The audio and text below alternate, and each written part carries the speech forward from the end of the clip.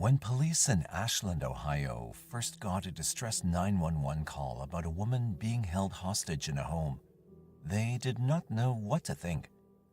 Such calls are incredibly rare, especially by the victim herself, and would seem like it was straight out of a crime novel. But unfortunately for the victim, it was not. Instead, police rushed to the woman's aid, only identified in court documents as LS, to save her from her attacker. After police arrived at the house on covert court, what they discovered would chill even the most hardened law enforcement officers. In an upstairs bedroom, a partially bound, bloodied, bruised woman was found alongside her attacker. After securing her and arresting her captor, police began a thorough search of the house. In an upstairs closet in another room, police found a decomposing body that was bound and gagged. In the basement, officers found another decomposing woman underneath a pile of clothing. But who were these women? What happened to them? And most importantly, who was the man that caused all this destruction? The man arrested that day in the house was a homeless drifter by the name of Shawn Michael Grate. When police brought Grate in for questioning, not only did he make a full confession for the attack he had just committed and for killing the woman found in the covert court house, he confessed to other murders too. He even led investigators to another body behind a burned-down house not far from the Ashland home where he was arrested. But who was this man who, seemingly overnight, had developed a penchant for hatred towards women? Or was it? Grate was born in Marion, Ohio in August 1976. His mother had just come out of an abusive first marriage and was working as an exotic dancer when she met his future father at a club she worked at. After a whirlwind marriage and subsequent divorce, she gave birth to Grate and his sister. After his parents had divorced, Grate's mother eventually gave up custody of the children to their father. While little is known about his time as a toddler to his teenage years, what has been confirmed is that his first signs of trouble began when he was just 17 years old. His high school sweetheart had become pregnant with his first child during this time. As most high school relationships go, the love did not last, and the couple fought often. His then-girlfriend claimed that Grate was abusive toward her in every possible way, including using physical violence towards her. One day she was fed up with it and tried breaking up with Grate, and he did not handle the rejection well. Instead of letting her walk away, Grate began violently choking the young woman. It's unclear how she got away, but it is known that this was his first arrest. Grate pled guilty to a simple domestic violence charge and would continue on to graduate high school. After leaving high school, Grate became more or less a drifter with no job, no money, and no direction in life. To support himself, Grate would usually mooch off his friends and family for whatever he could get by with. When this support was not enough, he resorted to stealing what he wanted. It was for this that he picked up his first serious charge in 1996 when he and a friend were busted during a residential burglary. After getting a 4-year sentence, Grate served just a year and a half of it before being released in October 1997. After his release, he quickly went back to his old ways. While he had nothing going for him, that did not stop a harem of women from being attracted to him. As his mother and other female companions would later describe, even from an early age, Grate was a charming and manipulative character. He knew all the right words and all the right things to do to win men and women alike over. However, as countless girlfriends and his ex-wife would later attest, Grate had a dark side. As most cowards are, behind closed doors, they turn into a completely different person. Just like a chameleon, the charming facade and couth smile would melt away into the monster he truly was. No one knew this better than the mother of his second child. While she wanted to remain anonymous for her own safety, this does not diminish her story's impact on unmasking the true character of Shawn Michael Grate. According to her, Grate was physically and emotionally abusive towards her during their several-year relationship in the late 90s through the early 2000s. During the course of their relationship, he would often beat her and isolate her from seeing her friends and family. Even after she became pregnant with his child, that did not stop Grate from beating and abusing her. It was only when she too left him that he came back and violently choked her. To him, this was the greatest transgression she could have taken, and after this incident, he was charged with yet another domestic violence incident. But despite this parole violation, he was not put back into prison. Instead, he was remanded back into society when, a month later, he broke into her house again and threatened her over the most recent charges related to the choking assault. Even after he was charged in this incident, a judge did not revoke his parole. Instead, he was released once again, and it would not be until October of 1999 that things came to a fever pitch. Grate's son had been born the month before, and he had requested court permission to visit him. The court denied his request because of his pattern of abuse towards the mother. Angry and frustrated at not being able to see his son, he went after the young mother and the newborn's grandmother with a knife. When Grate approached the trio at the grandmother's home, the two got into a fight over the knife. During the struggle, Grate was cut several times while the mother of his newborn child suffered a severe cut on her finger. It was not until this most recent attack that the courts finally revoked his parole and sent him back to prison to serve the remainder of his 4-year sentence. Even though prosecutors asked to file new charges on this most recent attack, for some unknown reason, the judge found it appropriate enough to just send him back to prison for a parole violation. And that is where Grate stayed until 2003, when he was released from prison. From 2003 until his arrest in 2016, little is known about Grate, probably due to his lifestyle.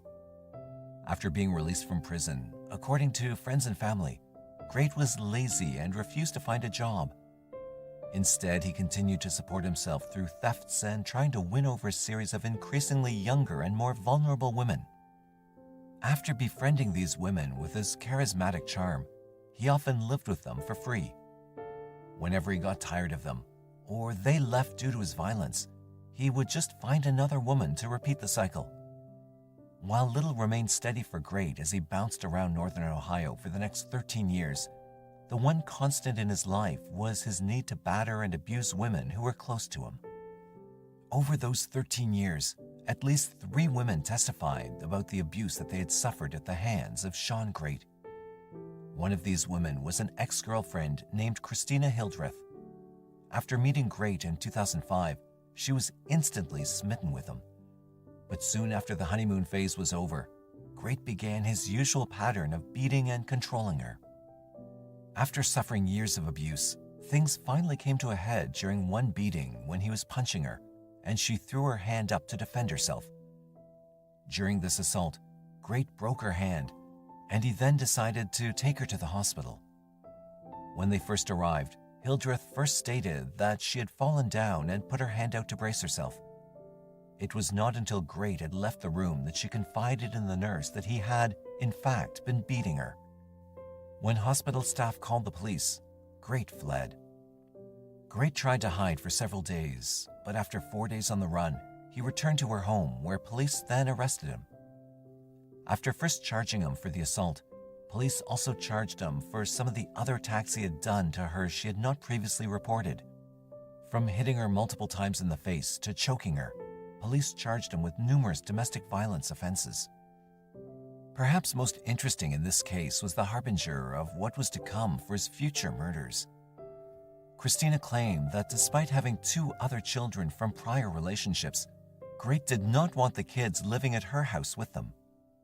Why he did this is clear. He tried to control every aspect of this woman's life, and he needed to have her all to himself. He did not want anyone to interfere with what he was doing, and it was for this reason that he isolated his victims from any prying eyes. Unfortunately, just like his previous spat of domestic violence charges in 1999, he was let off with light sentences in the county jail and soon released. Not long after the 2010 incident in which he was arrested, he met another local Mansfield woman whom he married in December 2011. But after not even a year of marriage, she filed for divorce, claiming the same type of abuse as other women had befallen at the hands of Shawn Grate. Even after she gave birth to his third child and only daughter, he continued to threaten and harass both her and her family members. After he and his wife divorced in 2012, Grate continued his nomadic lifestyle. He bounced around from place to place, from couch to couch. All the while, Grate continued to rack up a series of nonviolent theft, drug, and DUI-related charges. Because of his long rap sheet, the few times he attempted to find gainful employment, he had to pick places that would look past his extensive criminal record. One of those places was the Ashland Salvation Army, where he met his future rape victim known as LS. According to both Grate and LS, after meeting at the Salvation Army, they both took a liking to one another.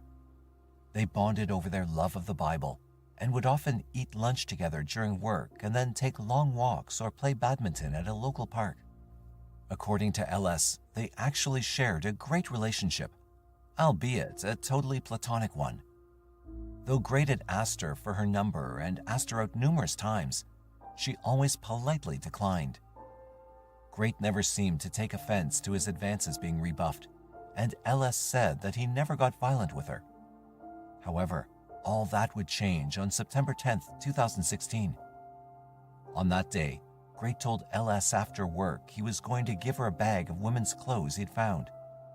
Because most of the people in Grate's friend group lived on the edge between homelessness and having a roof over their heads, such a gesture seemed very kind to LS. For her part, LS said she wanted to show him some of her favorite Bible verses as a thank you for the gift of free clothing. Grate readily agreed. Once the pair had gotten off work, he took her to the house on Covert Court. Grate did not own this house, but it was used almost as a mix between a halfway house and a homeless shelter owned by a local religious ministry. Here, people could live there for free while they worked and saved up money to get back on their feet. While many people had lived in the house before, it was unclear who all else lived there now. But on the day of the attack, the only people there were Shawn Grate and LS. Shortly after getting in the home, Grate told LS to head upstairs to his room while he went and grabbed the bag of clothes. LS sat on his bed and read her Bible while she waited. Not long after, Grate came back to the room, but he did not have a bag of clothes in his hand. Instead, he ripped the Bible out of LS's hands and told her they would not be reading the Bible today. Instead, he was going to rape her. After quickly subduing her, he tied her hands and feet to the bed frame. Over the next 3 days, he alternated between raping her anally, orally, and vaginally. He also tortured her by using a variety of objects to aid in sexually assaulting her. When not raping her, he would choke her almost to the point of unconsciousness. However, he would always stop short of killing her. One of the more sickening things he did was carve a heart into her pubic hair. He never admitted why he did that, but according to his confession to the police, they were in love and going to get married one day. Perhaps that was his twisted way of showing love towards this totally innocent victim. During the morning of her third day in captivity, she awoke around 6 a.m. and found him fast asleep. Summoning all the courage and strength she could, she untied her bindings and was able to get his cell phone to call the police. Astonished at getting such a call, responding officers came right away and arrested Grate without incident. After his arrest, investigators began searching the house.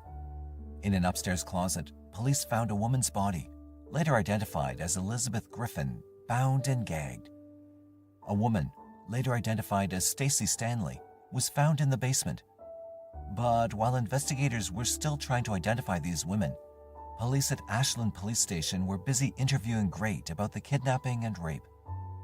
While he readily confessed to the crime, it was what came out of his mouth next that most shocked the officers. Not only did he admit to LS's kidnapping, imprisonment, and rape, but he also admitted to strangling the dead women found in his house. According to Grate, the woman found upstairs was named Elizabeth Griffin. He knew Elizabeth Griffin because she was a roommate of LS. According to Grate, He had been dating Griffin and had been trying to comfort her as of late regarding the plethora of mental illnesses she had suffered. While Griffin was a diagnosed paranoid schizophrenic with mania, Grate said she had been suffering from depression a lot recently. He did not state why she was depressed, but he did say that she told him all the time that she wanted to die. For his part, he told detectives that he would just listen at first, but the more she told him she wanted to die, that the more he said he wanted to help her determine if that was what she really wanted. While most people would mean that to be taking the person to a hospital or therapy, Shawn Grate meant his help in an entirely different way. To him, his way of helping her determine if she really wanted to die was to choke her. While he said that he choked her several times when she came to him sobbing about wanting to die, it was around August 16, 2011 that he claims he finally choked her too much. He said that after coming to the house again saying that she wanted to die, he took her upstairs and began choking her from behind. He said that during the assault, she was telling God to forgive him for what he was doing. But unfortunately for Elizabeth, no one came to save her that day. Grate strangled her to death in that bedroom. After killing her, he claims that he then hogtied her. His testimony corroborates the body's condition as it was found with her hands and feet all tied together. When Grate claimed he did it after she died, this seems unreasonable. However, due to the decomposition of the body, no sexual assault examination could conclusively prove she had been raped. However, surrounding her body were several objects that were eerily similar to objects used to assault LS. In regards to the body of Stacey Stanley, a chance encounter would forever change her life. According to Grate, he never knew her before September 8, 2011, when she disappeared. He'd been going to a local BP station when she and her friend had pulled into it with a flat tire. Grate offered to assist her male companion, who had called her son to help change the flat. After her son arrived, he assisted him in changing out the flat tire. Once the two changed the flat, Stacey went inside and bought him a cup of coffee. The cashier later reported that the two seemed happy and cordial with one another. After she bought him the coffee, it's unclear where the man she was with went, but what is clear is that she then left the gas station with Grate. When her car was found the next day abandoned, someone moved the seat all the way back. For a short woman like Stacey, this was not practical. But for a tall man like Grate, it made perfect sense that he drove away in her car. Once they left the gas station, they made their way back to the Covert Courthouse. Here, Grate says that they started fondling one another and kissing. Stacey was attracted to him and wanted to press things further. But according to Grate, she was just a tease who wanted to play a game with him by not wanting to escalate their sexual encounter. Grate became enraged because, in his mind, Stacey was a prostitute. The way that she had spoken with the man she had been with in her car at the gas station had been proof enough to him that she was just a loose woman who liked to manipulate men. Whether this is true or not, and it most likely is, Stacey had every right to refuse to escalate their encounter to actual sexual intercourse. But just like his rejections in the past, Grate became furious that he'd been turned down. As she started to walk away, Grate became angry with her and tried to grab her arm. While Grate said she could have just walked away, she did not, and that justified what he did next. He admitted that he forced her to perform oral sex on him. After the act was done, she was furious with him and grabbed her keys, holding her mace on them. Then she maced him in the face, at which point Grate absolutely lost his mind. He strangled her right then and there in the living room and dumped her body underneath some trash in the basement. Stacey's murder is perhaps the most clear-cut modus operandi of a serial killer 40 years in the making. His utter disregard for women as nothing more than sex objects to be controlled is personified no greater than here. Stacey's rejection of his advances infuriates Grace because, to him, her alleged line of work makes her even less than the already low status he assigns to women. During his police interview, Grate remained adamant that had Stacey just walked away, he would not have done anything to her. But the fact that she retaliated against him for the sexual assault by spraying him with mace cost Stacy her life. Even though Grate had just admitted to 2 murders and the brutal assault on LS, he still was not done. He then detailed a murder police had not even been aware of. Grace told them that about 3 months before, in June 2011, he killed his girlfriend of 7 months, Candace Cunningham. When pressed why he did it, he gave an eerily similar line of reasoning as to why he had killed Elizabeth Griffin. Like Griffin, Cunningham apparently suffered from a litany of mental illnesses, including a horrible case of depression. Grate claimed that Cunningham too told him repeatedly that she wanted to die. For his part, Grate said he tried to comfort her and make everything seem all right. However, she was persistent in her feelings about wanting to die. She was so serious about wanting to die that she apparently purposefully overdosed on prescription narcotics numerous times in attempts to take her own life. Grate claimed to be present during these alleged suicide attempts. After multiple failed suicide attempts, Grate claimed he did a mercy killing for Cunningham by strangling her to death in a vacant house and dumping her body behind it. While Cunningham's body showed no signs of sexual assault or any evidence of objects used to sexually assault her, as the 3 women had near them in the covert courthouse, police suspected this murder too had a sexual motive for the crime. Soon after detailing this murder to police, he even led them to the abandoned house and, sure enough, her body was there just as described. But he still was not done. When police pressed him if he had done any other murders, he confessed to 2 more. The next one was his second kill. He claimed that just over a year ago, in June 2015, he had been at a bar with a local prostitute named Rebecca Lacey in nearby Richland County, where Cunningham's body had been recovered. Grate said that he and Lacey had been drinking and shooting pool at a local bar one June night. During the evening, he left to use the bathroom, and upon his return, he said his money clip had been missing $4. Grate said that Lacey stole the money from him, but offered no proof as to if she could have done it. Regardless if she did it or not, Grate said that they went to a nearby building where he'd been employed as a worker to stock shelves in the back of the business. Using his employee access to get inside, Grate said that he strangled her there and then took her body to a nearby country highway where he dumped it. Lucy's body had been, in fact, found along the side of the road, but her autopsy attributed her death to an accidental drug overdose and not a homicide by strangulation. However, Grate did say that she had been using drugs that night. While it is possible that she could have taken a fatal dose of drugs accidentally, LS did say during her attack he had forced pills into her mouth that he said were muscle relaxers. It's not outside the realm of possibility that he force-fed her a lethal cocktail of drugs to render her incapable of resisting him as he squeezed the life out of her. Why the autopsy would not have detected manual strangulation as the cause of death is entirely plausible. The small bone inside each person's neck that acts as a telltale sign of strangulation is not always broken during such an attack.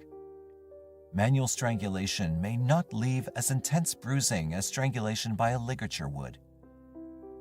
Grate said that he murdered each of his victims by placing his forearm around their neck with his hand placed on their mouth from behind in his interviews with detectives in which he showed them. His self-described method would be even less obvious to pick up, considering that his hands and fingers would not leave distinctive marks on the victim's neck, since his forearm and bicep were the parts of his body actually putting force on the victim. Though there were serious doubts as to this claim, there must have been enough evidence as to its validity since, just 2 days after his arrest, police officially reopened the investigation into Lucy's death. Another investigation that got restarted was the murder investigation into a Jane Doe, which had been recovered almost 10 years before, in 2016. Her body had been found near a dump in Marion County. During this time, Grate had been living in the area with his mother since she had been residing, and he was receiving assistance from family for living expenses. Though police had recovered her body long ago and determined that she had been killed from homicidal violence due to manual strangulation, her identity had never been determined. Grate claimed responsibility for this death, stating that the woman had been a traveling saleswoman selling magazine subscriptions. Grate said that she was selling these subscriptions by stating that she would pay for the first half of them. His mother apparently had said she had not been receiving her subscriptions, and Grate took this as the woman trying to go door to door scamming people. In his mind, for this transgression, she was to die. Grate never offered a detailed explanation as to how or why he killed her, beyond stating that he strangled her. While the woman may certainly have been a magazine salesperson, she is more likely to have rebuffed his sexual advances towards her. Whether he raped her or not is unclear, since her body was found a year after Grate killed her. When police pressed him for her name, he said he could not remember it exactly, but knew it started with a D. When pressed further, he said he was 99% sure it was Dana. DNA analysis confirmed the woman's identity as Dana Lowry 3 years after this confession. Few details were made available to determine if the facts of the case matched Grate's confession. Probably because of this, prosecutors decided that the best thing to do was to get Grate behind bars as quickly and as long as possible to ensure that once convicted for the crimes at Covert Court, police would have years to sort out any of his other murders. Because of this, though having confessed to 5 murders and the rape of LS, he was initially charged with 23 counts that included the 2 women murdered at the Covert Court address and the attack involving LS. Police also charged him with a litany of burglaries that he admitted to during his tell-all confession. His defense attorneys really had their work cut out for them. Between a full confession to all the charges, videotape statements, his leading police to Cunningham's body, and the years of corroborating witnesses detailing him as a violent sexual predator, the only defense his attorneys could offer was an insanity defense. After the first court-appointed psychiatrist evaluated him, he found Grate not insane and that Grate had committed his crimes purely for criminal motives. The next psychiatrist to examine him was a man named Dr. Fabian. Dr. Fabian testified that he believed he was legally sane, but that officials should do more testing. Dr. Fabian said that though his examination did not find him insane, perhaps more advanced MRI imaging could tell if his brain was damaged. Such MRI imaging and the doctors trained to interpret such results were few and far between, but he did know a company called Mindset Consulting Group that could conduct the MRI and interpret the results. After getting approval for funds to get the advanced imaging done, the doctor at the hospital where it was done stated he did not have the training to interpret the results. When the court asked Dr. Fabian to interpret the results, he claimed he could just look at some of them and not all of them, lacking knowledge of the rest. When the defense petitioned the court for more funding, this was refused. Because of this, no hard evidence attests to the insanity defense that Grate tried to raise. As a result, he signed a written statement testifying that he gave his consent to withdraw his insanity plea. Now with no defense, the defense went to trial with no witnesses, no evidence, and no other theories that Shawn Grate did all the horrible things he was accused of doing. Though Grate elected a jury trial, it was clear that things were not going his way. Halfway through the trial, he pled guilty to all charges against him except the murder charges, which were the only ones to carry a death sentence. But that did not help him. The jury found him guilty of the 2 murders, and the judge sentenced him to have all of his sentences run concurrently, meaning one after the other. With all the crimes he pled guilty to, he faced a sentence of 90 years to life on those charges alone. For the 2 murders, he was sentenced to death. But that would not be the end of Grate's legal troubles. Almost a year later, in March 2019, he pled guilty to killing Cunningham and Lacey. In September of 2019, after Jane Doe had been positively identified as Dana Lowry, he pled guilty to her murder as well. For these crimes, he received a life sentence without parole for each one.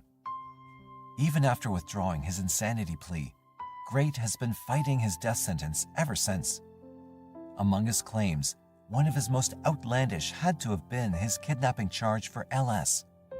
Grate claimed in his appeals that because she willingly walked into his bedroom, he could not be guilty of kidnapping her. The Ohio Supreme Court, of course, found this and all of his other arguments without merit. Still, the fact that he even raised such an argument shows that even after his incarceration, Grate's main purpose in life was to exert his control over women. While the Ohio Supreme Court did shoot down all his appeals, his legal team is currently working on appeals to the U.S. Supreme Court. His team's main argument to the Supreme Court has been that because his original trial lawyer withdrew his only viable defense of not guilty by reason of insanity, his counsel was ineffective since he had no defense to offer. While the rule of law allows for all those accused, like Shawn Grate, to be provided with a rigorous defense, lawyers are ethically bound not to lie. Grate's original lawyers did not want to lie by trying to raise an insanity defense that had absolutely no merit. Why Grate raises such claims shows just how much of a coward he is. He was such a hardened killer to prey on vulnerable, smaller women and snuff their lives out, thinking no one would care that they were gone. But unlike Shawn Grate, many people who cared about his victims were gone. In a TV interview shortly after his first homicide conviction, Grate stated that none of his kids or family had visited him since. Hopefully, that will continue until he, too, dies alone and afraid, like the 5 women whose lives he cut brutally short. Between June 14, 1962 and January 4, 1964, 13 single women in the Boston area were victims of either a single serial killer or possibly several killers. At least 11 of these murders were popularly known as the victims of the Boston Strangler. While the police didn't see all these murders as the work of a single individual, the public did. All of these women were murdered in their apartments, had been sexually molested, and were strangled with articles of clothing. With no signs of forced entry, the women apparently knew their assailant, or at least voluntarily led him in their homes. These were respectable women who, for the most part, led quiet, modest lives. Even though nobody's ever officially been on trial as the Boston Strangler, the public believed that Albert DeSalvo, who confessed in detail to each of the 11 official Strangler murders, as well as 2 others, was the murderer. However, at the time that DeSalvo confessed, most people who knew him personally didn't believe him capable of the vicious crimes. And today, there's a persuasive case to be made that DeSalvo wasn't the killer after all. This story presents both sides of the argument and lets you make the decision for yourself. It's not an easy decision to make, as many psychiatrists, lawyers, criminologists, authors, and friends of Albert DeSalvo have discovered. Of the 11 official Boston strangling victims, 6 were between the ages of 55 and 75. 2 possible additional victims were 85 and 69 years of age. The remaining 5 victims were considerably younger, ranging in age from 19 to 23. Not that 55 years of age is really old. Not these days, and not really in 1962. And certainly not for Anna E. Slezers, a petite divorcée who looked years younger than her age. More than a decade earlier, she'd fled Latvia with her son and daughter and settled in her small apartment in a quiet, old-fashioned neighborhood in the Back Bay area. 77 Gainsborough Street is one of many brick townhouses that's been subdivided into small apartments to meet the needs of people with limited incomes, both students and retired people. Anna Slezers, a seamstress making $60 a week, lived on the 3rd floor. On the evening of June 14, 1962, she'd finished dinner and just had enough time to take a quick bath before her son, Durousseau, was to pick her up for the Latvian memorial services that were being held in her church that night. In her robe, she went into the bathroom and turned on the water, listening to the inspiring strains of the opera Tristan und Isolde. Just before 7 o'clock, Joris knocked on his mother's door. No answer, and the door was locked. He was annoyed. He hadn't wanted to take his mother to the services in the first place. Joris pounded on the door, and then he began to get worried. Was she sick, perhaps lying helpless on the floor inside? Maybe even worse, she'd sounded so depressed on the phone when he spoke to her the night before. He threw his weight against the door twice, and it flew open. His worst fears were confirmed when he saw her lying in the bathroom with the cord from her robe around her neck. He telephoned the police and his sister in Maryland to tell her about the tragic suicide. Gerald Frank in the Boston Strangler describes how homicide detectives James Mellon and John Driscoll followed it. Mellon was always to remember his first sight of Anna Slessor's body, its sheer, startling nudity, and the shockingly exposed position in which it had been left. She lay outstretched, a fragile-appearing woman with brown bobbed hair and a thin mouth, lying on her back on a gray runner. She wore a blue taffeta housecoat with a red lining, but it had been spread completely apart in front so that from shoulders down she was nude. She lay grotesquely, her head a few feet from the open bathroom door, her left leg stretched straight toward him, the other flung wide, almost at right angles, and bent at the knees so she was grossly exposed. The blue cloth cord of her housecoat had been knotted tightly around her neck, its ends turned up so that it might have been a bow tied little girl fashion under her chin. The apartment was made to look as though it had been ransacked. Anna's purse was lying open with its contents partially strewn on the floor. A wastebasket in the kitchen had been rummaged through with some of the trash on the floor around it. Drawers had been left open in the bedroom dresser, their contents moved about. A case of color slides had been carefully placed, not dropped, on the bedroom floor. The record player was on, but the amplifier had been turned off. But despite this attempt to make the scene look like a robbery, a gold watch and other pieces of jewelry were left untouched. Anna had been strangled with the cord of her robe, which had been tied around her neck tightly into a bow. Her vagina showed evidence of sexual assault with some unknown object. A detailed investigation into her life revealed a woman completely involved in her church, her children, her work, and her love of classical music. She kept to herself and had very few friends. There were no men in her life aside from her son. Police assumed that the crime had started out as a burglary. When the burglar saw the woman in her robe, he was overcome by an uncontrollable urge to molest her, killing her afterward to avoid being recognized. A couple of weeks later, on June 30th, 68-year-old Nina Nichols was murdered in her apartment at 1940 Commonwealth Avenue in the Brighton area of Boston. The apartment looked like it had been burglarized. Every drawer had been pulled open, and possessions lay scattered around wildly on the floor as though a tornado had ripped through it. But oddly enough, one open drawer revealed a set of sterling silver that had been untouched, as were the few dollars in her purse, her expensive camera, and the watch on her wrist. The killer had gone through her address book and her mail for some unknown reason. Later, it was determined that nothing had been taken. The chaos of disorder, the ransacking, was for nothing. She was found with her legs spread, her housecoat and slip pulled up to her waist. Tied tightly around her neck were two of her own nylon stockings with the ends tied ludicrously in a bow. She, too, had been sexually assaulted. Blood had been found in the vagina. The time of death was estimated to be around 5 o'clock in the afternoon.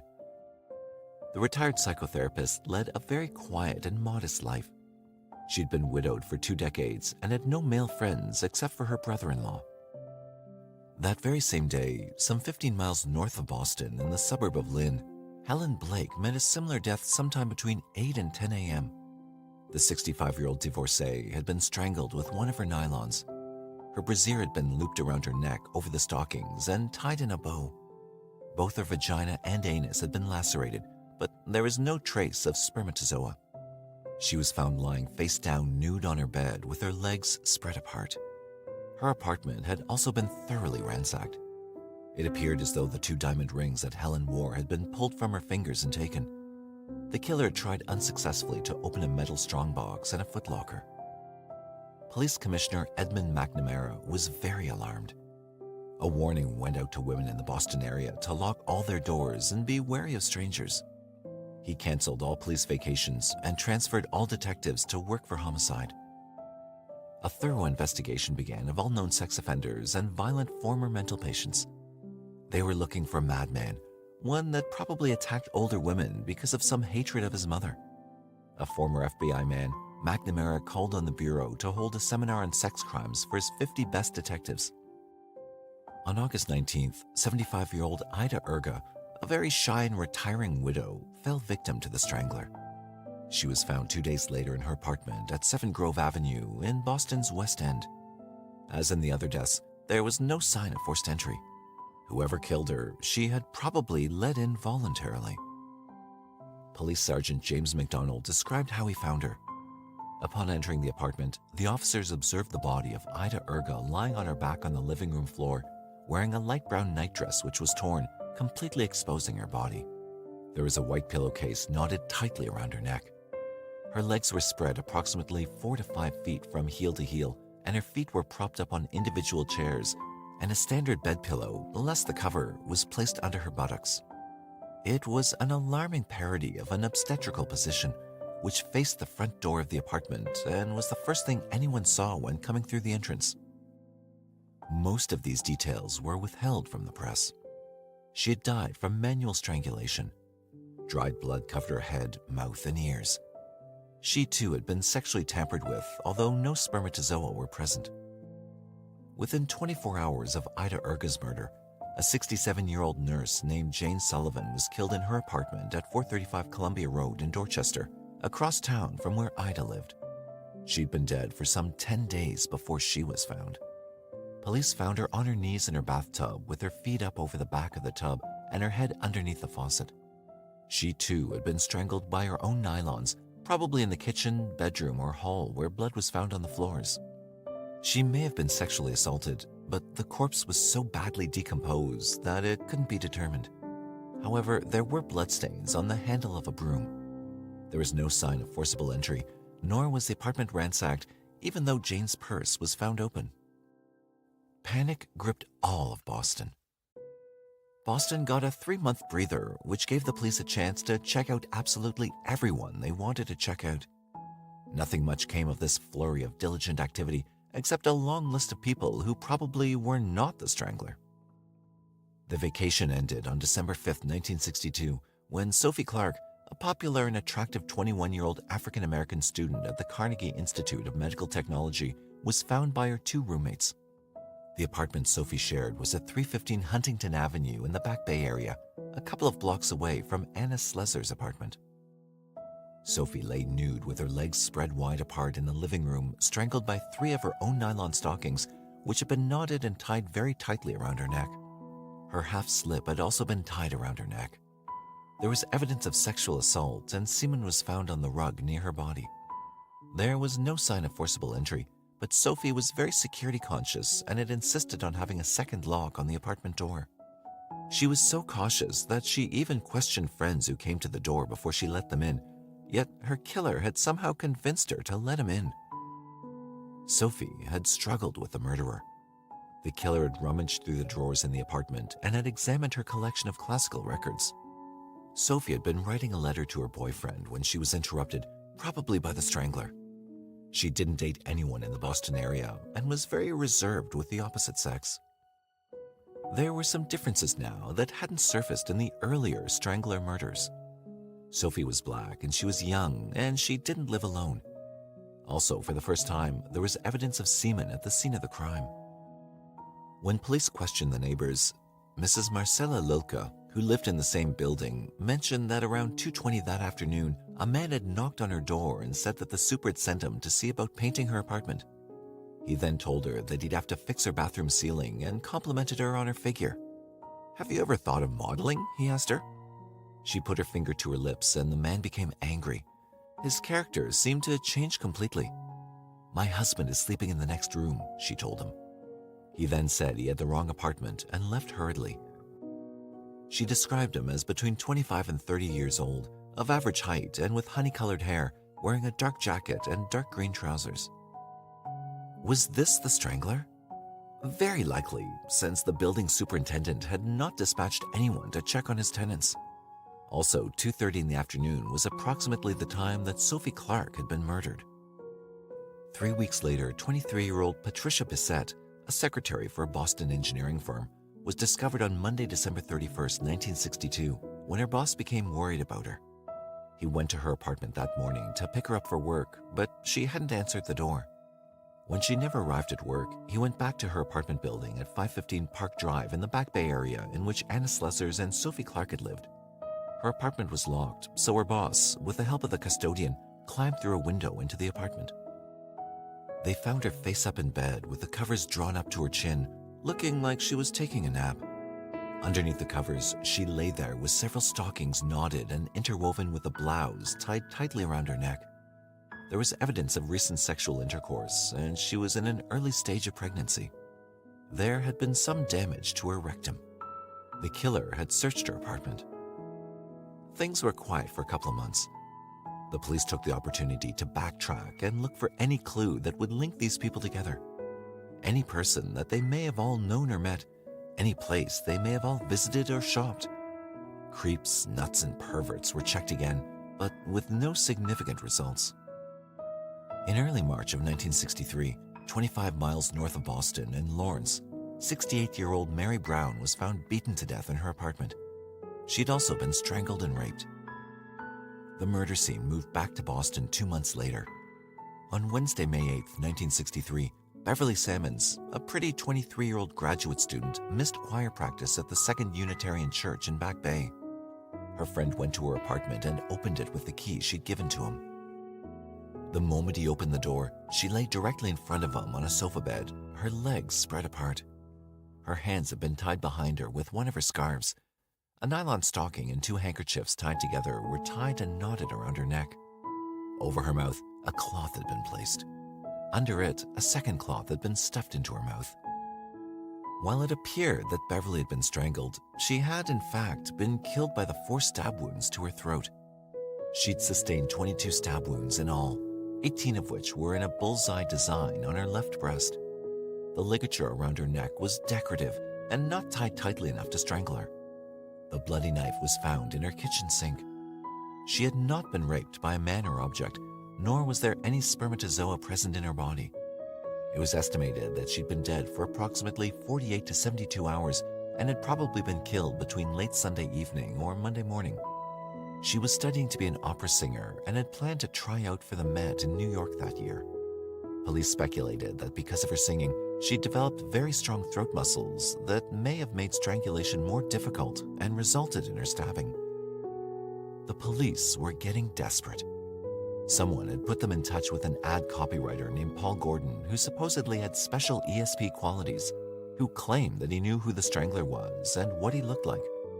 The police were more than normally receptive to this untraditional approach.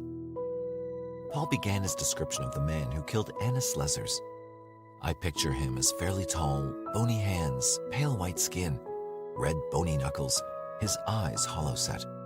I was particularly struck by his eyes. His hair disturbed me a little because he has a habit of pushing back a little curl of hair that falls on his forehead. He's got a tooth missing in the upper right front of his mouth.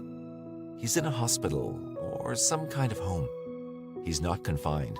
I know that because I see him walking across a wide expanse of lawn. He can walk about, and he does a lot of sitting on a bench on the grounds. He has many problems. He used to beat up his mother cruelly.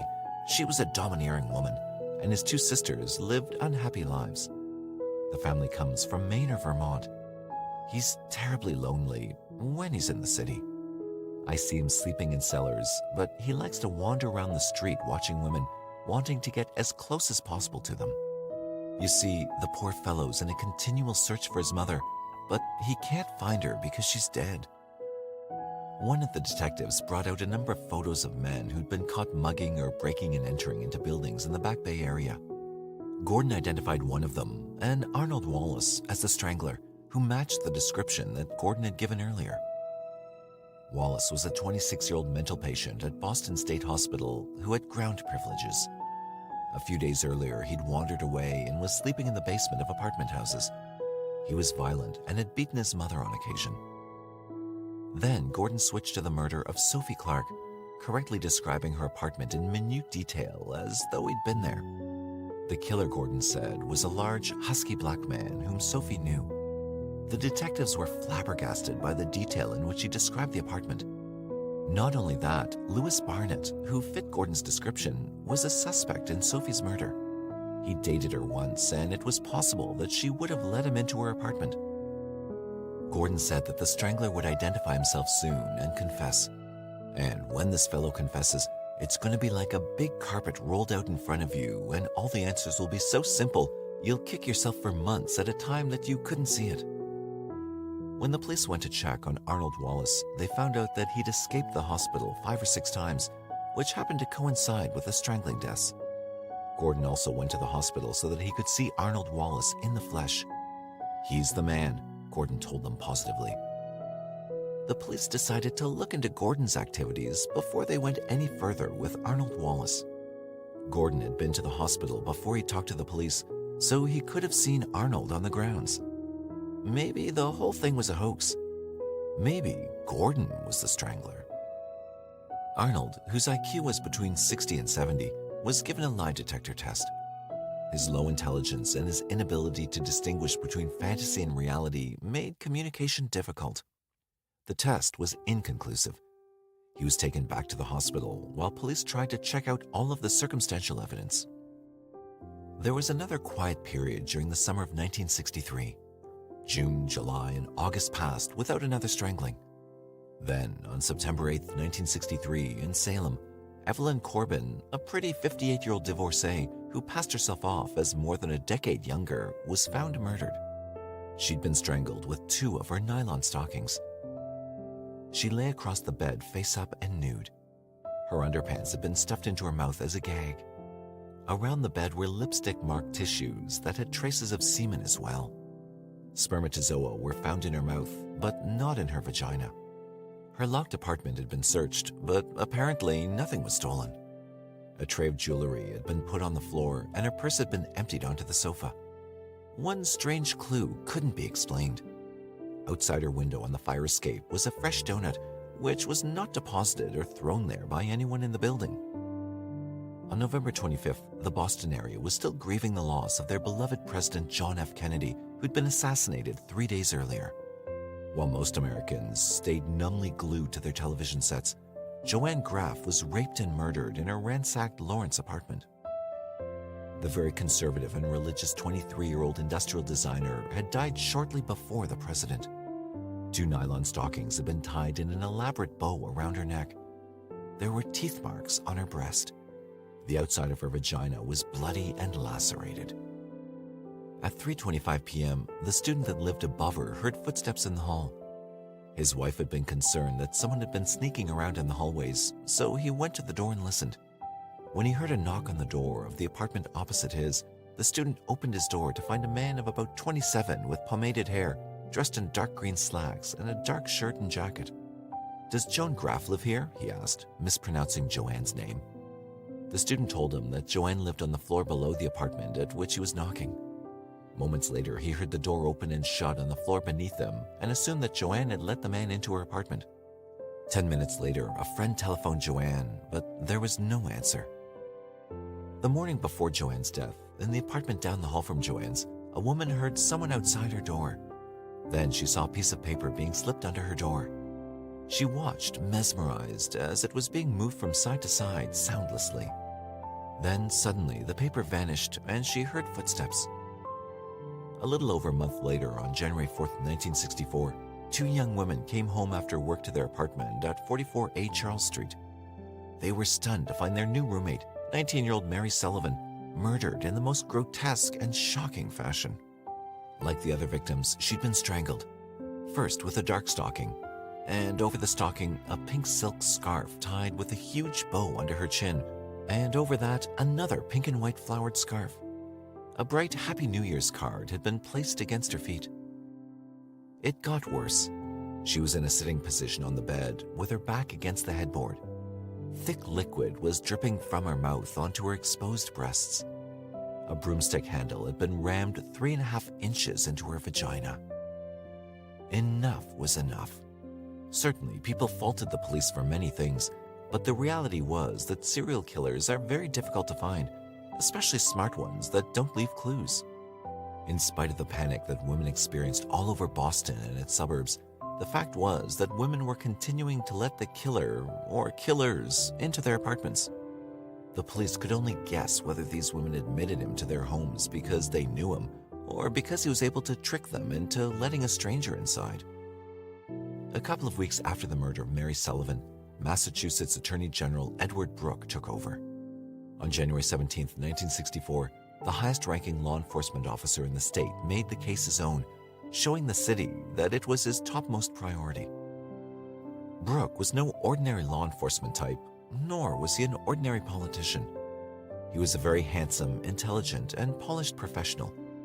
He was also the only African-American attorney general in the country.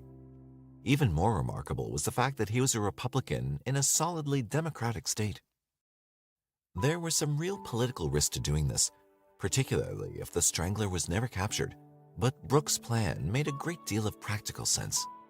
He meant no disrespect to the Boston police, but this was an unusual case that spanned 5 police jurisdictions.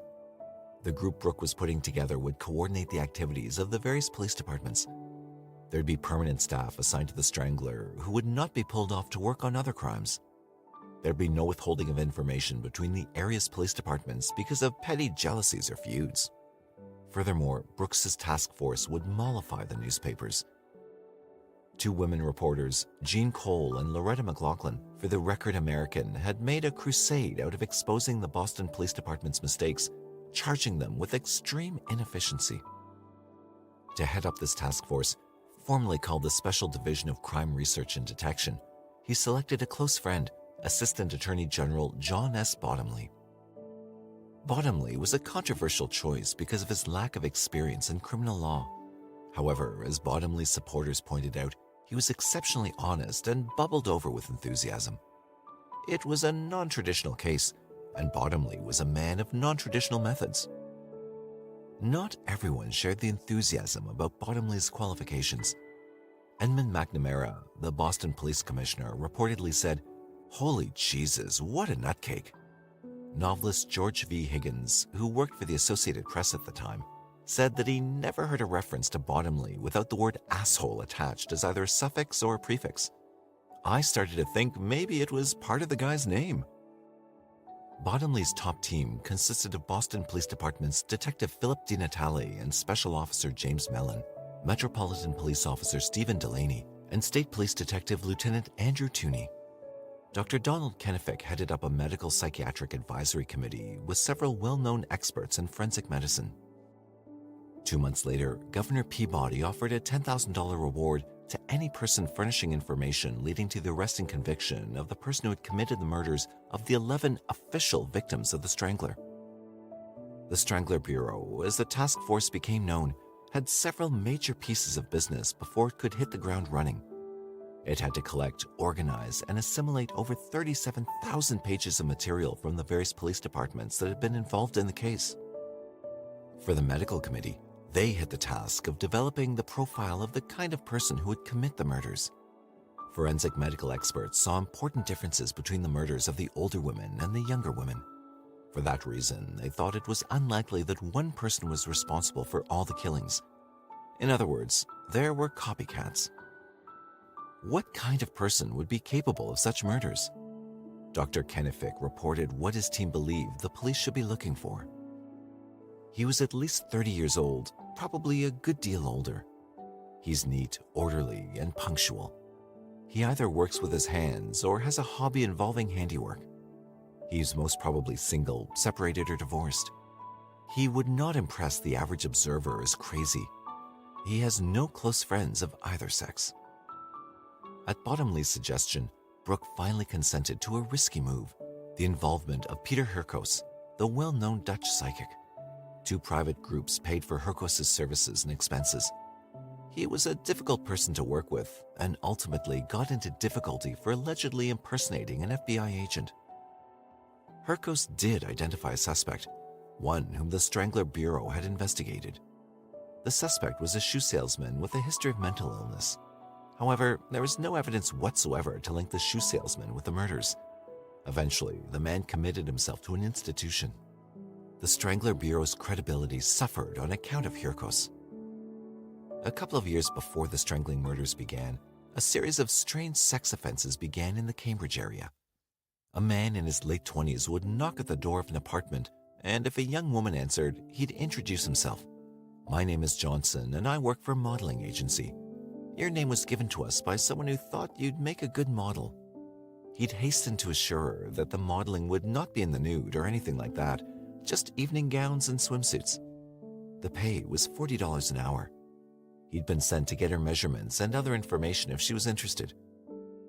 Apparently, a number of women were interested and flattered and allowed him to take out his tape measure and measure them.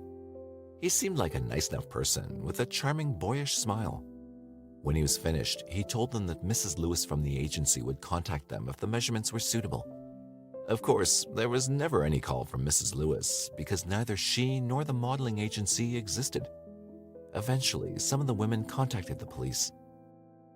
On March 17, 1961, Cambridge police caught a man trying to break into a house. Not only did he confess to breaking and entering, but he confessed to being the measuring man. His name was Albert DeSalvo, a 29-year-old man with numerous arrests for breaking into apartments and stealing whatever money he found. He lived in Malden with his German wife and 2 small children. He worked during the day as a press operator in a rubber factory. When asked why he perpetrated this pathetic charade, he responded, "I'm not good looking, I'm not educated, but I was able to put something over on high-class people. They were all college kids and I never had anything in my life, and I outsmarted them."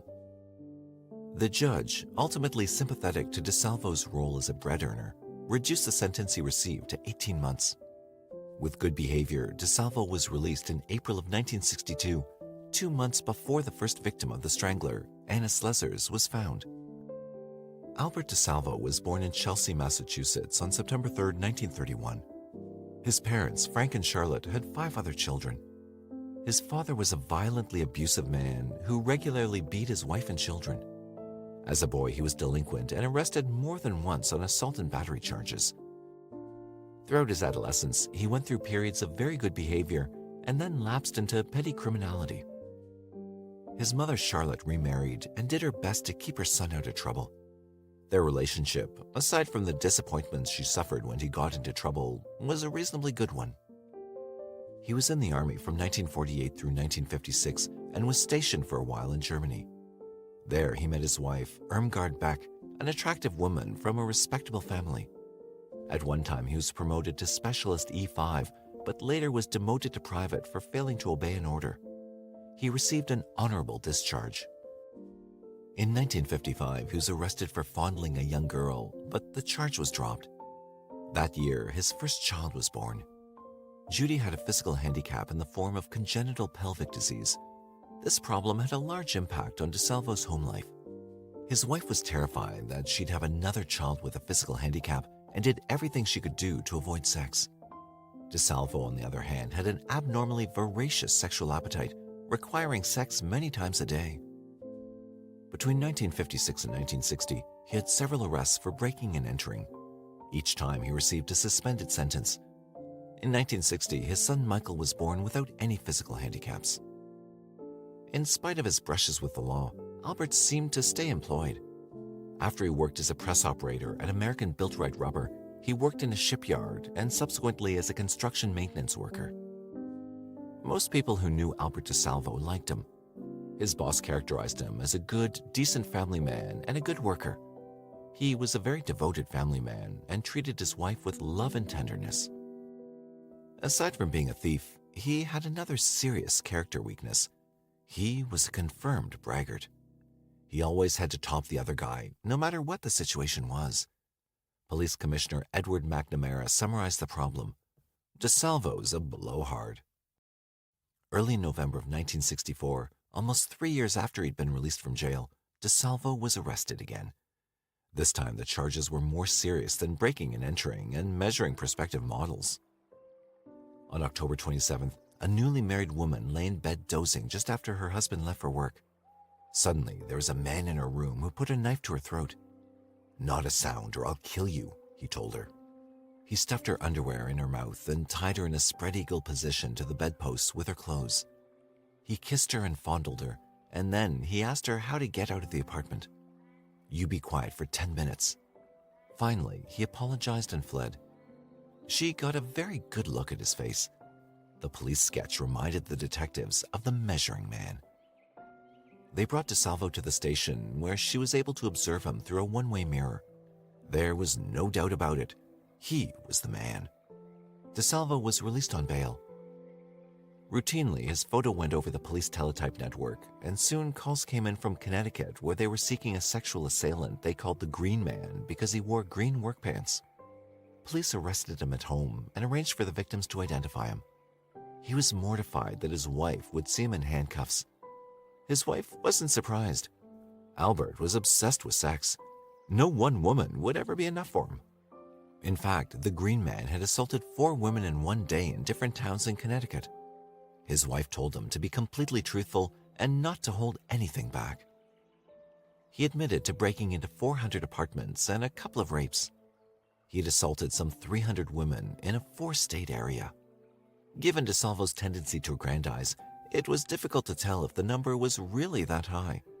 Many of the instances had gone unreported, and in those that were, the women were reticent to describe what all he did to them. "If you knew the whole story, you wouldn't believe it," he told one of the cops. "It'll all come out. You'll find out."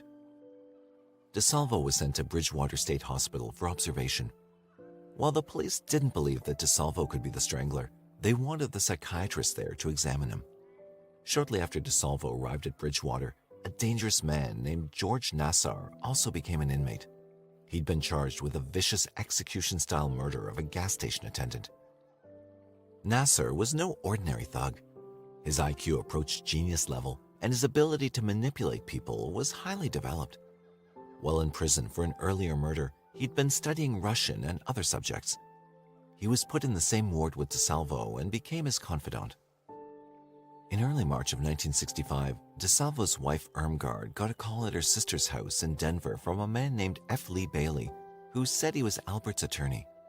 He told her to assume a different name, leave the area with her children, and go into hiding at once to avoid the deluge of publicity that was going to descend on her if she didn't do what he said. "Something big is going to blow up about Albert.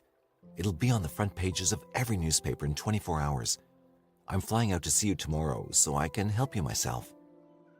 The next day, she was told that Albert had confessed to being the Strangler. She hung up on the man in disbelief. She couldn't understand why he'd confessed to such a lie. There was no way that she could believe that he was capable of such brutality. It had to be another of Albert's attempts to make himself seem important. Some newspapers must be offering him money. That had to be the reason. What had brought all of this about? Well, Albert was starting to think about money.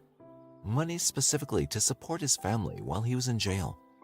He had a pretty good idea that with the charges against him, he could end up spending the rest of his life in jail. Somehow, he had to take care of Irmgard and his 2 children. The idea of selling a story and collecting reward money began to take shape in his mind. Some months earlier, before Albert was sent to Bridgewater, his lawyer, John S. Gearson, went to see Albert, who asked him, "What would you do if someone gave you the biggest story of the century?" "Do you mean the Boston Strangler?" Albert said yes. "Are you mixed up in all of them, Albert? Did you do some of them?" "All of them," Albert admitted. He thought the story might bring some money for his family. As Gearson wasn't quite sure what to do with this information and seriously considered the possibility that Albert was insane, he began a quiet inquiry. In the meantime, Albert went to Bridgewater and struck up his friendship with George Nassar. Regardless of whose idea it was, the two discussed the reward money for information leading to the conviction of the Strangler. Nassar and DeSalvo mistakenly assumed that $10,000 would be paid for each victim of the Strangler, or a total of $110,000 for the 11 official victims. If Nassar turned him in and DeSalvo confessed, they could work out a deal to split the money. DeSalvo, who expected to spend the rest of his life in an institution, did not intend to get himself executed. But then, no one had been executed in the state for 17 years. There was a good chance that he could convince the shrinks that he was insane and could spend the rest of his life in a mental hospital instead of a prison. Not too bad, considering the alternatives, especially when he didn't have to worry about money for his family. F. Lee Bailey, who had already distinguished himself in the Dr. Sam Shepard case, was George Nassar's lawyer. Bailey heard about DeSalvo from Nassar and went to visit Albert with a dictaphone on March 6th. Not only did Albert confess to the murders of the 11 official victims, but he also admitted to killing 2 other women, Mary Brown in Lawrence and another elderly woman who died of a heart attack before he could strangle her. F. Lee Bailey, in The Defense Never Rests, says he felt very comfortable being around DeSalvo. That was one of the pieces that fell into place in the puzzle of the Boston Strangler. It helped explain why he'd been able to evade detection despite more than 2.5 years of investigation. DeSalvo was Dr. Jekyll. The police had been looking for Mr. Hyde. One of the things that struck me about DeSalvo at our first meeting was his courteous, even gentle manner. I stared at him, seriously considering the possibility that he might be the Strangler, and I felt something that verged on awe. As for DeSalvo, his gaze dropped from time to time in what appeared to be embarrassment. DeSalvo was 33 at the time, about 5'9" with broad shoulders and an extremely muscular build. His brown hair was combed back in an exaggerated pompadour. His nose was very large, and his easy smile was emphasized by even white teeth. When Bailey questioned him about what DeSalvo wanted of him, DeSalvo was quite forthright. "I know I'm going to have to spend the rest of my life locked up somewhere. I just hope it's a hospital, and not a hole like this," meaning Bridgewater. "But if I could tell my story to someone who could write it, maybe I could make some money for my family." Bailey thought that there must be some way to allow him to confess without setting him up for execution. But foremost in Bailey's mind was determining if DeSalvo was really guilty without putting his client in jeopardy. Bailey called Lieutenant Donovan and suggested that he might have a suspect for him, but first he wanted Donovan to provide him with some questions to ask the suspect that would help determine if he was for real. Armed with his dictaphone, Bailey went to visit DeSalvo a second time on March 6, 1965. Albert mentioned that Detective DiNatale from the Attorney General's Strangler Bureau had taken a sudden interest in him and had come to take his palm print the day before. Bailey had to work fast if he was going to be able to protect his client. Bailey says of that interview, "I became certain that the man sitting in that dimly lit room with me was the Boston Strangler." Anyone experienced in interrogation learns to recognize the difference between a man speaking from life and a man telling a story that he's either made up or has gotten from another person. DeSalvo gave me every indication that he was speaking from life. He wasn't trying to recall words. He was recalling scenes he had actually experienced. He could bring back the most inconsequential details: the color of a rug, the content of a photograph, the condition of a piece of furniture. Then, as if he were watching a videotape replay, he would describe what had happened, usually as unemotionally as if he were describing a trip to the supermarket. DeSalvo described his attack on 75-year-old Ida Erga in August of 1962. "I said I wanted to do some work in the apartment, and she didn't trust me because of the things that were going on, and she had a suspicion of allowing anybody into the apartment without knowing who they were. And I talked to her very briefly and told her not to worry. I'd just as soon come back tomorrow rather than, in other words, if you don't trust me, I'll come back tomorrow then." And I started to walk downstairs, and she said, "Well, come on in." And we went into the bedroom where I was supposed to look at a leak there at the window, and when she turned, I put my arms around her back. Bailey asks him where the bedroom was relative to the front door and how he got to the bedroom. "I think it went through a parlor as you walked in, and a dining room and a bedroom. Oh, before the bedroom was a kitchen, and the bedroom was way back. The bed was white. It wasn't made either. She was in the midst, probably, of making the bed up.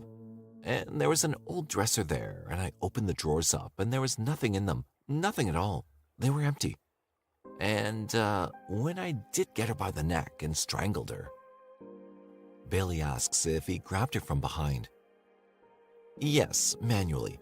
I noted blood coming out of her ear, very dark, the right ear.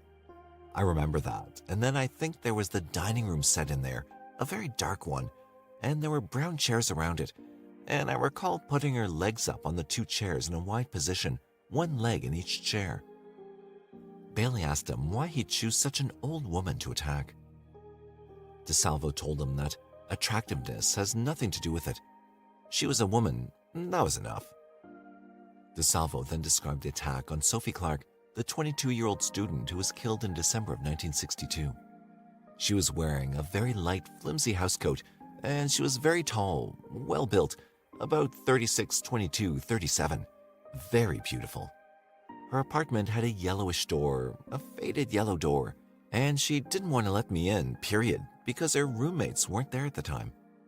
I told her I'd set her up in modeling and photography work, and I'd give her anywhere from $20 to $35 an hour for this type of modeling.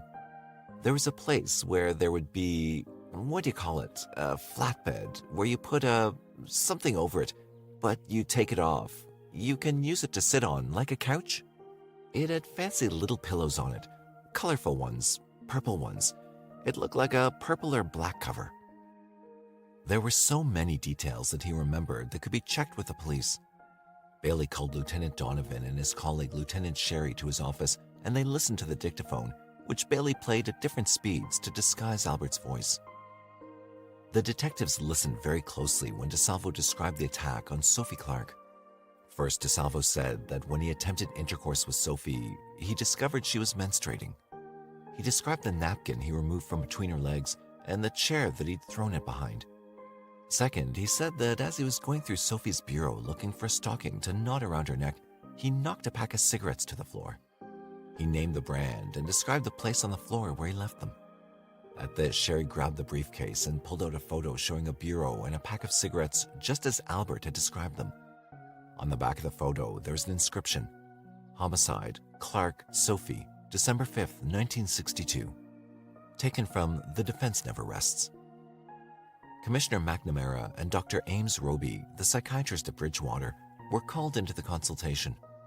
After talking with DeSalvo, Bailey got him to agree to cooperate with the police and take a lie detector test. They really couldn't go too far without getting John Bottomley, the head of Edward Brooks's Strangler Bureau, involved. Subsequently, there was a lot of unpleasant legal wrangling while Bailey tried to protect his client from execution, and Attorney General Brooke wanted to keep control of the investigation. The stakes were now higher, so much so that Brooke was going to run for senator with the incumbent retiring. The resolution of the Strangler case would be a nice boost to his campaign. The issue of intensive questioning of DeSalvo on all of the murders and checking out every detail of his confession was critical. Finally, on September 29, 1965, the interrogation was completed. More than 50 hours of tapes and 2,000 pages of transcription resulted. While each detail of the confession was checked out, Bottomley, Brooke, and Bailey tried to work out the rules for whatever would happen next. The original doubts about whether DeSalvo really was the Strangler were quickly dissipating. Details piled upon details as DeSalvo recalled the career of the Strangler, murder by murder. He knew there was a notebook under the bed of victim number 8, Beverly Salmons. He knew the Christmas bells were attached to Patricia Bizet's door. He drew accurate floor plans of the victims' apartments. He said he'd taken a raincoat from Anna Slezer's apartment to wear over his t-shirt because he'd taken off his blood-stained shirt and jacket. Detectives found that Mrs. Slezer's had bought 2 identical coats and had given one to a relative. They showed the duplicate to DeSalvo, along with 14 other raincoats tailored in different styles. DeSalvo picked the right one. He described an abortive attack on a Danish girl in her Boston apartment. He talked his way into the place and had his arm around her neck when he suddenly looked in a large wall mirror. Seeing himself about to kill, he was horrified. He relaxed the pressure and started crying. He was sorry, he said, and he begged her not to call the police. If his mother found out, he lied, she could cut off his allowance and he wouldn't be able to finish college. The young woman never reported the incident. With nothing to go on other than DeSalvo's memory, DeNatale found her. Not surprisingly, she remembered the incident vividly. Eventually, the Strangler Bureau came to the same conclusion that F. Lee Bailey had. Albert DeSalvo was the Boston Strangler. Now, there was a much larger issue to contend with: how to justly serve the rights of the confessed Strangler and the demands of the people for justice. Nobody who knew DeSalvo believed that he was the Strangler. His wife and family, his former employers, his lawyer, an eminent prison psychiatrist, and even the police who had become very familiar with Albert with his frequent arrests for breaking and entering. Everyone who knew him thought of him as a very gentle, decent family man who just happened to be an incorrigible small-time thief. Susan Kelly and the Boston Stranglers, the public conviction of Albert DeSalvo and the true story of 11 shocking murders, makes a persuasive argument for DeSalvo being innocent of the strangling murders. She cites a number of reasons why she and others still believe that DeSalvo was innocent. One of the strongest of these reasons is that there was not one shred of physical evidence that connected him to any of the murders, nor could any eyewitness place him at or even near any of the crime scenes. Albert had a relatively memorable face, particularly because of his prominent beak-like nose. The Strangler, or Stranglers, since some experts believe that it had to be at least 2 different murderers and possibly more, was seen by a number of eyewitnesses. One was Kenneth Rowe, an engineering student who lived on the floor above Joanne Graff's apartment. He spoke to the stranger who was looking for her apartment just before she was killed. When Rowe was shown a photo of Albert DeSalvo, he didn't recognize him as the man looking for Joanne. Jules Venz, who ran Martin's Tavern right near Joanne Graff's apartment in Lawrence, did not identify DeSalvo as the man who, dressed identically to the man Rowe had seen, had come into the tavern nervous and agitated as though someone were following him. Eileen O'Neill could not identify DeSalvo as the man whom she saw in Mary Sullivan's bathroom window around the time of her death. Plus, Kelly points out, 3 fresh Salem cigarette butts were found in an ashtray near Mary Sullivan's bed. Neither Mary nor her roommate smoked this brand. A Salem cigarette butt was found floating in the toilet of apartment 4C at 315 Huntington Avenue in Boston the day Sophie Clark died there. Albert DeSalvo did not smoke. Even more remarkable were the reactions that 2 very important eyewitnesses had to seeing Albert and his killer friend, George Nasser. Marcella Luca, who lived in the same apartment building as Sophie Clark, had an encounter with a man named Mr. Thompson, who said he'd come to paint her apartment. This man was about 5'9" with pale honey-colored hair, combed straight back over an oval face.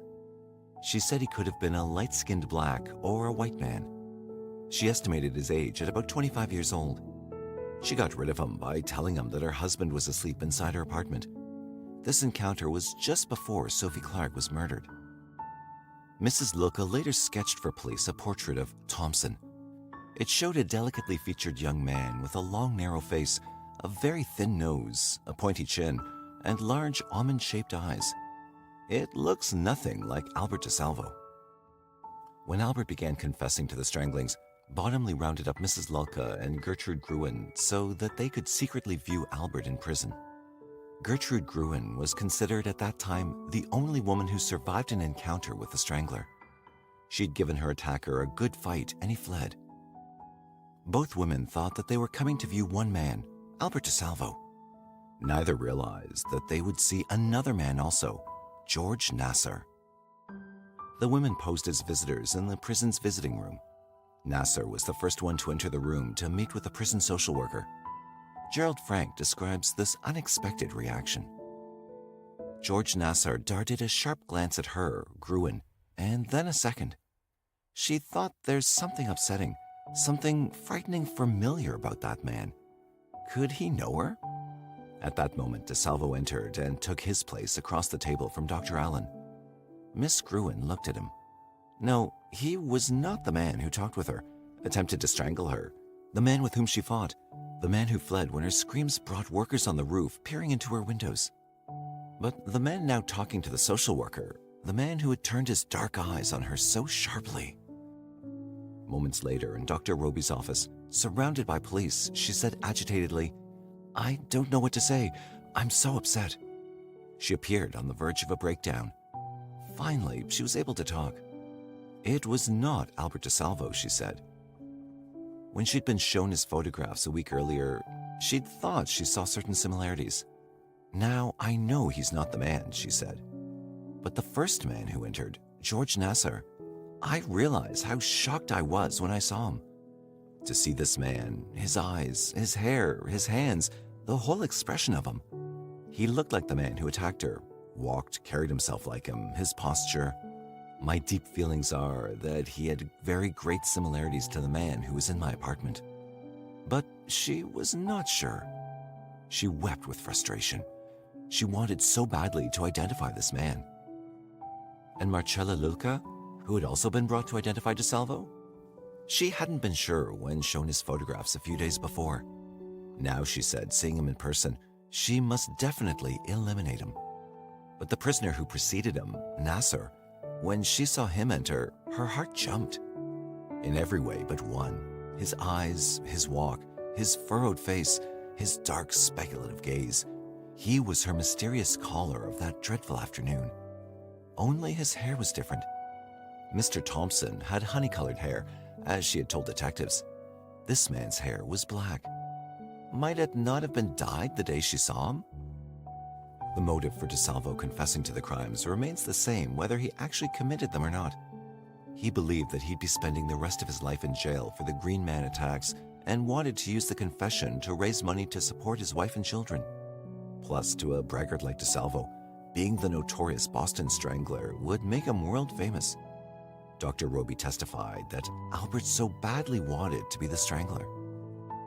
One of the key issues that Kelly addresses, with mixed success, is the accuracy of the voluminous confession and its myriad of details, some of which were correct and some of which weren't. How did Albert DeSalvo, a man of average or less than average intelligence, convincingly absorb so many details about the victims in their apartments if he wasn't the Strangler? Kelly points out that Albert had an exceptional memory. Dr. Roby testified that he had absolute, complete, 100% total photographic recall. One of his lawyers, John Gerson, noted that Albert had a phenomenal memory. Another of his lawyers, Tom Troy, agreed it was remarkable. Roby cites an example of how he tested Albert's ability to make instantaneous mental carbon copies of people, places, and things. We had a staff meeting at Bridgewater with about 8 people. Albert walked in and walked out. The next day, we had him brought back in. Everyone had on different clothes, was sitting in different positions. I said, "Albert, you remember coming in yesterday? Describe it." Albert did, perfectly. She also cites a number of sources of information available to Albert to learn what he did about the crimes. The newspaper accounts were extraordinarily detailed. The Record American printed up a chart along with the victims' photos called "The Facts on Reporter's Strangle Worksheet." This chart was a summary of all the important details of each crime, what victims were wearing, their hobbies, affiliations, etc. Kelly says that DeSalvo had memorized this chart is apparent because in his confession to John Bottomley, he regurgitated not only the correct data on it, but the few pieces of misinformation it contained as well. Leaks by law enforcement agencies, particularly the Strangler Bureau, which was criticized for being lax with its accumulated material, and the Suffolk County Medical Examiner, who allegedly held a number of unauthorized press conferences in which he freely distributed information about the victim autopsies. Albert's own research as a burglar put him in many of the apartment buildings in which women were murdered. He knew the layouts of the apartments and, according to Kelly, had visited each apartment after the murder. Information deliberately and inadvertently fed to him by people anxious to wrap up the investigation, such as John Bottomley, who, according to Kelly, did knowingly and quite intentionally provide Albert with information about the murders while he was taking the latter's confession to them, which explains why the only version of the confession ever made public was abbreviated and heavily doctored. The full version virtually exonerates DeSalvo. Possible information provided by another suspect who could have coached DeSalvo on the details. Police speculated that George Nasser could have been one such source of information. Finally, experts never saw the stranglings as the work of one individual. The modus operandi were not identical, and the victims as a group were quite dissimilar. Kelly summarizes some of the more obvious differences. No similarity whatsoever exists between the relatively delicate killing of Patricia Bissett, whose murderer tucked her into bed, and the ghastly homicidal violation inflicted on Mary Sullivan, whose killer's intent was not just to degrade his victim by shoving a broom handle into her vagina, but to taunt the discoverer of her corpse by placing a greeting card against her foot. Beverly Sammons was stabbed but not sexually assaulted. Joanne Graff was raped vaginally and strangled. Evelyn Corbin had performed, probably under duress, oral sex on her killer. Jane Sullivan was dumped face down to rot in a bathtub. Ida Erga was left in the living room with her legs spread out and propped up on a chair. Serial killers tend to select and stick with a particular kind of victim. For example, Jack the Ripper picked prostitutes. Ted Bundy picked pretty, long-haired young girls. Jeff Dahmer, young boys, etc. The strangling victims represent a wide disparity in age and attractiveness and race, which flies in the face of serial killer profiling expertise. A very likely explanation is that some of the crimes were committed by one individual, especially the murders of Ida Erga, Jane Sullivan, and Helen Blake. And what about Mary Mullen, the elderly woman who died of a heart attack? Kelly says that this may be the only killing of which DeSalvo is guilty. He probably burglarized her apartment and she died of fright. Did the same Albert DeSalvo who carried his unintended victim over to her couch and fled without stealing anything savage the bodies of Ida Erga and Jane Sullivan? The Mary Brown affair raised some interesting questions. She'd been raped, strangled, and beaten to death in Lawrence in early March of 1963. Albert's confession to this crime was very sketchy, and many of the details were incorrect. Perhaps Albert had been told about this crime from the Bridgewater inmate who was really responsible. Kelly says Mary Brown lived on the same street as the man that George Nassar shot to death in 1948. Once the Commonwealth was satisfied that DeSalvo was the strangler, very sticky legal issues had to be resolved before any trial could be held. Basically, DeSalvo's confession was inadmissible as evidence. Bailey put it this way to Brooke and Bottomley. When I met Albert, there was enough indictments pending against him to pretty much ensure that he'd never be walking the streets again. Now that I've helped him disclose that he's committed multiple murder, it's a certainty he'll never be released. Show me some way to avoid the risk of execution. I'll run the risk of conviction, but not execution, and you can have anything you want. I know damn well that neither of you really wants to see him killed. Tell me, is that asking too much? Brooke didn't think Bailey was asking for too much, but he wanted to think about it some more. At this point, he was a solid candidate for the Senate, and they agreed that it would be a mistake to have the DeSalvo trial in the midst of the campaign. At least Bailey could get a ruling on whether DeSalvo was mentally competent to stand trial, and despite the objections of Dr. Roby, DeSalvo was found competent to stand trial. Finally, on January 10, 1967, Albert DeSalvo was tried on the Green Man charges. Bailey explained that the basic strategy by which I hope to convince a jury to find Albert not guilty by reason of insanity was simple. I'd attempt to use the 13 murders he'd committed as the Boston Strangler to show the extent of his insanity. To do this, I'd try to get both his confession and his corroboration by police into evidence. Certainly, the problem was unusual. I wanted the right to defend a man for robbery and assault by proving that he'd committed 13 murders. Donald L. Kahn led the prosecution team, F. Lee Bailey the defense, in Judge Cornelius Moynihan's court. Kahn called 4 Green Man victims with very similar stories. DeSalvo would either jimmy the door or con his way into the apartment verbally. He'd tie the woman, strip her, and fondle her breasts, demand fellatio or cunnilingus, but stopped short of rape. He used a knife or a toy gun to ensure cooperation. After he was done, he took money and jewelry from the victims. Bailey didn't cross-examine the witnesses because he felt he had nothing to gain by doing so. Bailey said in his opening statement that he had no doubts that DeSalvo committed the crimes as charged, and the only issue was whether the Commonwealth could prove that he was not insane at the time. Bailey brought forth his expert witnesses to testify to Albert's paranoid schizophrenia. They said that while Albert knew what he was doing was wrong, his Green Man crimes were the result of an irresistible impulse. Kahn pointed out that the non-sexual aspects of his crimes, jimmying the locks, lying to gain entrance, and the theft of valuables, were not a result of irresistible impulse. The psychiatrist agreed that only the sexual assaults were. The jury thought about it for 4 hours, found DeSalvo guilty on all counts, and sentenced him to life in prison. The psychiatric help he wanted was denied. Bailey was very angry. My goal was to see the Strangler wind up in a hospital where doctors could try to find out what made him kill. Society is deprived of a study that might help deter other mass killers who lived among us, waiting for the trigger to go off inside them. Albert DeSalvo was serving out his life sentence at Walpole State Prison, now called MCI Cedar Junction, when he was stabbed to death in the infirmary in November of 1973. The night before he was murdered, he telephoned Dr. Ames Roby and asked him to meet with him urgently. DeSalvo was very frightened. Roby promised to meet with them the next morning, but Albert was murdered that night. Albert had asked one other person to meet with him and Roby, a reporter. Roby explained he was going to tell us who the Boston Strangler really was and what the whole thing was about. He'd asked to be placed in the infirmary under special lockup about a week before. Something was going on within the prison, and I think he felt he had to talk quickly. There were people in the prison, including guards, that weren't happy with him. Somebody had to leave an awful lot of doors open, which meant, because there were several guards one would have to go by, there had to be a fair number of people paid or asked to turn their backs on something. But somebody put a knife into Albert DeSalvo's heart sometime between evening check and the morning. Officials believe that Albert's death was related to his involvement in a prison drug operation.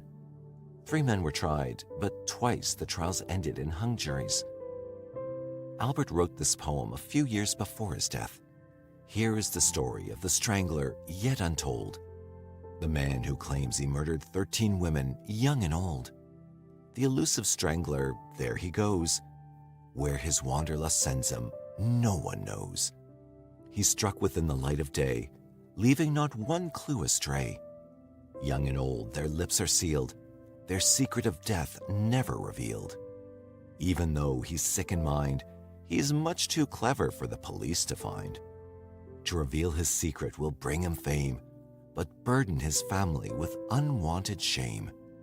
Today he sits in a prison cell. Deep inside, only a secret he can tell. People everywhere are still in doubt. Is the Strangler in prison or roaming about? Although Albert DeSalvo was never charged with the strangulation murders of 11 women due to a lack of evidence, many thought that he was the Boston Strangler, especially after he confessed. 2 people very close to the case believe he didn't do it. One's Albert's brother, Richard DeSalvo. The other is Casey Sherman, the nephew of the Strangler's last known victim, Mary Sullivan. Both men and their families are convinced that Albert DeSalvo did not kill Mary Sullivan. If they're correct, their findings may not only overturn the prosecution's case against DeSalvo, but will almost certainly cast doubt on the entire Boston Strangler case, in which 11 Boston area women were sexually assaulted and murdered between 1962 and 1964. Ironically, it was DeSalvo's own taped confession that convinced the families he was not the killer. Police say he had to be the killer because he knew things that only the killer would know, but when we listen to the confession tape, it's completely wrong. He confessed to events that simply never happened, said Casey Sherman. Mary Sullivan, who was killed in 1964 at age 19, was Casey's mother's sister. Albert DeSalvo, a blue-collar worker with a wife and children, confessed to all of the Boston Strangler murders, as well as 2 others, but there was never any physical evidence connecting him to the crime scenes. He didn't match witness descriptions of possible suspects. His name wasn't on a list of more than 300 suspects compiled by case investigators, and he was never tried in any of the killings. DeSalvo was sent to prison for life for another string of rapes and sexual assaults and was stabbed to death in the maximum security state prison at Walpole in 1973, but not before he recanted his confession. At the time of his death, he was in fear of his life and had been housed in the prison infirmary to provide him additional protection. In October 2000, the 2 families united to have Sullivan's remains exhumed for DNA testing, a technology that wasn't available nearly 37 years ago. They hoped the results, expected in early 2001, would put further pressure on prosecutors to release to them old evidence they hoped would clear DeSalvo. Sherman and his family also believe that his aunt's killer is still at large. For the DeSalvos, the primary motivation is to clear their family name. Richard DeSalvo said that members of his own family have been constantly berated and assaulted because of the Boston Strangler case, and that it's led to rifts in the family. All 11 women believed to be the Strangler victims were strangled with articles of their own clothing, and one was also stabbed repeatedly. The prosecution has always argued that Albert DeSalvo possessed information that only the killer would know. Sherman countered by suggesting that DeSalvo could have gotten details about Sullivan's slaying from the newspapers. This view is supported by Susan Kelly in her 1995 book Boston Stranglers, The Wrongful Conviction of Albert DeSalvo and the True Story of 11 Shocking Murders. But she goes further, suggesting that DeSalvo could have learned the details from the real killer in prison. In his confession, DeSalvo said he strangled Mary Sullivan with his hands. In reality, she was strangled with her own clothing. DeSalvo also claimed to have raped her when evidence had proven that she was sexually assaulted with a broomstick. A forensic scientist who took part in an autopsy arranged by the families said experts were unable to find the effects of a blow DeSalvo claimed to have inflicted on Sullivan. Also, the family said DeSalvo claimed to have left a knife in a sweater at the murder scene, but neither was found. Tests were also conducted on 68 samples of hair, semen, and tissue taken from Sullivan's exhumed body. Richard DeSalvo said his brother's body would also be exhumed if it would help their case.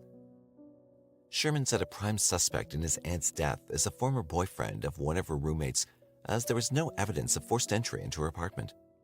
Richard DeSalvo believes his brother confessed to the Boston Strangler killings because he knew he was going to prison for life for other crimes and wanted to cash in on book and movie deals and use the proceeds to take care of his family.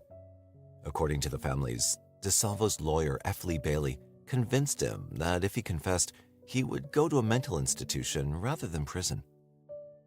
Even though Bailey still claims that Albert DeSalvo is the Boston Strangler, he supports the family's campaigns to have DNA tests carried out, as he believes that the results will prove that DeSalvo did it. The State Attorney General's office reviewed the Sullivan slaying, but has continually denied the family's access to evidence because they consider the case is still unsolved.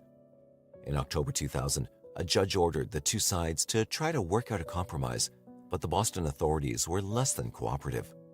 Jerry Leone, chief of the Massachusetts Attorney General's Criminal Bureau, said that if evidence does point to someone other than DeSalvo as Sullivan's killer, it doesn't necessarily cast doubt on all the other Boston Strangler murders and doesn't mean the other cases will be reinvestigated.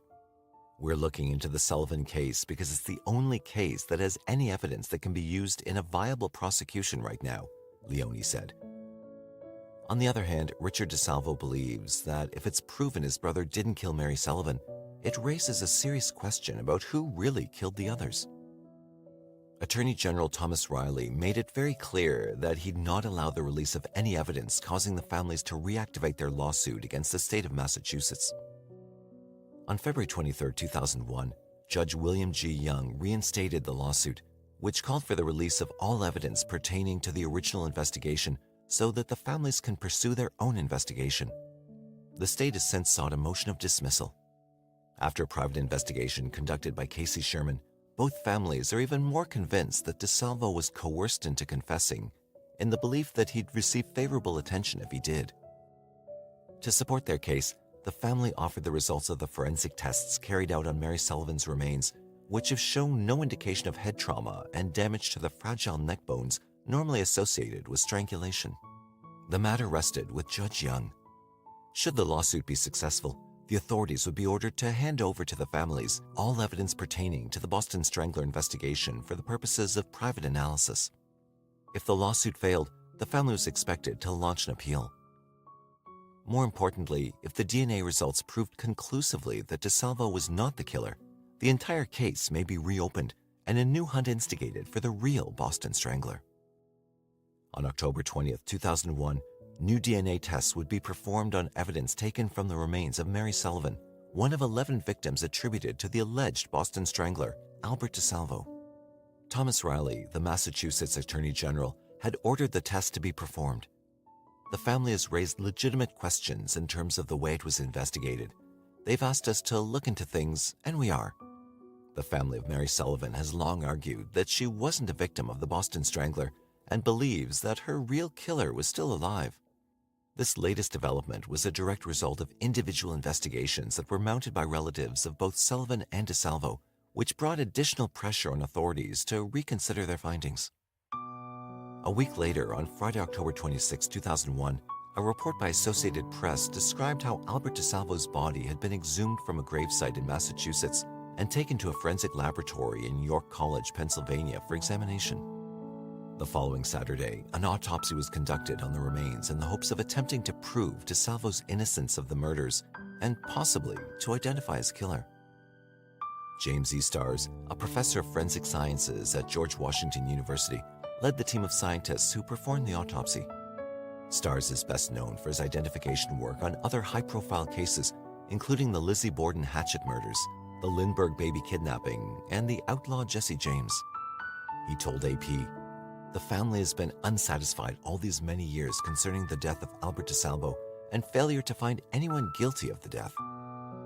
On Thursday, December 13, 2001, DNA evidence taken from Mary Sullivan's remains did not provide a match to Albert DeSalvo. During a news conference, James Stars told reporters, "We found evidence, and the evidence does not and cannot be associated with Albert DeSalvo." Stars made it very clear that the evidence only clears DeSalvo of sexual assault. While he didn't give details of the analysis, he told reporters, "If I was a juror, I'd acquit him with no questions asked." Mary Sullivan's nephew, Casey Sherman, who has always doubted that DeSalvo killed his aunt or any of the other victims attributed to him, said he feels vindicated by Starr's finding. If he didn't kill Mary Sullivan, yet he confessed to it in glaring detail, he didn't kill any of these women. Sherman also told reporters that prior to DeSalvo's confession, police had what they considered as a prime suspect in Sullivan's murder, but dropped the case after DeSalvo confessed. Sherman urged police to go after the real killer, who, according to him, was still alive and living in New England. Americans like their larger-than-life stories, and among those that seem fixed in the American consciousness is that Albert DeSalvo was the Boston Strangler. Few people realize that he was never tried for these crimes, and even fewer that his so-called confessions contain significant errors. Despite direct proof via DNA that he most likely did not kill Mary Sullivan, the final victim attributed to the Strangler, criminologists continue to include him in the pantheon of notorious American serial killers. DeSalvo himself supposedly told a few people that he was not the guy. People who read Susan Kelly's book will believe him. Between June 14, 1962 and January 4, 1964, 13 single women in the Boston area were victims of either a single serial killer or several killers. The police believe that at least 11 of these incidents were the work of a single perpetrator, whom the media dubbed the Phantom Fiend or Boston Strangler. In just over 2 months, 6 elderly women were killed, but then the fiend supposedly turned to younger women. A prominent psychiatrist said he'd gotten over his mother fixation and had matured to women his own age. All of these victims were sexually molested, and many were strangled with articles of clothing. In some cases, the ligature was tied into a bow. DeSalvo, a construction worker already in prison for unrelated burglaries and sex offenses, confessed to attorney F. Lee Bailey, who cut a deal that sent him to prison without ever being tried for the murders. Yet, apparently, some members of the Boston area police force were not convinced that the killer had been caught, and they voiced their doubts to Susan Kelly, a writer. She was at the police department in Cambridge, Massachusetts on November 8, 1981, to do research for a novel about a serial killer. A believer herself in the official story about DeSalvo, she was surprised to learn that quite a few people involved with the case thought there were serious problems with its packaging. Politically, city officials had benefited from assuring the terrorized city that the Boston Strangler had been caught, but few who knew better accepted that statement. Yes, DeSalvo had confessed, and yes, he'd gotten many details right, but there were reasons for that which had nothing to do with him being a killer. Kelly was urged to investigate the story herself, and she found plenty of officers willing to tell her what they knew. As a result, she wrote The Boston Stranglers, published in 1995, to assert that not only was DeSalvo a liar, but also that there had been more than one good suspect for these murders, and it was unlikely that the incidents were all linked to a single person. Kelly provides a convincing argument, based on facts from files and interviews, that we should remove DeSalvo from the pantheon of infamous serial killers and remember him only as the pathetic Green Man and Measuring Man. We should also remove the series of crimes attributed to a Boston Strangler from all the encyclopedias and criminological studies of serial murder. More than likely, they were not so neatly linked. Since DeSalvo's confession is so central to the belief that he's the notorious killer, despite an alleged recantation, Kelly cites a number of sources of information available at the time from which he could have learned key details about the crimes. Some newspaper accounts were extraordinarily detailed. The Record American printed a chart along with victims' photos called The Facts on Reporter's Strangle Worksheet. This chart was a summary of all the important details of each crime, as well as items about what victims were wearing and about their hobbies and affiliations. Kelly says that DeSalvo had memorized this chart as a parent because in his confession to John Bottomley, he regurgitated not only the correct data on it, but the few pieces of misinformation it contained as well. Leaks by law enforcement agencies, particularly the Strangler Bureau, which was criticized for being lax with its accumulated material, and the Suffolk County Medical Examiner, who allegedly held a number of unauthorized press conferences in which he freely distributed information about the victim autopsies. Albert's own research as a burglar put him in many of the apartment buildings in which women were murdered. He knew the layouts of the apartments and had even visited each apartment after the murder. The addresses had been published. Information deliberately and inadvertently fed to him by people anxious to wrap up the investigation, such as John Bottomley, who, according to Kelly, did knowingly and quite intentionally provide Albert with information about the murders while he was taking the latter's confession to them, which explains why the only version of the confession ever made public were abbreviated and heavily doctored. The full version virtually exonerates DeSalvo. Possible information provided by the person who did commit some of the crimes. Police speculated that George Nasser, a man in prison with DeSalvo, could have been one such source of information. Or it could have been someone like Nasser. Since DeSalvo appeared to be willing to confess in order to have the reward paid to his family and to also become famous, he had nothing to lose. Another inmate could easily have exploited this. It's been done in other cases. The real problem with the notion of the Boston Stranglers, says Kelly, is that the MOs from one murder to another were less similar than the official police statements admitted. Kelly summarizes some of the more obvious differences. No similarity whatsoever exists between the somewhat delicate killing of Patricia Bissett, whose murderer tucked her into bed, and the ghastly homicidal violation inflicted on Mary Sullivan, whose killer's intent was not just to degrade his victim by shoving a broom handle into her vagina, but to taunt whomever discovered her corpse by placing a greeting card against her foot. One woman was stabbed but not sexually assaulted. Another raped vaginally and strangled. One was left on a floor, posed provocatively. Another leaned over a bathtub. There were cigarette butts at two crime scenes, but not at others. That doesn't necessarily prove anything, but with other concerns Kelly raises, it tends to undermine the official story. DeSalvo was stabbed to death at Walpole Prison in 1973. Supposedly, the evening before, he'd phoned a psychiatrist he knew, inviting him to the prison the next day. He said he had something important to reveal and suggested that a reporter come as well. But the meeting never took place, as DeSalvo died that night from a brutal attack by other inmates. The psychiatrist, who'd never believed DeSalvo was a killer, went on the record to say that DeSalvo had intended to reveal what the charade was about and who the real killer was, but he never got that chance. Kelly believes that there were at least 6 killers operating in the area during the time of the stranglings, and possibly even 8 or 9. Some murders were situational, and some were committed to eliminate witnesses to a burglary, the ordinary fare in a large city. Kelly saw signs that a more solid case was being developed on another suspect up until DeSalvo confessed, at which point that investigation was abruptly dropped. To her way of thinking, thanks to hanging all the crimes on DeSalvo, a number of men managed to get away with murder. A new edition of Kelly's book came out in 2002 because she was included among the party of forensic professionals who exhumed the remains of both Mary Sullivan and Albert DeSalvo. Kelly describes the results, which affirm what she'd believed all along. DeSalvo's rendition of what he'd done to Mary Sullivan did not match the condition of her remains. Thus, he'd gotten it all wrong, although no one back in 1964 had bothered to check. In addition, there was semen on her that did not match DeSalvo, indicating that someone else had committed the murder. These results cast doubt on his entire confession.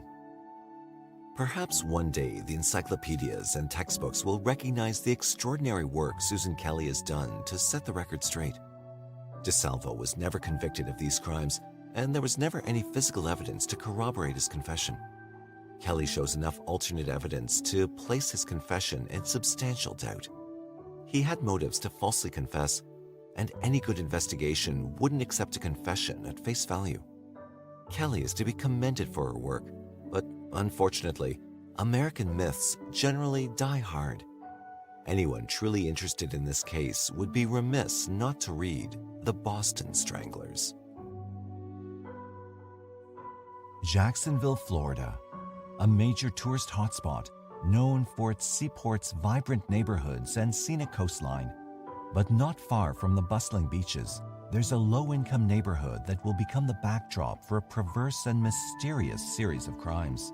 Around 10:30 p.m. on January 1st, 2003, family members of 19-year-old Nikia Chanel Kilpatrick went to her Spanish Oaks apartment in Jacksonville, Florida to check up on her. No one in the family had heard from her for several days, which was unusual considering it was the holiday season. When some of the family members arrived at the house, they were surprised and worried to see Nikia's 2-year-old son banging on the window as if pleading for help. When they entered the apartment, a putrid stench overwhelmed them. Something was terribly wrong. Nikia was nowhere in sight. However, as they walked through the apartment, they found Nikia's 11-month-old son crawling around on the floor. Then, to their horror, they discovered Nikia's decomposing remains lying in one of the bedrooms. She had been bound and strangled to death with a cord. The police were immediately called to the scene. Investigators conducted an extensive search of the home and its surroundings. Soon afterward, Nikia's body was removed and taken to the coroner.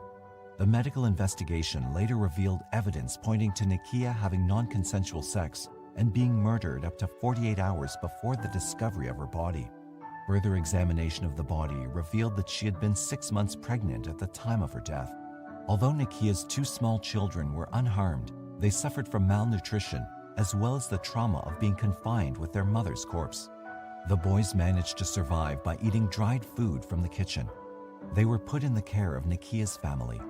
Investigators were able to collect vital physical evidence from the murder scene, yet the evidence did not lead to the identity of the murderer. Police were confident that the murder was not the killer's first because some aspects of the crime appeared too organized. It was further speculated that Nikia would not be his last victim. They couldn't have been more accurate. Within the space of approximately 1 month, 3 more bodies would be discovered that would be attributed to the same killer. Moreover, 3 other murders, including that of another unborn child, would later be added to the list, totaling 8 known victims. It quickly became clear that Jacksonville had a terrifying serial killer on its hands. 20-year-old Shawanda Denise McAllister was an independent and hardworking girl, determined to forge a successful, happy life. She simultaneously worked as a certified nursing assistant and attended school in the hopes of one day climbing the ladder within the medical field. However, all of her dreams were cut short by the hands of a ruthless killer. On January 10, 2003, Shawanda had been found strangled to death with a cord in her Jacksonville apartment on Arco Drive. In many ways, Shawanda's death bore marked similarities to Nikia's murder. Like Nikia, there was evidence of non-consensual sex, and both victims had been bound in a similar manner. Also, like Nikia, she had been pregnant at the time of her death. Investigators suspected that Shawanda and Nikia died at the hands of the same killer. Investigators also linked another previous murder to that of Shawanda and Nikia. On December 19, 2002, police discovered the remains of 18-year-old Nicole L. Williams. She was found wrapped in a light blue blanket in a ditch on Sutel Drive in Jacksonville. It was suggested that she was murdered in a local Jacksonville hotel. Nicole had been bound and strangled like Shawanda and Nikia. There was also evidence of non-consensual sex. Moreover, investigators revealed that DNA taken from the unknown assailant matched samples taken from all 3 victims. There was little doubt that the same killer was responsible for the deaths of the 3 women. On February 5, 2003, a construction crew clearing out a vacant lot on New Kings Road in Jacksonville made a gruesome discovery. Workers found the remains of 17-year-old Giovanna Tirica Jackson in a ditch. She had been missing since January 20, 2003. The police were immediately called to the scene. Shortly after their arrival, they discovered the remains of another young woman 6 feet from where Giovanna's body had been found. The young woman was later identified as a 19-year-old mother of 2, Sarita Ann Cohen, who had been missing since February 4th. Ron Word of the Associated Press reported that evidence suggested that the girls' hands had been bound behind their backs. There was also evidence that the girls had non-consensual sex prior to their deaths. However, one of the most vital clues of the investigation was revealed when witnesses claimed to have seen both Giovanna and Sarita with a cab driver prior to their disappearance. It was the cab driver's clue that linked the case to a man named Paul Durousseau. Paul Durousseau was born on August 11, 1970, in Beaumont, Texas, and moved around frequently throughout his life. To date, little is known about his childhood. What is known is that Paul had a checkered history, including an extensive police record dating back to 1991. According to the Jacksonville Sheriff's Office, Paul's first known arrests took place in December 1991 and January 1992 for two separate accounts of concealment of firearms in California. Paul then enlisted in the United States Army and was temporarily stationed in Germany. While there, he met a 21-year-old servicewoman at a nightclub. They fell in love and married in Las Vegas, Nevada in 1995. The two were then transferred to Fort Benning, Georgia. It was there that Paul's legal problems began to emerge. He was arrested and later acquitted on charges of the 1997 kidnapping and having non-consensual sex with a young woman. 1 month following his acquittal, a young woman, Tracy Habersham, was found dead. But for some reason, Paul was not a suspect in the crime. Paul was found in possession of stolen goods, which led to a court-martial hearing and his being discharged early from the Army. Paul's legal issues put a tremendous strain on his marriage. Following his dishonorable discharge, he found it increasingly difficult to find a job. He worked in a series of temporary positions, yet it remained difficult for the couple to make ends meet. 1997 was an eventful year for the struggling couple.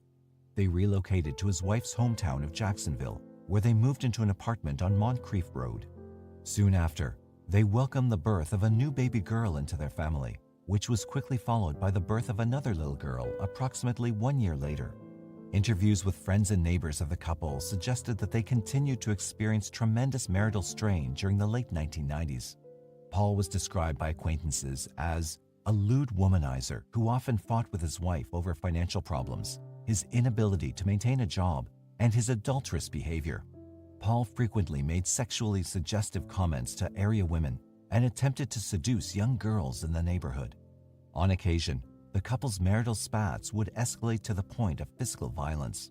The Times-Union wrote, "In August 1999, police told Durousseau's wife how to seek a domestic violence restraining order after she told him she was slapped and that her husband tried to grab her around the neck in a fight over finances." The first time she petitioned for protection came a year later when Durousseau became violently angry when I told him that I was planning to file for divorce, she wrote. The violence was ongoing, she wrote in a 2000 petition, and I'm afraid it will escalate, she said. The injunction was never granted because Paul and his wife came to an agreement to drop the petition. In fact, the problems had already begun to escalate. A month earlier, Paul had been arrested for trespassing on private property. Then in March 2001, Paul physically assaulted his wife once again. He put his hands around her neck and threatened to kill her. Another injunction was sought. Friends felt sorry for his wife, who was a very nice person who both worked and went to school. According to the Paul Durousseau timeline provided by the Jacksonville Sheriff's Office and the State Attorney's Office, Paul was then arrested and sentenced to 1 month in jail and 2 years probation for the June 2001 non-consensual sex charge against a Jacksonville woman. He was then arrested again for physically abusing his wife in August 2001, for which he spent another month and a half behind bars.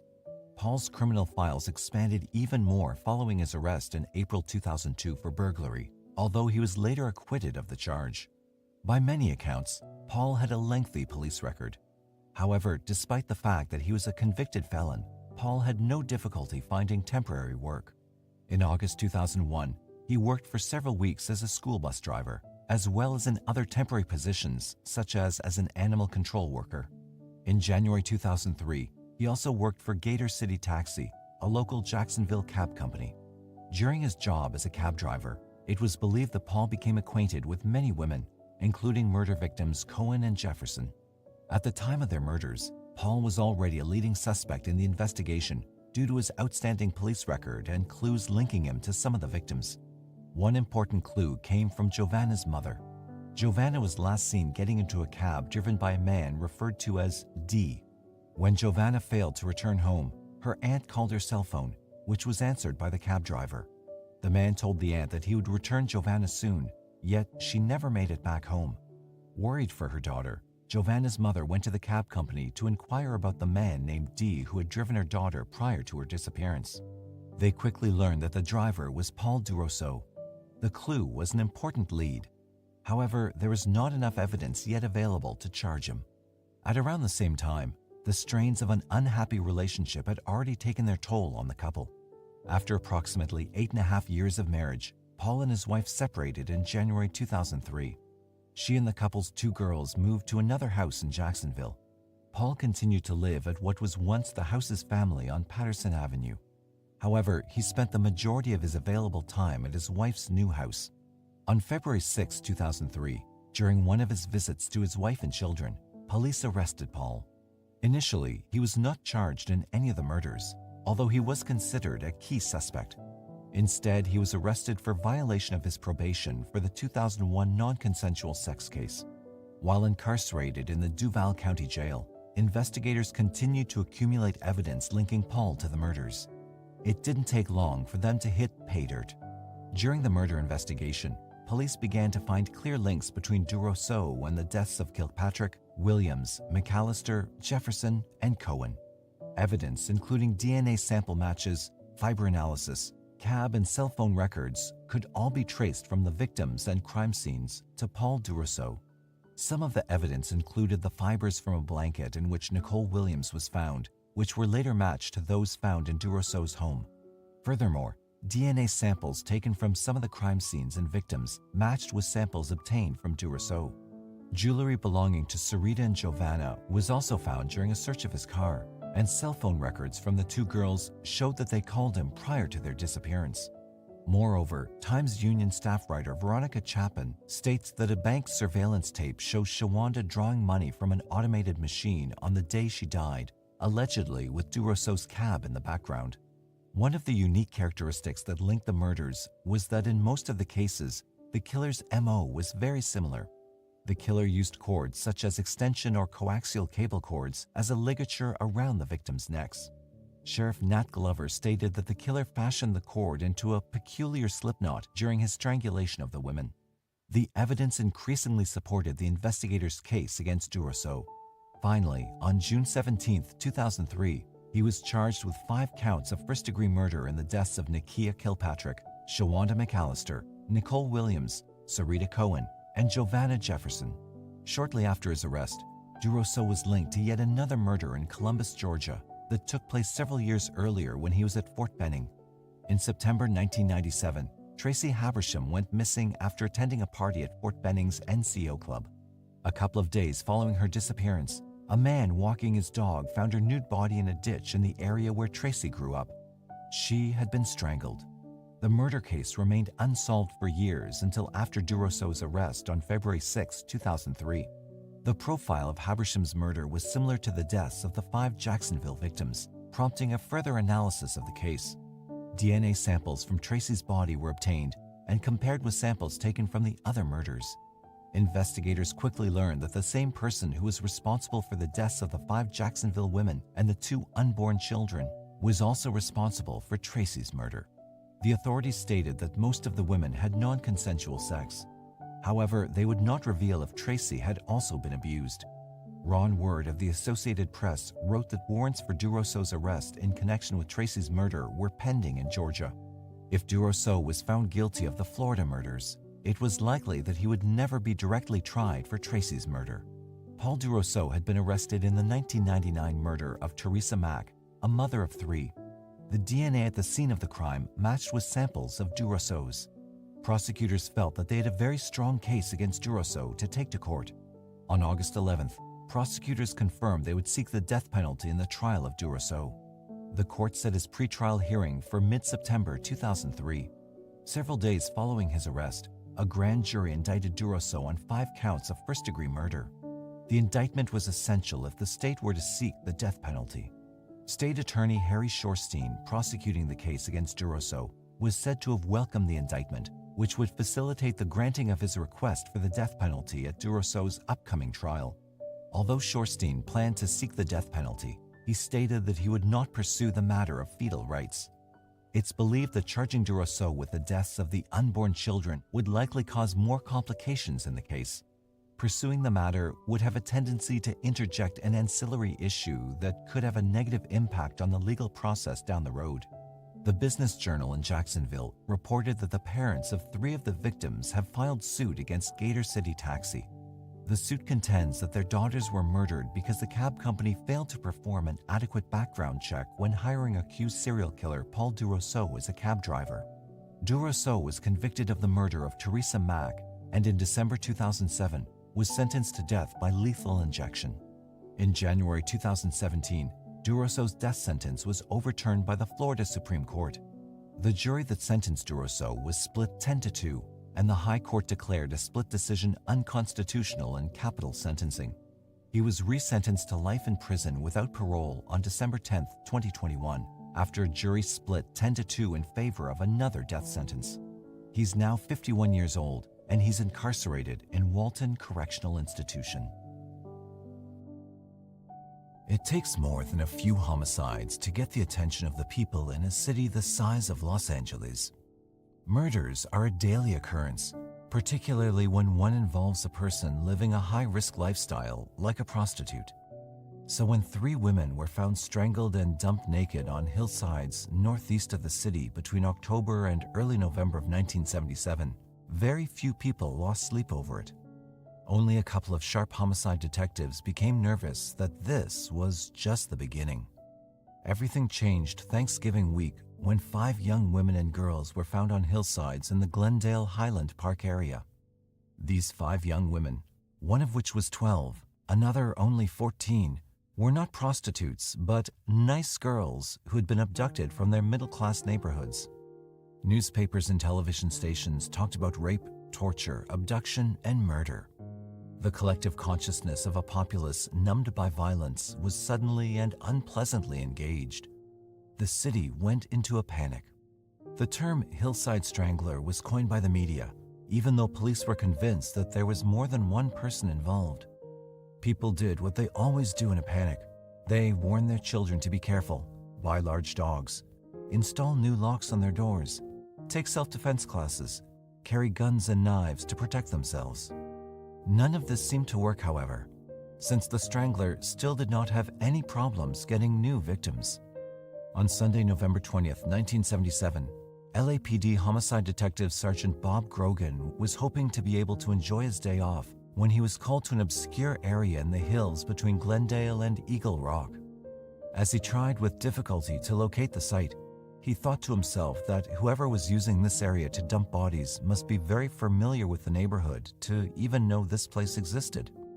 The dead girl was found naked in a modest, middle-class neighborhood. Grogan immediately noticed the ligature marks on her wrists, ankles, and neck. When he turned her over, blood oozed from her rectum. The bruises on her breasts were obvious. Oddly enough, there were 2 puncture marks on her arm, but no signs of the needle tracks that indicate a drug addict. As Grogan examined the scene, he saw no indication of any disturbance in the foliage, nor any sign that the body had been dragged there.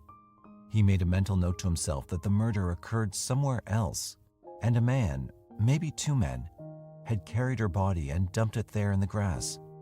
A few hours later that afternoon, Grogan's partner, Dudley Varney, had been called to investigate 2 homicides on the other side of that same hilly area.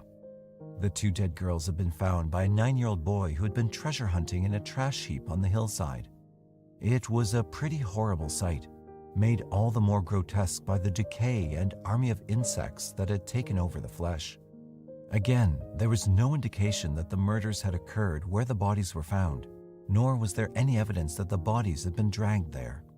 Small as the young girls were, there was the probability that more than one killer was involved in dumping their bodies on the hillside. It did not take long to identify the girls as Dolores Cepeda, 12, and Sonia Johnson, 14, both of whom had been missing for about a week from St. Ignatius School. The girls had been last seen getting off a bus and going over to a large 2-tone sedan to talk to someone on the passenger side. Information that there was a person on the passenger side corroborated the theory that there were 2 killers, probably both men. The next day, the first girl that Bob Grogan investigated was identified as Christina Weckler, a quiet 20-year-old honors student at the Pasadena Art Center of Design. As he searched her apartment at 809 East Garfield Avenue in Glendale, Grogan was overcome by sadness, followed by rage. Her effects in her diary showed her to be a loving and serious young woman who should have had a bright future ahead of her. He could not help but think tearfully of his own teenage daughter. When Christina's devastated parents came from San Francisco to pick up her belongings, Grogan pledged to them that he would find her killer or killers. On November 23rd, the day before Thanksgiving, another young woman's body was found, this time near the Los Feliz off-ramp of the Golden State Freeway.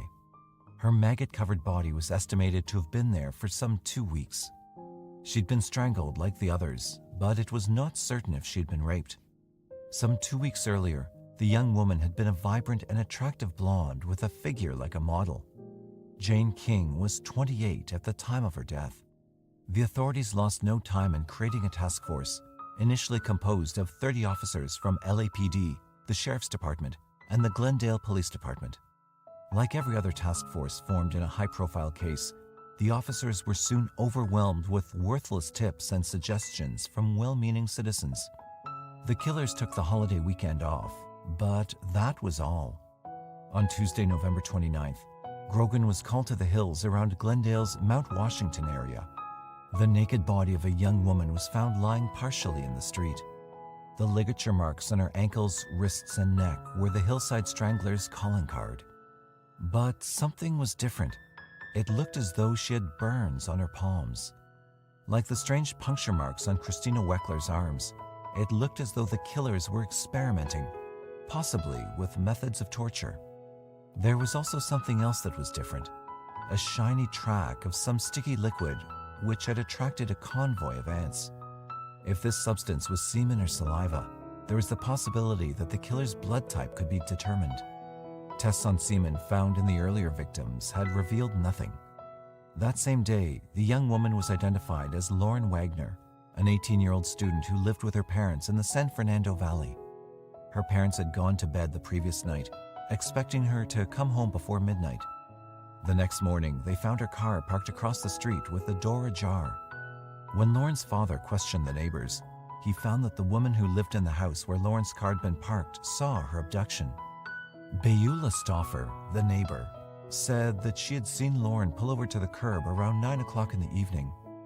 2 men had pulled their car beside hers.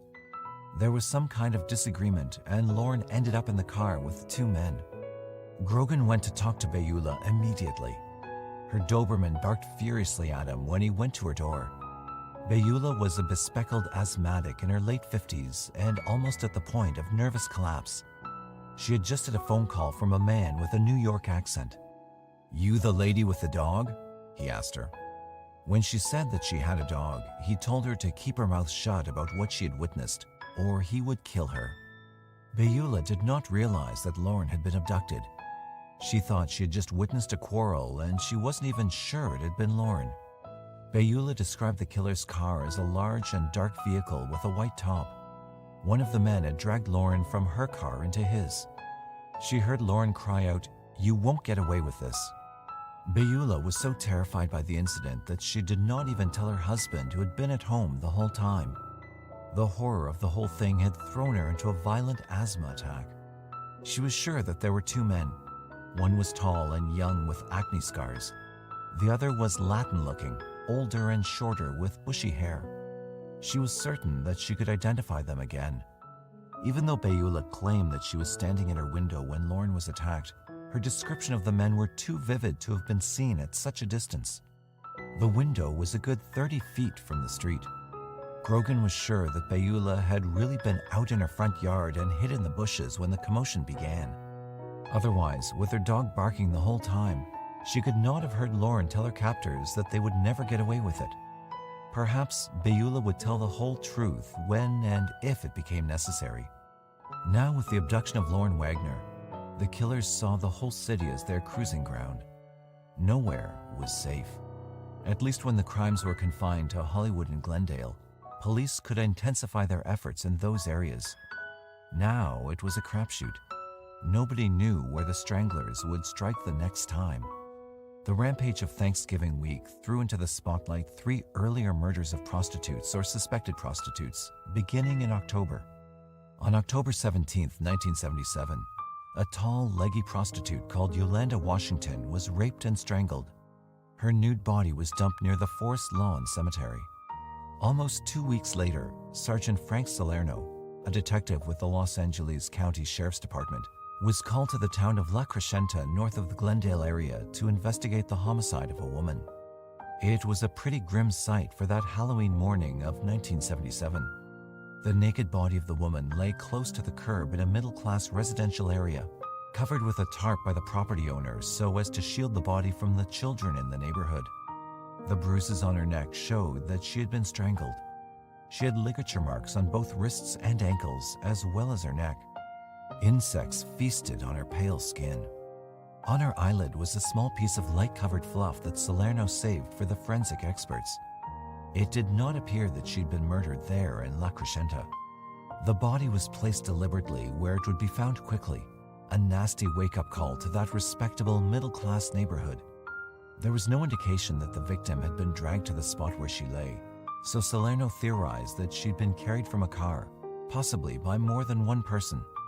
She was small and thin, weighing about 90 pounds, and appeared to be about 16 years old. Her hair was reddish-brown and medium length. The coroner determined that she'd been strangled around midnight, some 6 hours or so before she was found Halloween morning. It was also clear that she had been raped and sodomized. After a couple of days, she still didn't match any missing persons report.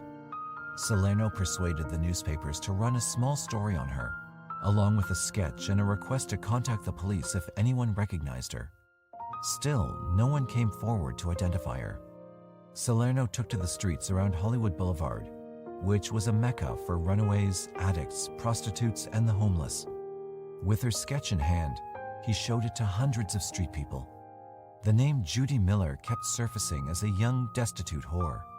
A man named Marcus Camden, who described himself as a bounty hunter, said he saw Judy Miller leave the Fish and Chips restaurant at 9 p.m. on the evening before she was found dead. The prospects for solving this particular homicide were not promising. Salerno's only other clue, the little piece of fluff that he found on the victim's eyelid, could not be identified. A week later, on the morning of Sunday, November 6, 1977, the naked body of another strangulation victim was found in Glendale near a country club. Salerno talked to the Glendale police and recognized the similarities between the two victims. Both had been strangled by ligature, and their bodies had been dumped within 6 or so miles of one another. Both girls had the same 5-point ligature marks, ankles, wrists, and neck. There was evidence of rape, but no sodomy in the newest victim.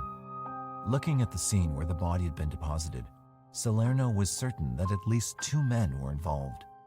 There was a sizable guardrail between the road and the spot where the body lay. It would have taken 2 men to lift the stocky victim over the guardrail. This victim quickly had a name. She was Lissa Caston, a 21-year-old waitress at the Health Fair restaurant near Hollywood and Vine. She lived just off Hollywood Boulevard. She'd made a comment to her mother that she was thinking of turning to prostitution to earn some extra money. Lissa had last been seen leaving the Health Fair restaurant just after 9 o'clock on the night she was murdered. Eventually, Salerno tracked down the Miller family and got a positive identification of the first victim. The family was down on its luck and had nothing to contribute about their daughter's friends. Until Thanksgiving week, only Frank Salerno of the LA Sheriff's Department had known that a serial killer was at work. After Thanksgiving week, it was the top priority for the entire law enforcement community of Los Angeles. 8 victims in the space of 2 months. The investigation went into high gear, but the killer or killers took a couple of weeks off. In mid-December, police were called to a vacant lot on a steep hillside on Alvarado Street, where they found the body of Kimberly Diane Martin, a tall, blonde call girl who had been working for the Climax modeling agency. This time, the police department had what seemed like 2 reasonably good leads. Kimberly Martin's last client had beckoned her to apartment 114 at 1950 Tamarind, which turned out to be a vacant apartment. The murderer had called from a payphone in the lobby of the Hollywood Public Library on Ivar Street. Unfortunately, nothing much came from these leads, and the police did not have any immediate arrests. But things became quiet for a while. There were no more victims in December or January. Then, in mid-February, there was another victim. On Thursday, February 16th, an attractive young woman named Cindy Hudspeth was murdered. Her strangled, violated body was put into the trunk of her Datsun and was pushed off a cliff on Angeles Crest. The next day, when the police investigated, it was clear from the ligature marks that the Hillside Strangler was at work once again. Police focused on the details of Cindy's life in the hopes that they could determine who was with her when she disappeared. Cindy had been a 20-year-old clerk whom everybody liked. She hoped to make enough money to go to college one day and planned to give dancing lessons to help raise the cash. A vivacious young woman who had won several dance contests, Cindy had been last seen in her apartment building at 800 East Garfield Avenue. She'd probably been headed towards Glendale Community College, where she worked nights answering the phone. Between her apartment building and the community college, Cindy had been kidnapped in the late afternoon. Cindy Hudspeth had lived across the street from another victim, Christina Weckler, even though the two women did not know each other. Detectives Bob Grogan and Frank Salerno both believed that there was a good chance that at least one of the killers lived in Glendale. The relationship between the LAPD and the LA Sheriff's Department had been notoriously bad for many, many years. Petty squabbles, jealousies, jurisdictional and territorial issues limited cooperation among the members of these two key law enforcement agencies, creating a boon to criminals who took advantage of that situation. However, in this particular case, the two key investigators, Frank Salerno of the Sheriff's Department and Bob Grogan of LAPD, worked well together and made a point of ensuring that information was shared between both large law enforcement organizations. Despite this harmony, the investigation was going nowhere. The few clues they'd produced brought no good suspects. They knew the kind of person they were looking for, but that wasn't much help in a huge metropolitan area. Darcy O'Brien, in his excellent book, Two of a Kind, summarizes what the forensic psychiatrists had to say. The Strangler was white, in his late 20s or early 30s, and single, separated, or divorced. In any case, not living with a woman. He was of average intelligence, unemployed or existing on odd jobs, not one to stay with a job too long. He had probably been in trouble with the law before. He was passive, cold, and manipulative, all at once. He was the product of a broken family whose childhood was marked by cruelty and brutality, particularly at the hands of women. Armed with that useful profile, Grogan said, "Gee, all we got to do now is find a white male who hates his mother." One unusual twist to the investigation was the arrival in LA of a psychic from Berlin. Grogan was polite but unenthusiastic when the psychic wrote in German what they should be looking for: two Italian brothers, aged about 35. Months passed, and the Hillside Stranglers seemed to have retired. The activities of the task force wound down, and detectives began to work on other cases. On January 12, 1979, the police in Bellingham, Washington, were told that two Western Washington University students were missing. The two women roommates, Karen Mandick and Diane Wilder, were not the type of people to take off irresponsibly without telling anyone. When Karen didn't show up for work, her boss became worried. He remembered that she had accepted a house-sitting job in a very wealthy Bayside neighborhood from a security guard friend of hers. Bellingham police contacted the security firm, who in turn called the security guard to ask him about the supposed house-sitting job for one of the company's clients. The security guard claimed he knew nothing about it and had never heard of the two missing women. The security guard had told his employer that he'd been at a sheriff's reserve meeting the night the two women disappeared. When the police found out that the security guard was not at the sheriff's reserve meeting, as he had told his employer, they decided to contact the security guard directly. They found him to be a friendly young man who had skipped the sheriff's meeting because it was on first aid, which he already knew. The police had no indication that the two women had met with foul play. It was very possible that they had just gone away for the weekend and had forgotten to tell Karen's employer. However, Terry Manigan, the former priest who was the new Bellingham police chief, was not comfortable with that explanation.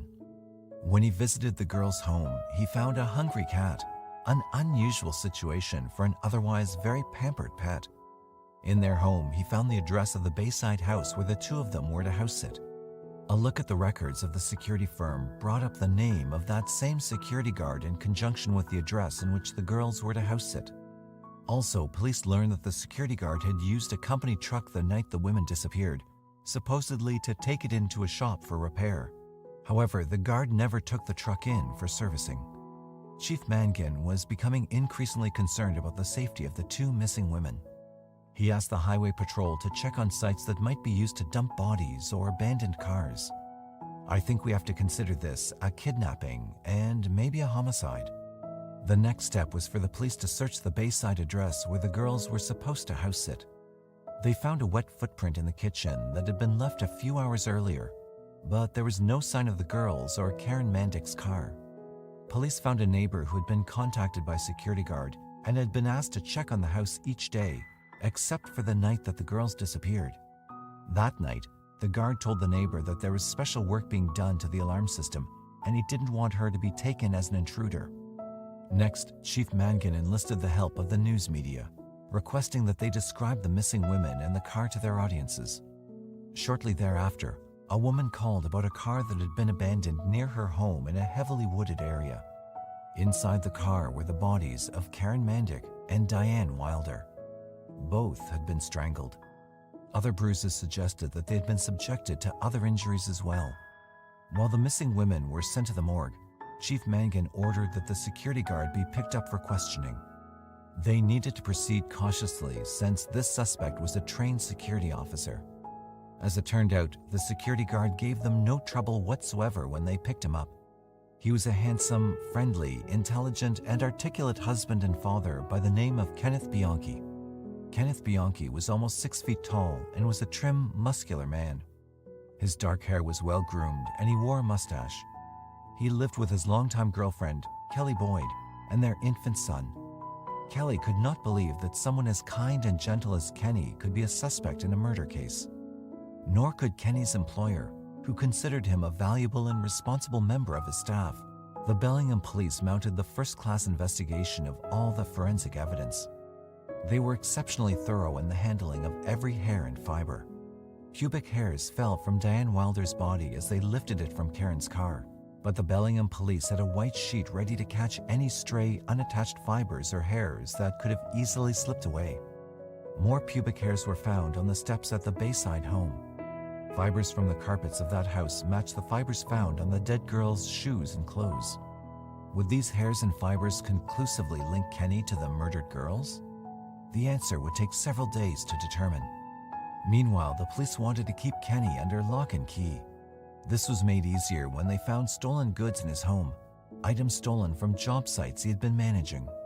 Chief Mangan remembered the Hillside Strangler case in Los Angeles. Since Kenny had lived in LA before he had come to Bellingham, Mangan had placed calls to the police in LA and Glendale and to the LA Sheriff's Office. Detective Frank Salerno responded to the Bellingham police call. Suddenly, everything made sense to Salerno. The addresses of Cindy Hudspeth and Christina Weckler on East Garfield and the client Kimberly Martin visited on Tamarind matched Kenny's places of residence during the times of the murders. He lost no time in getting to Bellingham to assist the police there in the investigation. He left his partner, Peter Finnegan, to work with Grogan and others on uncovering Bianchi's activities when he lived in LA. Piece by piece, the evidence mounted that Kenny Bianchi was at least one of the Hillside Stranglers. The jewelry that was found in Bianchi's home matched the description of jewelry that was worn by two of the victims, Kimberly Martin's ram's horn necklace and Yolanda Washington's turquoise ring, and the hair and fiber evidence further substantiated his guilt. Kenneth Alessio Bianchi was born May 22, 1951, in Rochester, New York. His biological mother was an alcoholic prostitute who gave him up at birth. 3 months later, Frances Bianchi and her husband, a worker in the American brake shoe factory, adopted him. Darcy O'Brien describes him as a born loser. Kenny appears to have arisen from the cradle dissembling. By the time he could talk, Frances knew she was coping with a compulsive liar, and his childhood unfolded as one of idleness and gold-bricking. When he was 5.5, Frances became worried by his frequent lapses into trance-like states of daydreaming. She consulted a physician. The doctor, hearing that little Kenny's eyeballs would roll back into his head during these trances, reached a diagnosis of petit mal seizures. But they were nothing to worry about. He would grow out of them. Despite his IQ of 116 and artistic and verbal gifts, he was a chronic underachiever, and his grades were erratic. He was prone to temper tantrums and was quick to anger. Frances took him to a psychologist who decided that Kenny was overly dependent upon his mother. With significant financial sacrifice, she sent him to a Catholic elementary school where he did well in creative writing. Mr. Bianchi died of a heart attack when Kenny was 13, and Frances had to go to work to support the two of them. Kenny went to a public high school where he was polite and neat, avoiding all of the social turmoil that caught up with so many young people in the late 1960s. Bianchi set high standards for his women, which they repeatedly failed to meet. His Catholic education served him here in a twisted way. He was able to confuse ordinary women with the Virgin and could be moved to bitter disappointment, even anger and fury, at their human frailties. Denying female sexuality even as he was attracted to it, he objected to V-neck sweaters and tight jeans, and asked for absolute fidelity in return for outwardly absolute devotion. Yet he always dated several girls at once and did not require of himself comparable standards of purity. He married a young woman his age when he graduated from high school in 1971, but neither of them was mature enough to make the marriage last. 8 months into the marriage, she packed up all of their goods, left him, and filed for an annulment. Kenny was crushed. He felt betrayed and used. When he got over the pain, he started going to a community college to take courses in police science and psychology, but did not do particularly well and finally dropped out. He was rejected when he applied for a job at the sheriff's department. He drifted into a job as a security guard, which allowed him to steal things, which he then gave to his girlfriends. The stealing caused him to change jobs a number of times, and he realized that he wasn't going anywhere in Rochester. Kenny left Rochester in late 1975 when he was 26 and went to live in Los Angeles. He started out living with his older cousin, Angelo Buono. At first, he was seduced by the uninhibited California culture where sex and drugs were freely available. Eventually, he got tired of that and started to settle down. His first love was police work, but there were no openings available in the Los Angeles Police Department, and the Glendale Police Department turned him down. Eventually, he got a job working for a title company and used his first paycheck to get an apartment at 809 East Garfield Avenue in Glendale and a 1972 Cadillac sedan, overextending himself financially in the process. Kenny was never strong on financial responsibility. There were a number of young women who lived in his apartment building. One of them, Christina Weckler, tried to ignore his advances, but others were more receptive. He moved in with Kelly Boyd, a woman he had met at work. In May of 1977, she told him she was expecting his child. He wanted to marry Kelly, but she was not sure that she wanted to accept the offer. While Kenny was very kind to her, he had some serious faults. He was very jealous and immature, and he lied. Kenny lost his job over some pot that was found in his desk, but he was able to get another similar job in downtown LA. He and Kelly moved to an apartment at 1950 Tamarind Avenue in Hollywood. As a sideline, Kelly had set himself up as a psychologist with a phony degree and a set of credentials that he had fraudulently obtained. He rented some office space from an unsuspecting legitimate psychologist. Fortunately, very few people came to see him for help. When Kelly found out about the counseling service, she was angry. During October and December of 1977, the city of Los Angeles was panicked by news of the Hillside Strangler, but this had little effect on the relationship between Kelly and Kenny. When Kenny started coughing and having difficulty breathing, Kelly insisted that he go to a doctor. He told her that he had lung cancer and was going to have to take radiation and chemotherapy to save his life. It was a lie. Kelly was traumatized by the news, but did her best to keep her spirits up. Kenny started to miss work because he claimed that the therapy was making him ill. One day when he was homesick from work, detectives came to question him about one of the Strangler murders that may have taken place in his apartment building. The detectives were favorably impressed with Bianchi and did not consider him a suspect. Ken asked to participate in the LAPD's ride-along program, which lets civilians go along in patrol cars as a kind of community education program. Ken did nothing but talk about the Strangler murders. The relationship between Kenny and Kelly became tense. She would often go to stay with her brother, but would always go back to Kenny. In February, their son Shawn was born. For a while, things were better between them, but the old problems surfaced once again. Ted Schwartz in The Hillside Strangler summarizes how Kelly viewed the difficulties.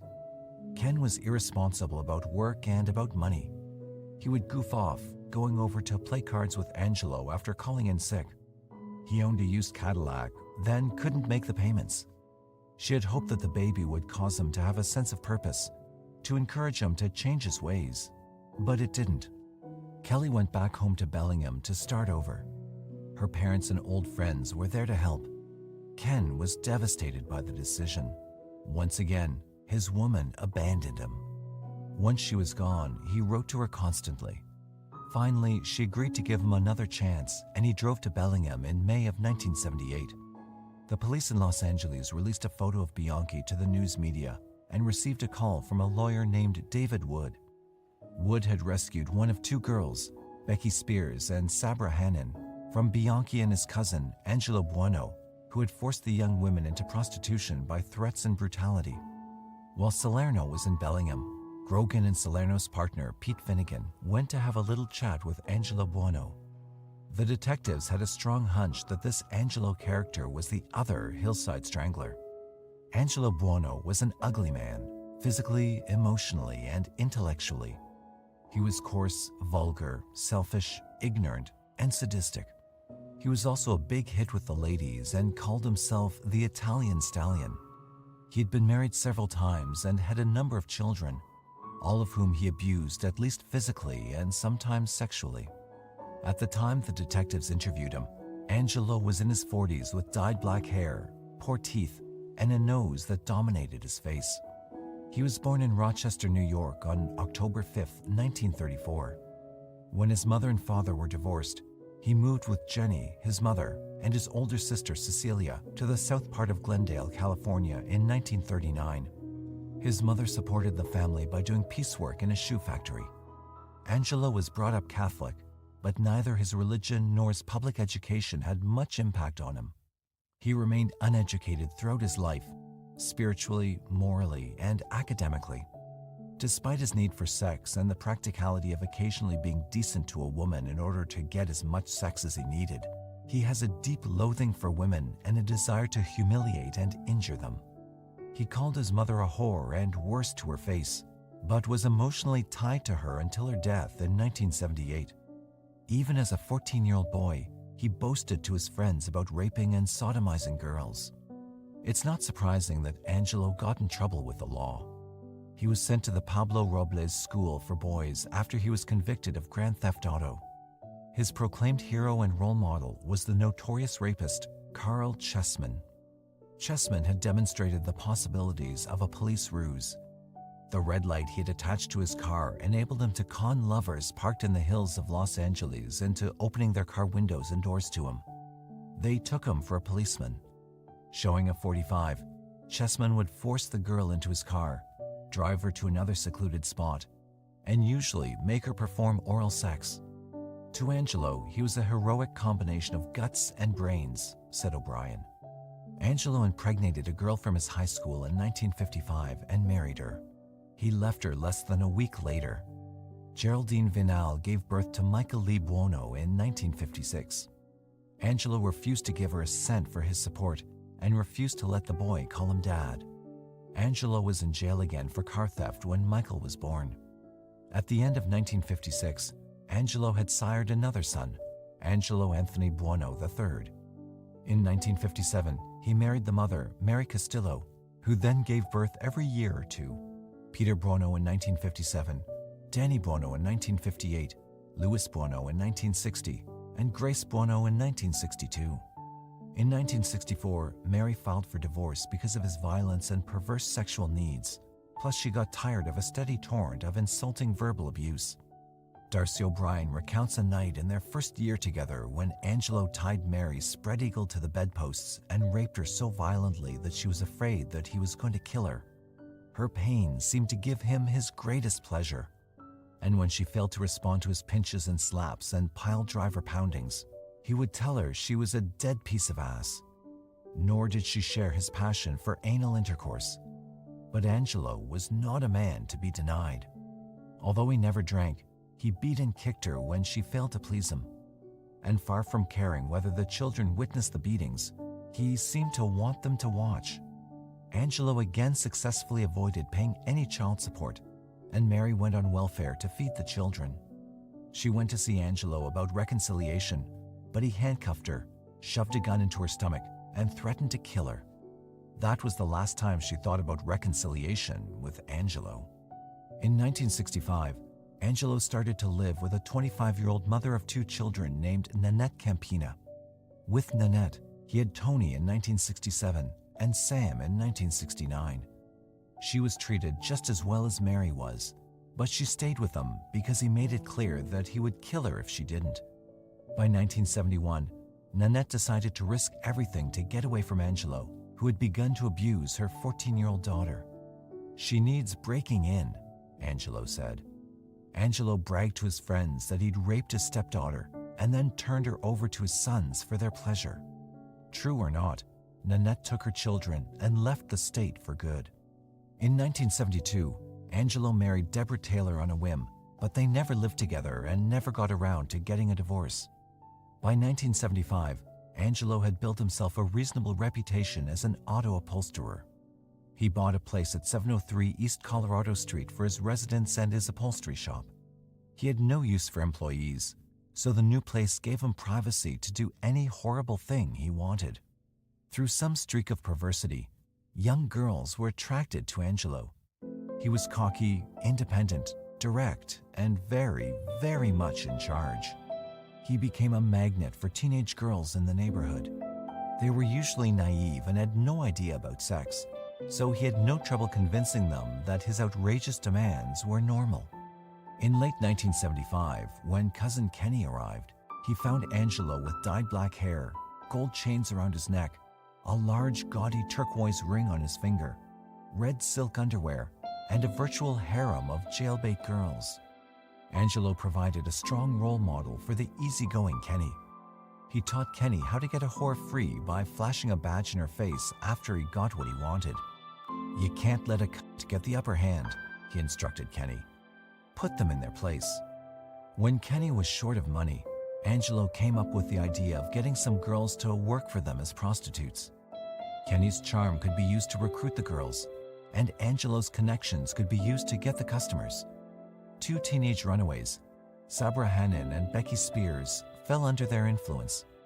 Once under their control, the girls were forced to prostitute themselves or be subjected to severe physical punishment. They were virtually being held prisoners. Eventually, Becky happened to meet lawyer David Wood, who was appalled at their plight and arranged for her to escape from the city. When Angelo understood what happened, he threatened David Wood. Wood had one of his clients, a mountain of a man, call on Angelo to gently persuade him not to threaten Wood anymore. It worked. Emboldened by Becky's escape, Sabra ran away from Angelo and Kenny a short time later. With his pimping income gone, Kenny missed payments on his Cadillac, which was eventually repossessed. They had to find more teenage girls. Impersonating police officers, they tried to abduct one girl until they found out that she was Catherine Laurie, the daughter of actor Peter Laurie. Eventually, they found a young woman and installed her in Sabra's old bedroom. Also, they bought from a prostitute named Deborah Noble a trick list with names of men who frequented prostitutes. Deborah and her friend, Yolanda Washington, delivered the trick list to Angelo in October of 1977. Yolanda happened to mention to Angelo that she always worked on a certain stretch of Sunset Boulevard. When Angelo and Kenny found that Deborah had deceived them about the list, they decided to take out their rage on Yolanda, since they didn't know how to find Deborah Noble. Yolanda was their first kill. Now all of Angelo's and Kenny's kills were being immortalized in Kenny's Bellingham jail song. Kenny could be called a lot of bad things, but stupid wasn't one of them. Locked up in the Whatcom County Jail in Bellingham, he had lots of time and motivation to use his gray cells. Already an accomplished liar, he convinced Dean Brett, the lawyer appointed to the court to represent him, that he was suffering from amnesia. Brett was so concerned about Kenny trying to commit suicide that he had a psychiatric social worker called in to talk to Kenny. The psychiatric social worker could not comprehend how such a mild-mannered, considerate person could have strangled two women unless he was suffering from a multiple personality disorder.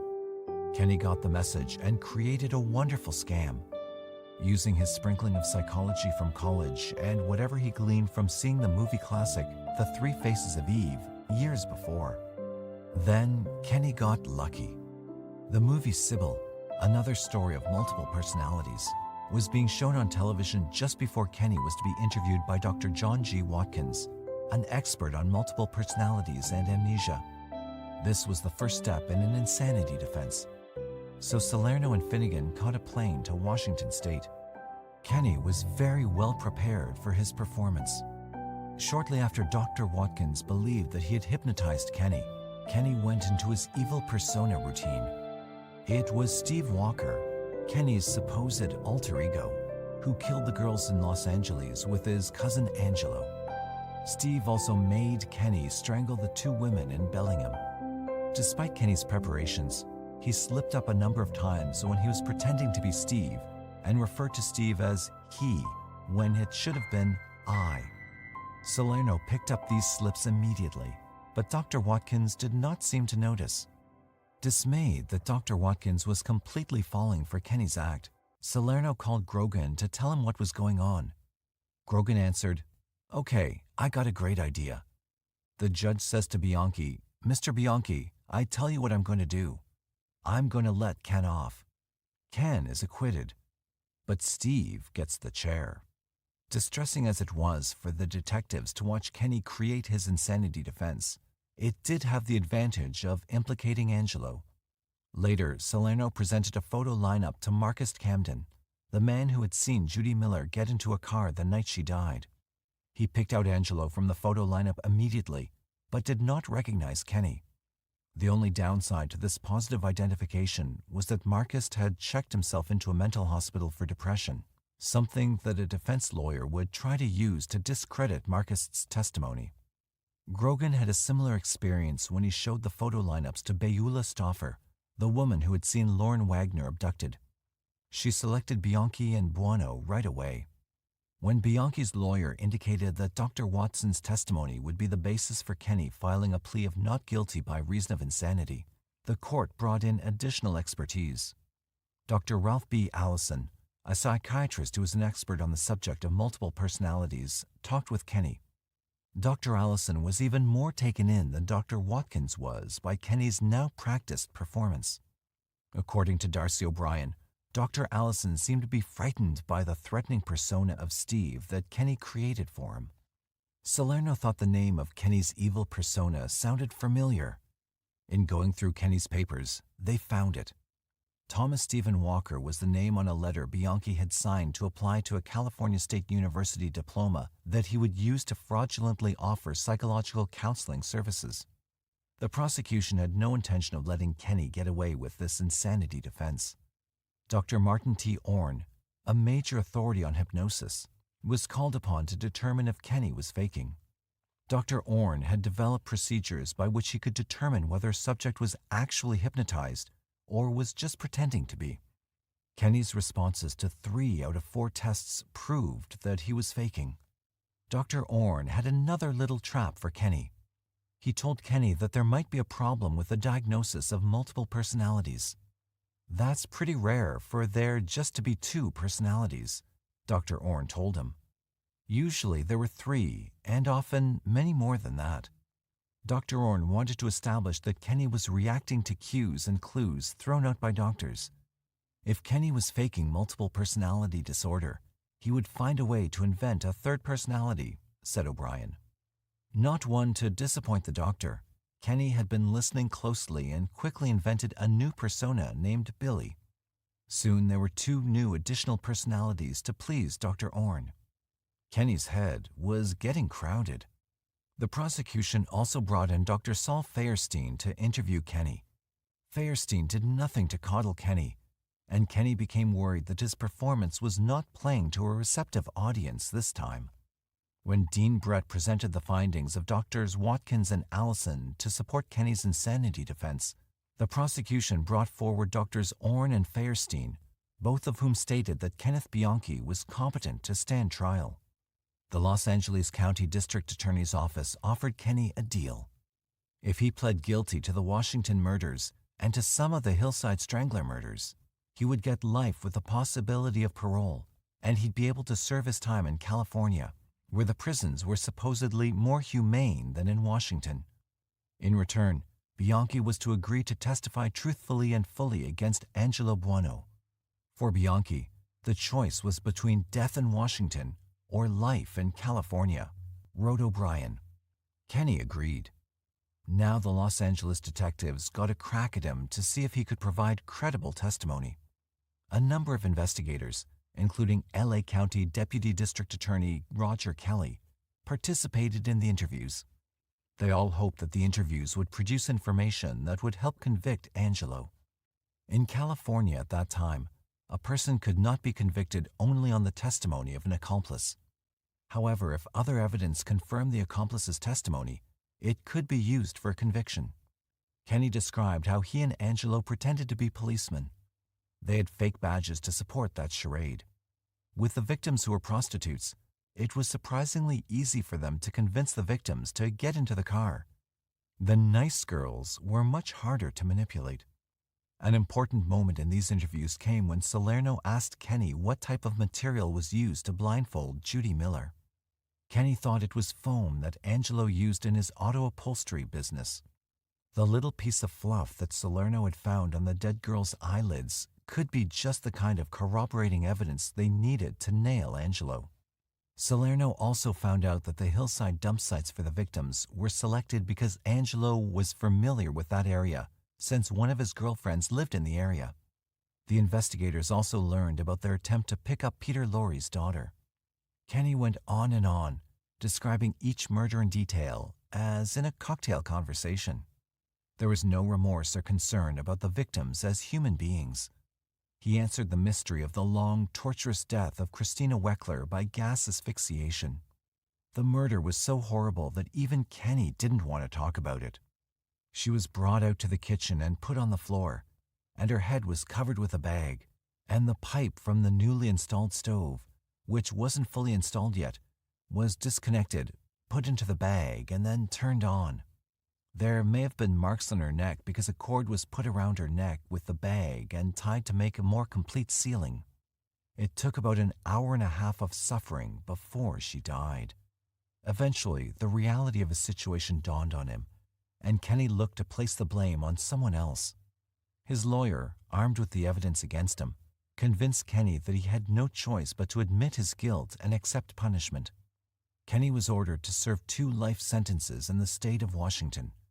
He was immediately transferred to California, where he was sentenced to additional life terms. He was looking at 35 years in California prisons and additional time in Washington. Angelo was arrested on October 22, 1979, shortly after Kenny described his cousin's involvement in the crimes. Bob Grogan had the pleasure of arresting Angelo.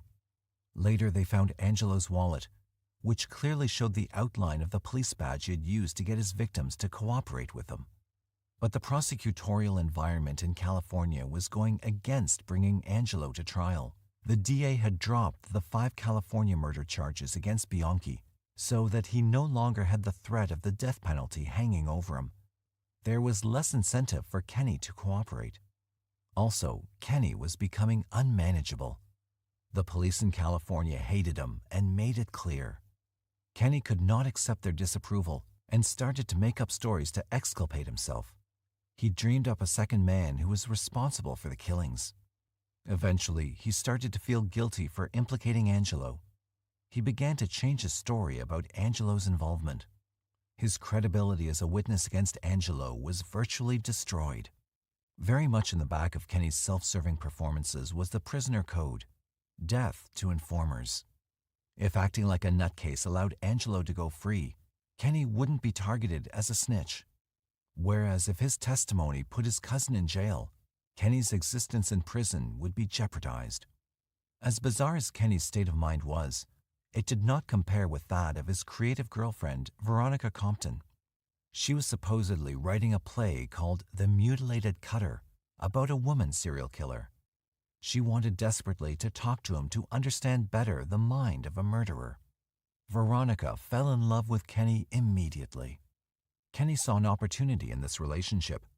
He made a startling proposal, one that could, if successful, grant him the freedom to spend his life with her.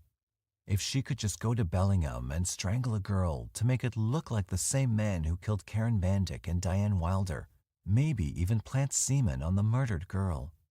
It was one hell of a favor to ask, but Veronica agreed immediately. Kenny was a non-secretor, which meant in the days before DNA testing that his blood type could not be determined from his semen. Kenny packed Veronica off to Washington with a fresh load of his semen in a plastic glove. Once Veronica got onto this project, it was a bit more intimidating than it seemed in the planning. When she arrived in Bellingham, she had to build up her courage with large amounts of alcohol and cocaine. Finally fortified, Veronica lured a girl into driving her to a motel and coming to the room for a drink. Veronica lunged at her with a cord and tried to strangle her, but the woman was too strong and threw Veronica over. In a rare lapse into rationality, Veronica decided it was time to go back to California. But rationality did not overstay its welcome, and Veronica, when she arrived at the San Francisco airport, distinguished herself by creating a kind of hysterical disturbance. To make matters irreparably worse, Veronica sent a letter and tape to the Bellingham authorities telling them that they had arrested an innocent man and pointed to the recent strangling attempt to prove that the real culprit was still at large. It did not take terribly sophisticated police work to link the police report of the woman Veronica tried to strangle with the photo of the lady who created the disturbance in the airport that same afternoon. With Veronica's future assistants compromised, Kenny's love for her cooled overnight. Veronica got the message and quickly found herself a new beau, imprisoned serial killer Douglas Clark, who made Kenny seem like a Boy Scout. Douglas, who usually beheaded his female victims after he tortured them, sent Veronica a valentine with a photo of a headless female corpse. This spontaneous gesture of affection from Clark inspired in Veronica a great passion. She wrote to Clark, "I take out my straight razor, and with one quick stroke, I slit the veins in the crook of your arm. Your blood spurts out and spits atop my swelled breasts. Then later that night, we cuddle in each other's arms before the fireplace and dress each other's wound with kisses and loving caresses." Kenny's loss was Clark's gain. Now both Kenny and Veronica were in jail. Investigators in Los Angeles had developed the corroborating evidence they felt they needed to complement Ken Bianchi's implication of Angelo as an accomplice. The fibers found on Judy Miller's eyelid and Lauren Wagner's hands came from Angelo's house and upholstery shop. Animal hairs stuck to Lauren's hands were from the rabbits that Angelo raised. The imprint of a police badge was on his wallet, along with appropriate puncture marks from where the badge had been pinned. Beulah Stauffer and Marcus Camden positively identified Angelo from a photo lineup. But none of this was important to the prosecutor, Roger Kelly. Kelly had a reputation for not pushing cases where there was any significant chance he would lose. The deterioration in Ken Bianchi's credibility was a key issue in Kelly's reluctance. The case against Angelo was assigned to Superior Court Judge Ronald M. George. Catherine Matter and Gerald Shaleff were appointed by the court to defend Angelo. The first key decision was whether or not to sever the non-murder counts, sodomy, pimping, rape, etc., from the murder counts. If the counts were separated, the jury would not necessarily hear about the unspeakably brutal person Angelo was and the way he treated women. Judge George decided to sever the murder counts from the non-murder counts to avoid a reversal on appeal, fully expecting that the prosecution would find some other way to introduce some of the most damaging character testimony about Angelo into the trial. On July 6, 1981, Ken Bianchi gave an unbelievable performance. To convince the court that they could not use his testimony against Angelo, Kenny said that he may have faked the multiple personality disorder, but he didn't know whether he was telling the truth or not when he said that Angelo was involved in the murders. In fact, he didn't think he himself was involved in any of the killings either. After Kenny's performance in court, prosecutor Roger Kelly moved to dismiss all of the 10 counts of murder against Angelo and to drop any prosecution of him as the Hillside Strangler. From Kelly's viewpoint, the case was unwinnable. Normally, the judge will go along with the prosecutor's wishes, but Judge George wanted some time to think it over. On July 21st, Judge George gave his ruling on the motion to dismiss the charges against Angelo. We believe that there is more than sufficient evidence to show the presumption of guilt of Mr. Buono, and I think the evidence the people put on at the preliminary is sufficient to withstand any conviction, the jury believing Mr. Bianchi, and could convict Mr. Buono. The judge then listed the various elements of the evidence that Kelly had failed to note when he tried to have the case dismissed, which the judge felt was more than enough to meet the requirement for corroborating evidence of an accomplice. Particularly critical were the Lorne Wagner fibers, which came from the very chair in Angelo's house where Bianchi had said that she had been assaulted. The judge then concluded, dismissal would not be in the furtherance of justice, nor is it the function of the court automatically to rubber stamp the prosecutor's decision to abandon the people's case. Applicable standards indicate that a prosecutor must, under ordinary circumstances, pursue the prosecution of serious charges where there is sufficient evidence for a jury to convict, without concern for the consequences of his reputation should he be unsuccessful in obtaining a conviction. Kelly's motion to dismiss the charges was denied. Not only that, but the judge expected that if the district attorney's office could not get its act together to effectively prosecute Angelo Buono, a special prosecutor would be appointed. After a huge public airing of the controversial decision by Judge George, the DA's office withdrew from the case. Attorney General George Deukmejian brought in 2 prosecutors, Michael Nash and Roger Boren, to evaluate the evidence. A special investigator, Paul Touliners, was to assist in this activity. The new team quickly decided that the evidence was strong enough to prosecute. They presented their findings to a panel of 4 well-respected prosecutors that the Attorney General had asked to advise him on this matter. All 4 of the prosecutors agreed that Deukmejian should prosecute Angelo Buono. In November, the case went to trial, but was immediately disrupted by continuances, motions by the defense that were appealed all the way to the California Supreme Court. Then there was the matter of jury selection, which took 3.5 months. The trial began for real in the spring of 1982. A steady parade of witnesses, including the girls he had brutalized, Becky Spears and Sabra Hannon, and others, attested to Angelo's sadism. When it came time for Kenny to testify, he was in no mood to cooperate. That is, until Judge George indicated that he was violating his plea bargain agreement, which meant that he would be sent back to serve his time in the strict and uncompromising environment of Walla Walla Prison in Washington. Kenny changed his tune. While prosecutor Michael Nash was able to get Kenny to cooperate, defense attorney Chalif, under cross-examination, elicited entirely contradictory statements from Bianchi. Judge George and the jury were transported to the hillsides on which the victims were found. These elaborately planned jury views included a presentation by the key detective at each victim site. It was particularly dramatic in the darkness overlooking the hillsides of the Elysian Valley, where helicopters illuminated where the youngsters Dolores Cepeda and Sonia Johnson were found.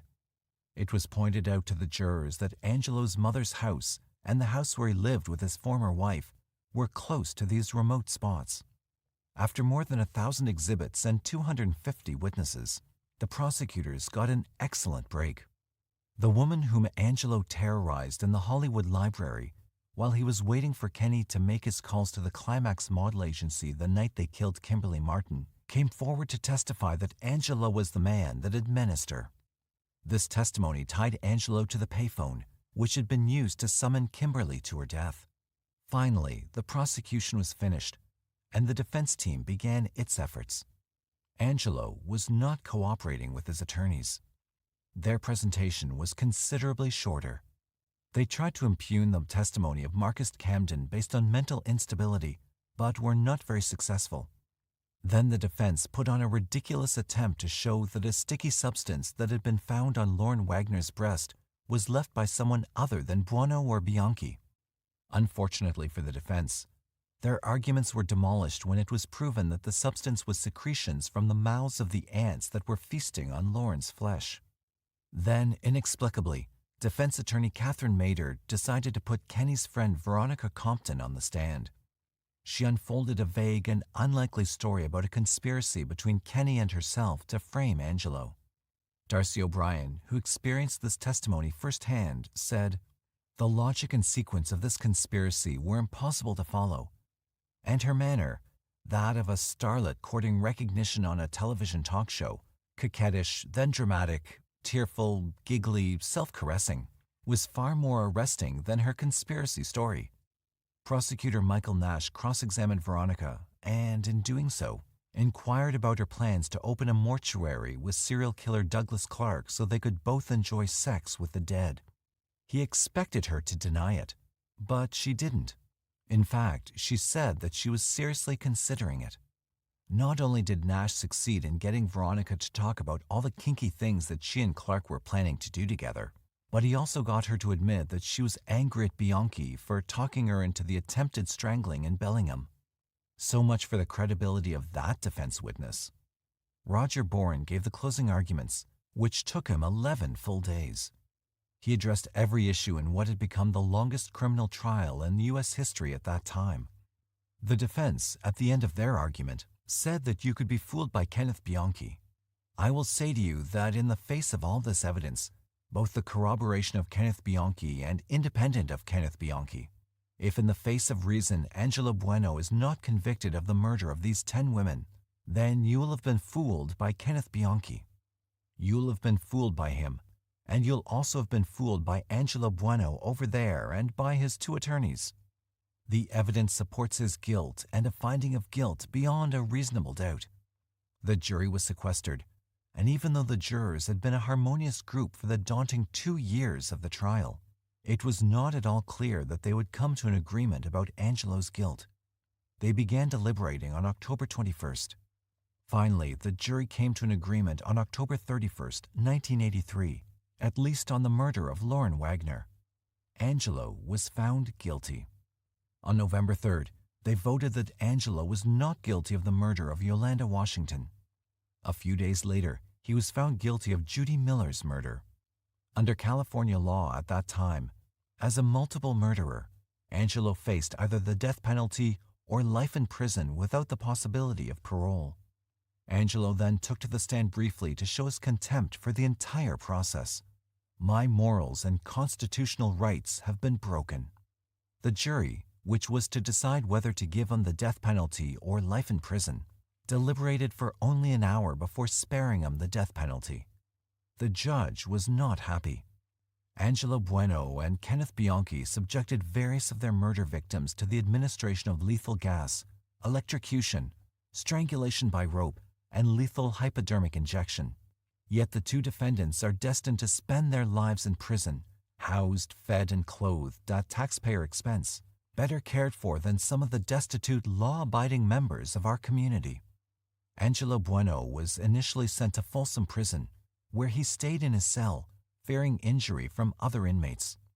Kenneth Bianchi was sent to Walla Walla Prison in Washington, but was trying to get transferred to a prison outside Washington state. Angelo Buono, 67, was found dead on September 21, 2002, at Calipatria State Prison, said Bob Martinez, a spokesman for the State Department of Corrections. Associated Press carried the story. The cause of death was not immediately known, but the spokesman claimed that Buono had a heart condition. Buono was alone in his cell when he died. There was no indication of any foul play. He had assigned duties at the prison, and he was celled by himself because of the nature of his crime, Martinez said. There was nothing exceptional about his conduct in prison. In 1986, Buono took a wife while behind bars, marrying Christine Kizuka, a mother of 3 and supervisor at the Los Angeles office of the State Employment Development Department. According to Jessica Bryce of the Associated Press, Kizuka met Buono through her first husband, who spent 5 months in a cell next to Buono's while serving a term for assault with a deadly weapon in 1983. They were divorced in May of 1983. Prison officials stressed then that Buono would never have a conjugal visit, due to the nature of his crimes against women. Carlton Gary once said, "I don't have any parents." Of course, this was not true. Two parents biologically conceived him. It was not completely accurate in a figurative sense either. Gary's father deserted him for a while, and his mother raised him at least some of the time. But it may have reflected a psychological reality that, as a child, he never felt truly bonded to his mother or anyone else. Carlton Gary was born in Columbus, Georgia on December 15, 1952. His father was a construction worker who wanted nothing to do with the son he had sired and would accept no financial responsibility for Carlton. The father saw Gary only once when the boy was 12. His impoverished mother lived a nomadic life, moving from one address to another. Sometimes she was utterly unable to care for him and deposited the youngster with his aunt on his father's side, Lillian Nesbitt, or his great-aunt on his mother's side, Alma Williams. His Aunt Lillian and his mother both at various times worked as housekeepers for wealthy older white women. Carlton likely learned contempt and hatred for this group through his aunt's and mother's experiences with them. Older people are often ailing and, as a result, complaining. Depending on their personality, the people his aunt worked for may also have been petty, demanding, and fussy. Since these employers came of age in an era where segregation and white supremacy were taken for granted, they may also have been racists. The boy may have heard about their prejudice, which may have fed the hatred for whites that he would later demonstrate. Carlton Gary was a bright youngster with a very high IQ score. However, it's probable he also suffered some sort of brain damage. His mother or another guardian often could not scrape together enough money to feed him properly, and the boy was malnourished, a problem known to result in brain deficiencies. The desperately hungry youngster was sometimes seen rummaging through garbage cans for food. In elementary school, the boy had an accident on a schoolyard ball field that knocked him unconscious. Apparently, Carlton became a traveling sort early on. His mother's brother, William David, received a phone call from a military police officer at the Fort Lee Army Post in Virginia, saying a child wanted to talk to him. Carlton, then 8 years old, was put on the phone. "It's Gary," the boy said. "Come get me." David has said he never found out how the child got to Virginia on his own. Carlton continued shuffling between his aunts and his mother, and primarily between Columbus, Georgia, and various places in Florida into his mid-teens. He was 16 years old when he came back to Fort Myers, Florida, the house where he'd lived with his mother, and found it empty. He learned that his mother was in Gainesville and followed her there. Then the frustrated, largely unguided teenager embarked on a criminal career. He was charged with breaking and entering because he tried to get into someone else's car. 2 months after that charge was made, another case of breaking and entering was brought against him. Gary was also convicted of firebombing a grocery store. That crime was probably motivated by a grudge against the shop owner, who had pressed charges against Gary's mother for a bad check. Given later events, it may also be significant that the owner was white, for racial bias may have played a part in this crime, as it certainly did in his later, far more severe offenses. It seemed like something good was going on in Gary's life, even amid criminality and chaos. He met, courted, and married a woman named Sheila. As an adult, Gary was a good-looking man with a high forehead. He liked to wear his hair in a large afro and often sported dark glasses. For his crimes, Gary was taken into custody shortly after his marriage. He escaped from jail and fled to Connecticut. He contacted Sheila, and she joined her fugitive husband in Connecticut. The couple lived a nomadic life there, moving along the state's southern shore to Old Saybrook, New London, Hartford, and Bridgeport. In Bridgeport, Gary again ran afoul of the law. He was arrested for assaulting a police officer. He and Sheila went across the state line to Albany, New York. In Albany, Carlton tried to embark on a music career. He showed promise since he got gigs in various nightclubs. Nellie Farmer had spent most of her life working as a school teacher. People don't go into teaching for the money, but for the satisfaction of nurturing and instructing the young. When she retired, Farmer was able to support herself but could not afford a nice residence. In 1970, she lived alone in a tiny retirement hotel. She was asleep when she was suddenly awoken to a real-life nightmare. A man had broken in. He had non-consensual sex with the older woman. One can only guess the horror that went through her mind as a stranger did this to her, causing her physical agony and psychic humiliation. Then he strangled her to death with a scarf. Police found her corpse lying face down on the floor. bedclothes covered her. 2 months earlier, there had been a similar attack, but the victim had survived. Both victims were women, both were elderly, and both were white. Later, Josephine Dietz was attacked by a black male who broke into her home. Like the other 2 victims, she was elderly and white. He grabbed her by the throat and slammed her to the floor. Then he took her purse and took off. The police apprehended a man for the Dietz crime just 4 days after it occurred. That man was named Carlton Gary, although he told the officers that his name was Carl Michaels. His fingerprint had been found in Nellie Farmer's retirement hotel room. Carl Michaels acknowledged that he had been in Farmer's residence when she was killed, but claimed he had never touched her. He claimed that he had burglarized her home while an accomplice, a man whose name is reported as John Lee Mitchell, assaulted and murdered Farmer. He said the police couldn't find John Lee's fingerprints because he'd worn gloves while committing the crime. Then the seemingly helpful Michaels led them to a letter that he claimed John Lee had written. In it, John Lee talks about his involvement in the murder of Nellie Farmer. While walking down the hallway, Gary relates, John put on his rubber gloves. He told me not to worry about my fingerprints as I had no record, and they couldn't be traced. We came to this hotel room door. When John went to this door, he noticed that he had some kind of material jammed in the door lock. John went in first. I followed him. John turned on me and said, "Check out the bathroom." The bathroom was dark. I could see John holding a flashlight and going through papers in the other room. I noticed the bed was all messed up. I heard some people coming down the hall. I got scared. After the sound stopped, I saw John with his flashlight go over toward the door, and I saw John direct the flashlight to this door at the bottom of a low, big trunk. John asked me to help him move this trunk. When the flashlight that John was holding shined on the trunk, I noticed the head of a human being up against this trunk.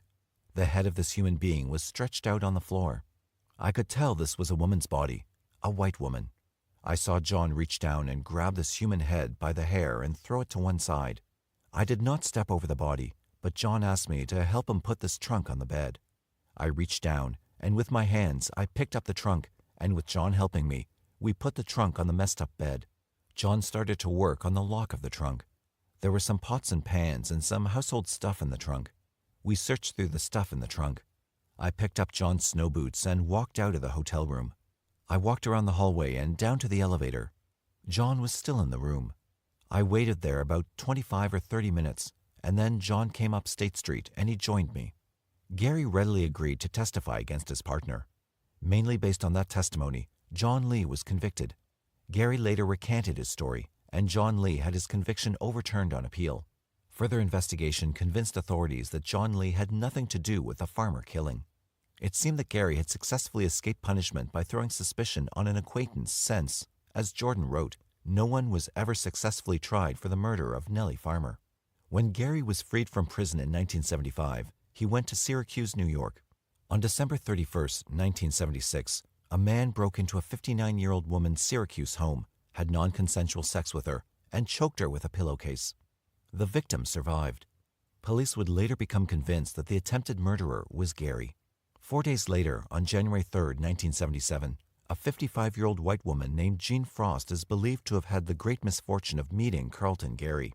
She'd just had a birthday and was asleep when a noise jerked her awake. Blinking into the darkness, she made out a man standing in her bedroom doorway.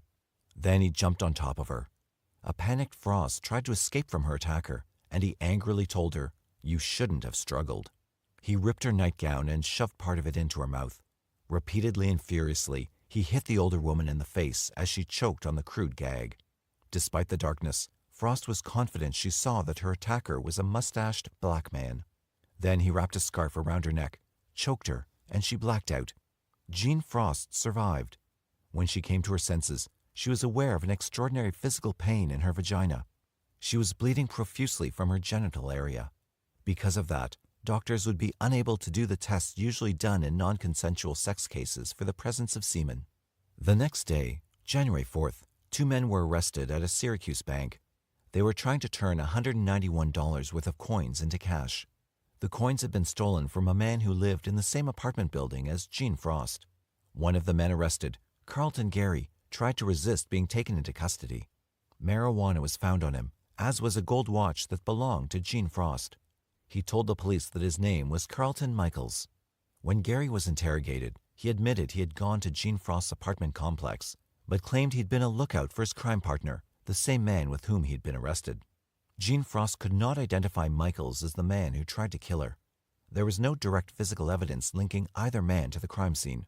No one was ever charged with the non-consensual sex and attempted murder of Frost. However, since he had been caught with stolen coins, Gary had violated parole and was sent back to prison. 8 months after his return, on August 22, 1977, Gary escaped from the Onondaga prison. He went to Columbus, Georgia, his birthplace. Columbus is the second largest city in Georgia. Atlanta is the first. The population of the metropolitan area is a little less than 300,000. It's located on the Chattahoochee River, along Georgia's southwestern boundary with Alabama. The Army base of Fort Benning adjoins Columbus. Often called the Fountain City because so many homes and churches have fountains, Columbus boasts a National Historic District in its downtown area containing many homes from the 19th century. A friendly, bustling, modern city, Columbus is known for having a high quality of life on several counts. One of them is that it has a relatively low crime rate for a city of its size. That may have made it all the more shocking when a serial strangler terrorized the city. Mary Willis Fern Jackson was an attractive older white woman with a prominent forehead who wore her dark hair up and swept back from her brow. She worked as the director of the Education Division at the Columbus Health Department. She enjoyed a reputation as a reliable employee, dedicated to helping the people of Georgia, especially the poor and racial minorities. She resided alone in a brick home in the affluent Winton section of Columbus. She kept her house clean and tidy and devoted herself to furnishing it. On the night of September 15, 1977, she awoke to find an intruder in her bedroom. He wrapped a nylon stocking around her neck and choked the life out of her. The next day, Jackson's fellow employees at the Columbus Health Department were concerned. It was not like her to fail to show up and not even call. They phoned the police, who went to her home and found her body. As well as the stocking around her neck, there was a pillow over the dead woman's face. The murderer had gotten in through a window. Jackson's home did not appear to have been burglarized.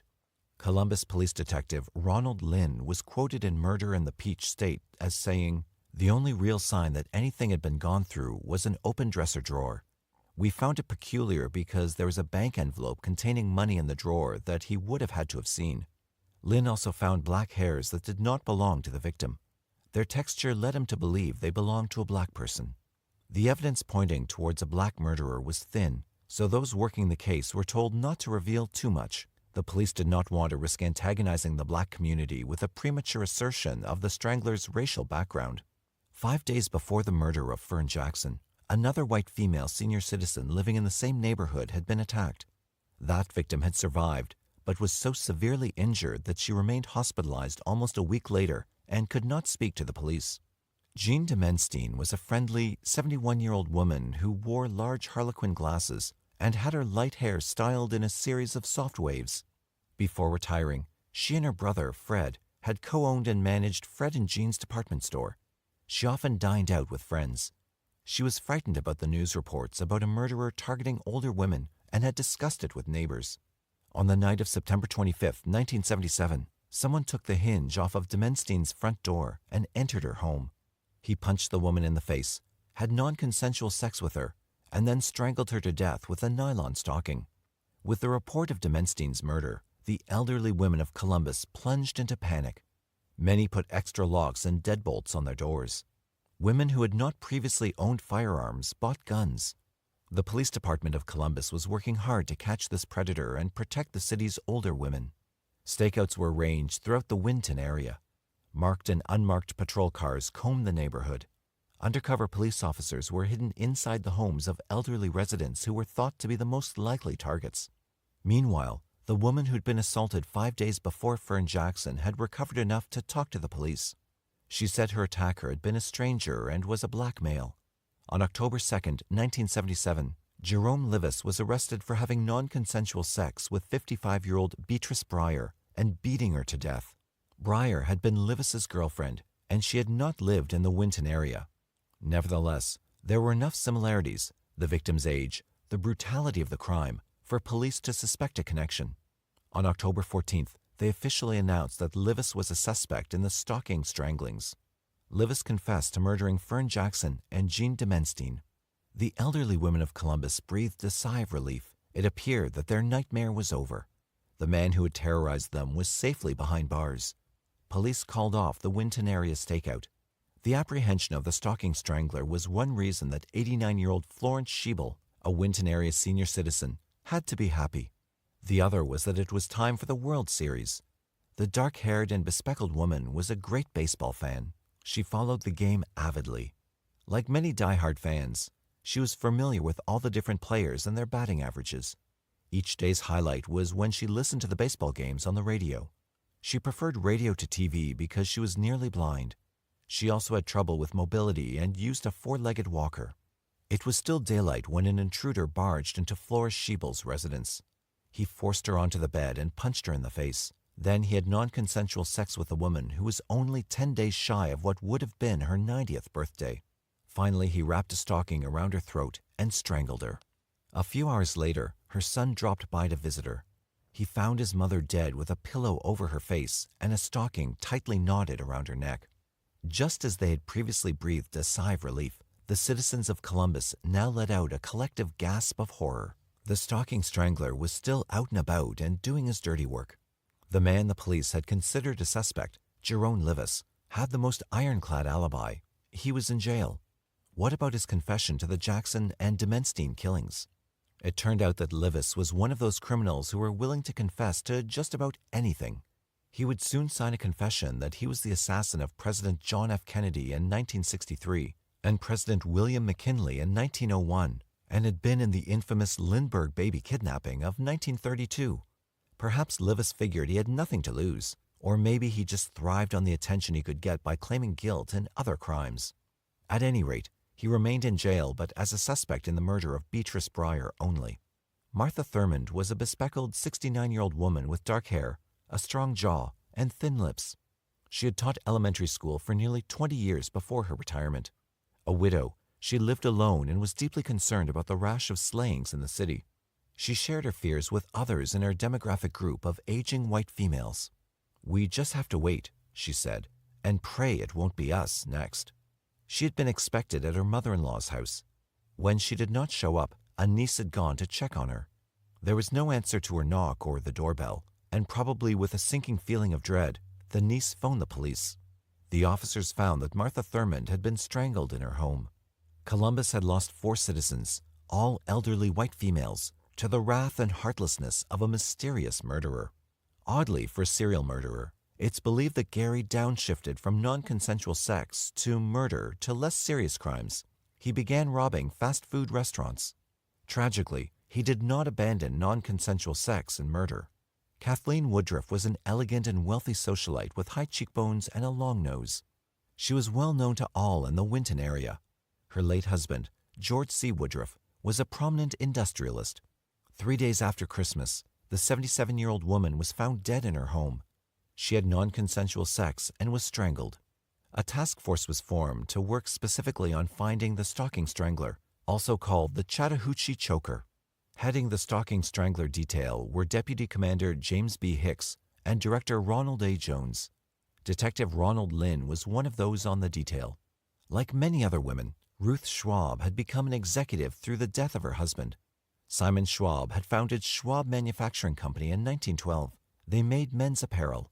When Simon died in 1954, the presidency of the company passed to his wife. Although she had never been active in helping to operate it during her husband's lifetime, she learned fast and made a go of it. She was awarded the title Woman of the Year in Columbus in 1966. 10 years later, Ruth Schwab sold the company and retired. However, she led an active life, walking or jogging every day and doing volunteer work and civic activities. She lived in a lovely brick home that had a simple, homemade security system. There was a button attached to the side of her bed. That button connected with a wire that would sound in the bedroom of her next-door neighbor. On the cold night of February the 11th, 1978, Ruth Schwab was assaulted in her bed. A young black male had climbed through a window and attacked her. She woke up to see him with his hand around her throat. The desperate woman pressed the alarm button. She struggled with all the might she could muster as, without speaking a word, his muscular hands wrapped a stocking around her neck. He did not know that an alarm had gone off next door and that Dr. Burdett had called the police. The cops got to Ruth Schwab's house 2 minutes after they were called. Detective Lynn and his partner, police officer Robert Matthews, were the first on the scene. As they approached the house, they heard sounds through the open window. They were the noises of someone gasping and gurgling for breath. They were not too late. Schwab was alive, and the stalking strangler was in the room with her. Lynn told other officers to surround the house. The excited officers believed they might catch their elusive, murderous quarry that very night. However, when they made it into Schwab's bedroom, the frightened, injured woman was alone. Lynn immediately loosened the stocking, and Schwab started vomiting. A neighbor saw a black man running through his yard. Personnel in the ambulance summoned for Schwab had seen a black male running across the road just before they got to her address. The stalking strangler detail was beset by mixed emotions. They were gratified and proud that quick action on the part of the police had prevented the murderer from taking another life. At the same time, they were frustrated that they had just barely missed nabbing him. Unfortunately, the strangler would attack another old woman within 24 hours of the assault on Schwab. This time, he would kill her. She was 78-year-old widow Mildred Dismukes Borum. She was not strangled with a stocking, but with a Venetian blind cord cut from a window of her home. Police would find signs that a fierce struggle had occurred as Borum fought for her life. A lamp was broken and lay near her feet. When Detective Ronald Jones saw Borum's body, he was devastated.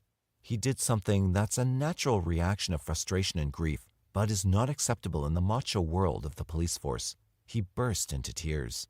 Then he went to a hospital for an examination and was suffering from exhaustion. The city of Columbus felt like it was under siege.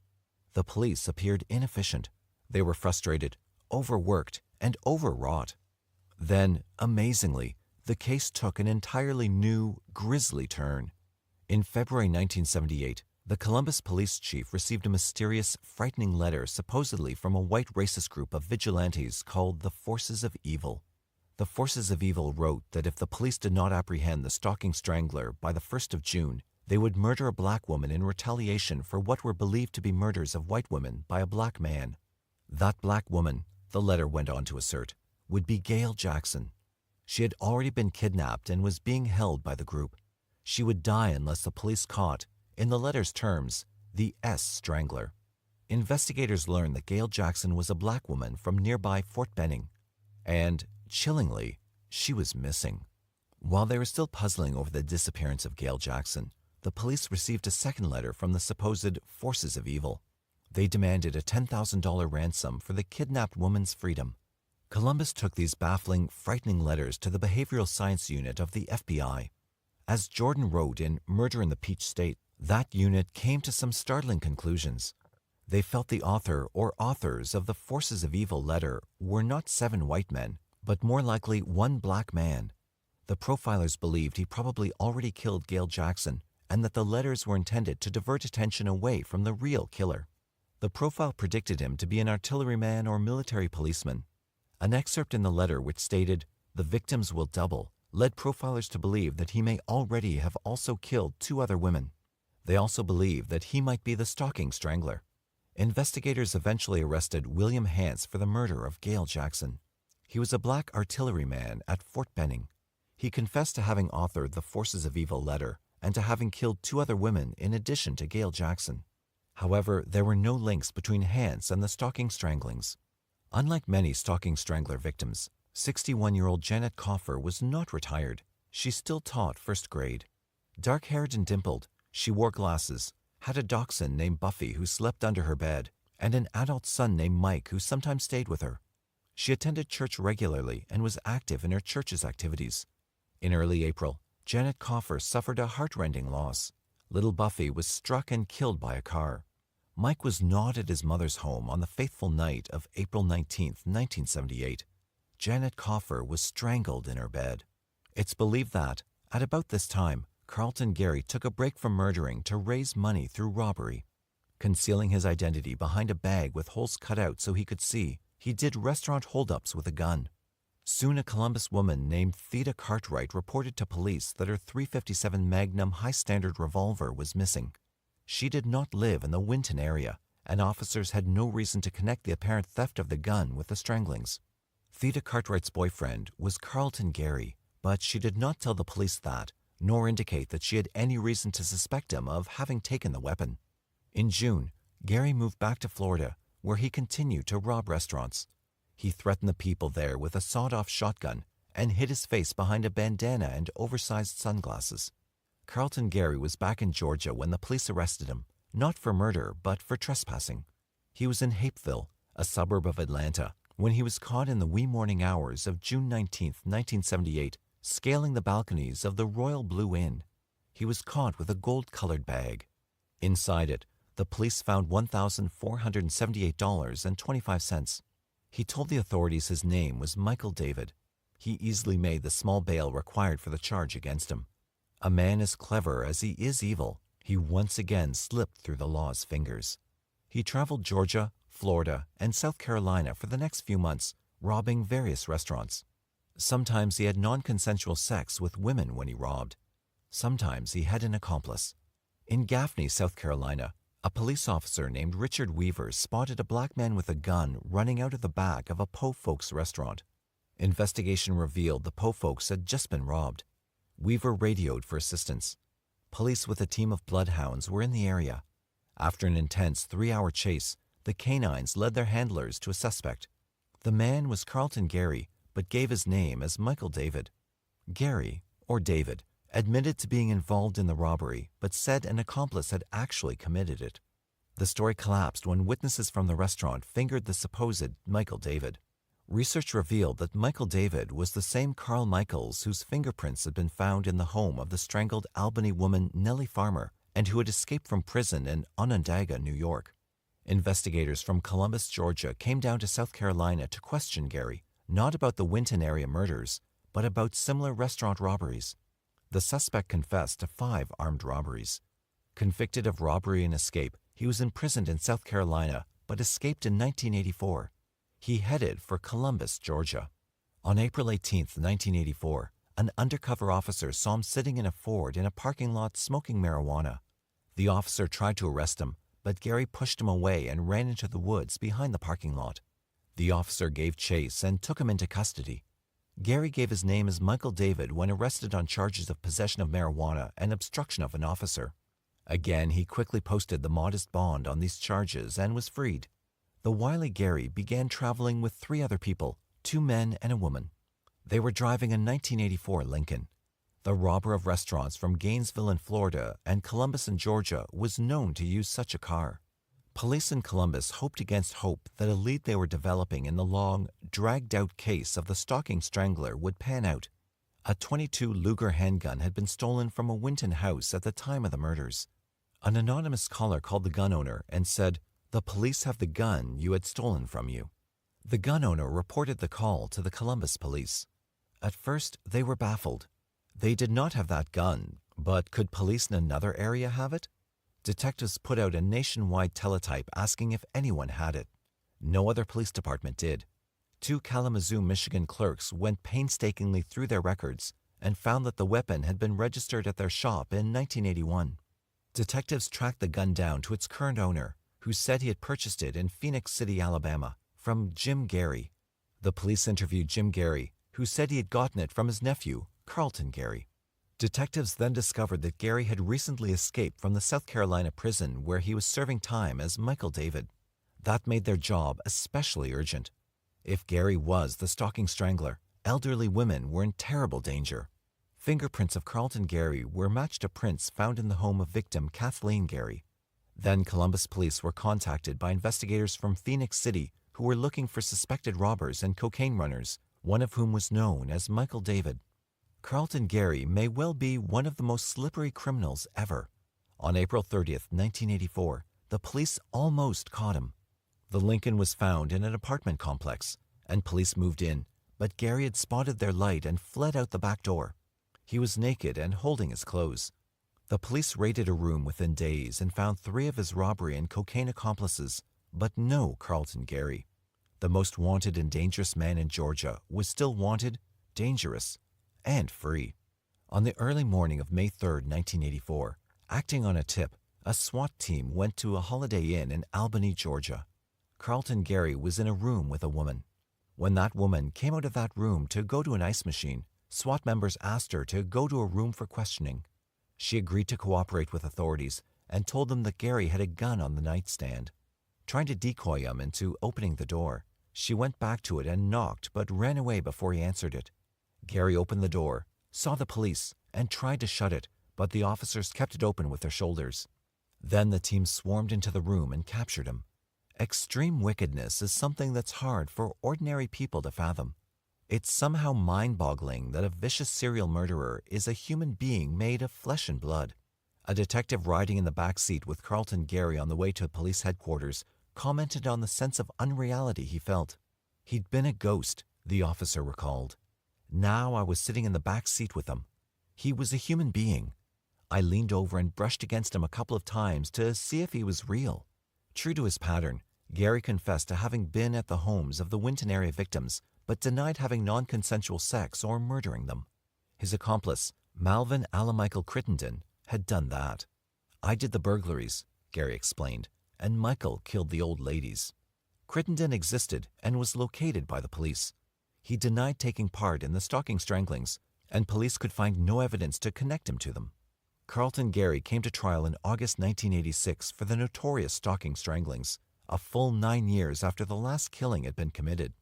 At least one of the jurors was shocked she had been chosen for jury duty on the case. Retired schoolteacher Eleanor Childers was in the same age group as the victims. She and her attorney's son believed that would keep her off the jury. Her son had told her, "They won't have you. They don't want you." She had been called up for jury duty on previous occasions but was always rejected. "But they took me that time," she later marveled. Early in the trial, a peevish Gary told the judge he was sick and asked to be excused from this circus or whatever you call it. The judge denied the request. He was Muskogee County Superior Court Judge Kenneth Followill, a man with straight thin hair who wore large glasses. He was a respected jurist. Gary was defended by August Bud Seaman III, an attorney who specialized in defending capital cases. Muskogee County District Attorney William J. Smith headed the state's team. In his opening statement, Smith told the jury that while Gary was charged with 3 murders, the government would show evidence connecting him to 7. He went on to say that they would hear of how, when Gary was suspected of killing Nellie Farmer, he had successfully deflected suspicion from himself by implicating another man, and now Gary repeated the subterfuge. Seaman's opening tried to downplay the significance of the fingerprint evidence. Fingerprints prove nothing except that a person was at a location, Seaman told the jury. They don't prove that he was the murderer. He also suggested that the police were desperate to pin the stranglings on someone because they'd been so helpless to stop them. They had officers in trees, he recounted. They had officers hiding in the bushes with night vision devices. They had stakeout houses with police inside. All this, and they didn't catch the killer when he was committing all these crimes. The state put on witnesses who saw Gary in the vicinity of the crime scenes, fingerprint experts, and medical personnel who testified to the condition of the victims' bodies. Much of the testimony was quite gruesome, and some jurors had difficulty both listening to it and viewing pictures of what had been done to the elderly women. Being on the jury was something of an ordeal. The notoriety of it led to their being sequestered. Their mail, newspapers, magazines, and all other contacts with the outside world were heavily censored. Their conditions were difficult, and the jurors chafed under the restrictions. "It was awful being locked up for such a long time," Childers said. "It's like you're a criminal or something. It's a strange experience for a free person to be locked up like that. They treated us well, but it was like being in jail." When he was chosen as a Gary juror, T.H. Askins was a worker at the Dundee Mill bleachery. The mill would not pay Askins for the time he was not there, and the $25 a day juror fee was not as much as he could have earned. However, he understands the concept of civic responsibility. "That's okay," he commented on the financial loss. "I knew it was my duty." All in all, he said, the time he spent as a sequestered juror was pretty miserable. Perhaps the most heartrending testimony came from one of the victims who had survived an attack. Jean Frost was now 64. When she was 55, she'd been robbed, beaten, had non-consensual sex so viciously her vagina had copiously bled, strangled, and left for dead. She told the story of her attack and was followed by a detective who told how Gary's fingerprints had been found in her home. He also testified that Gary had confessed to the robbery, but pinned the physical assault on another man.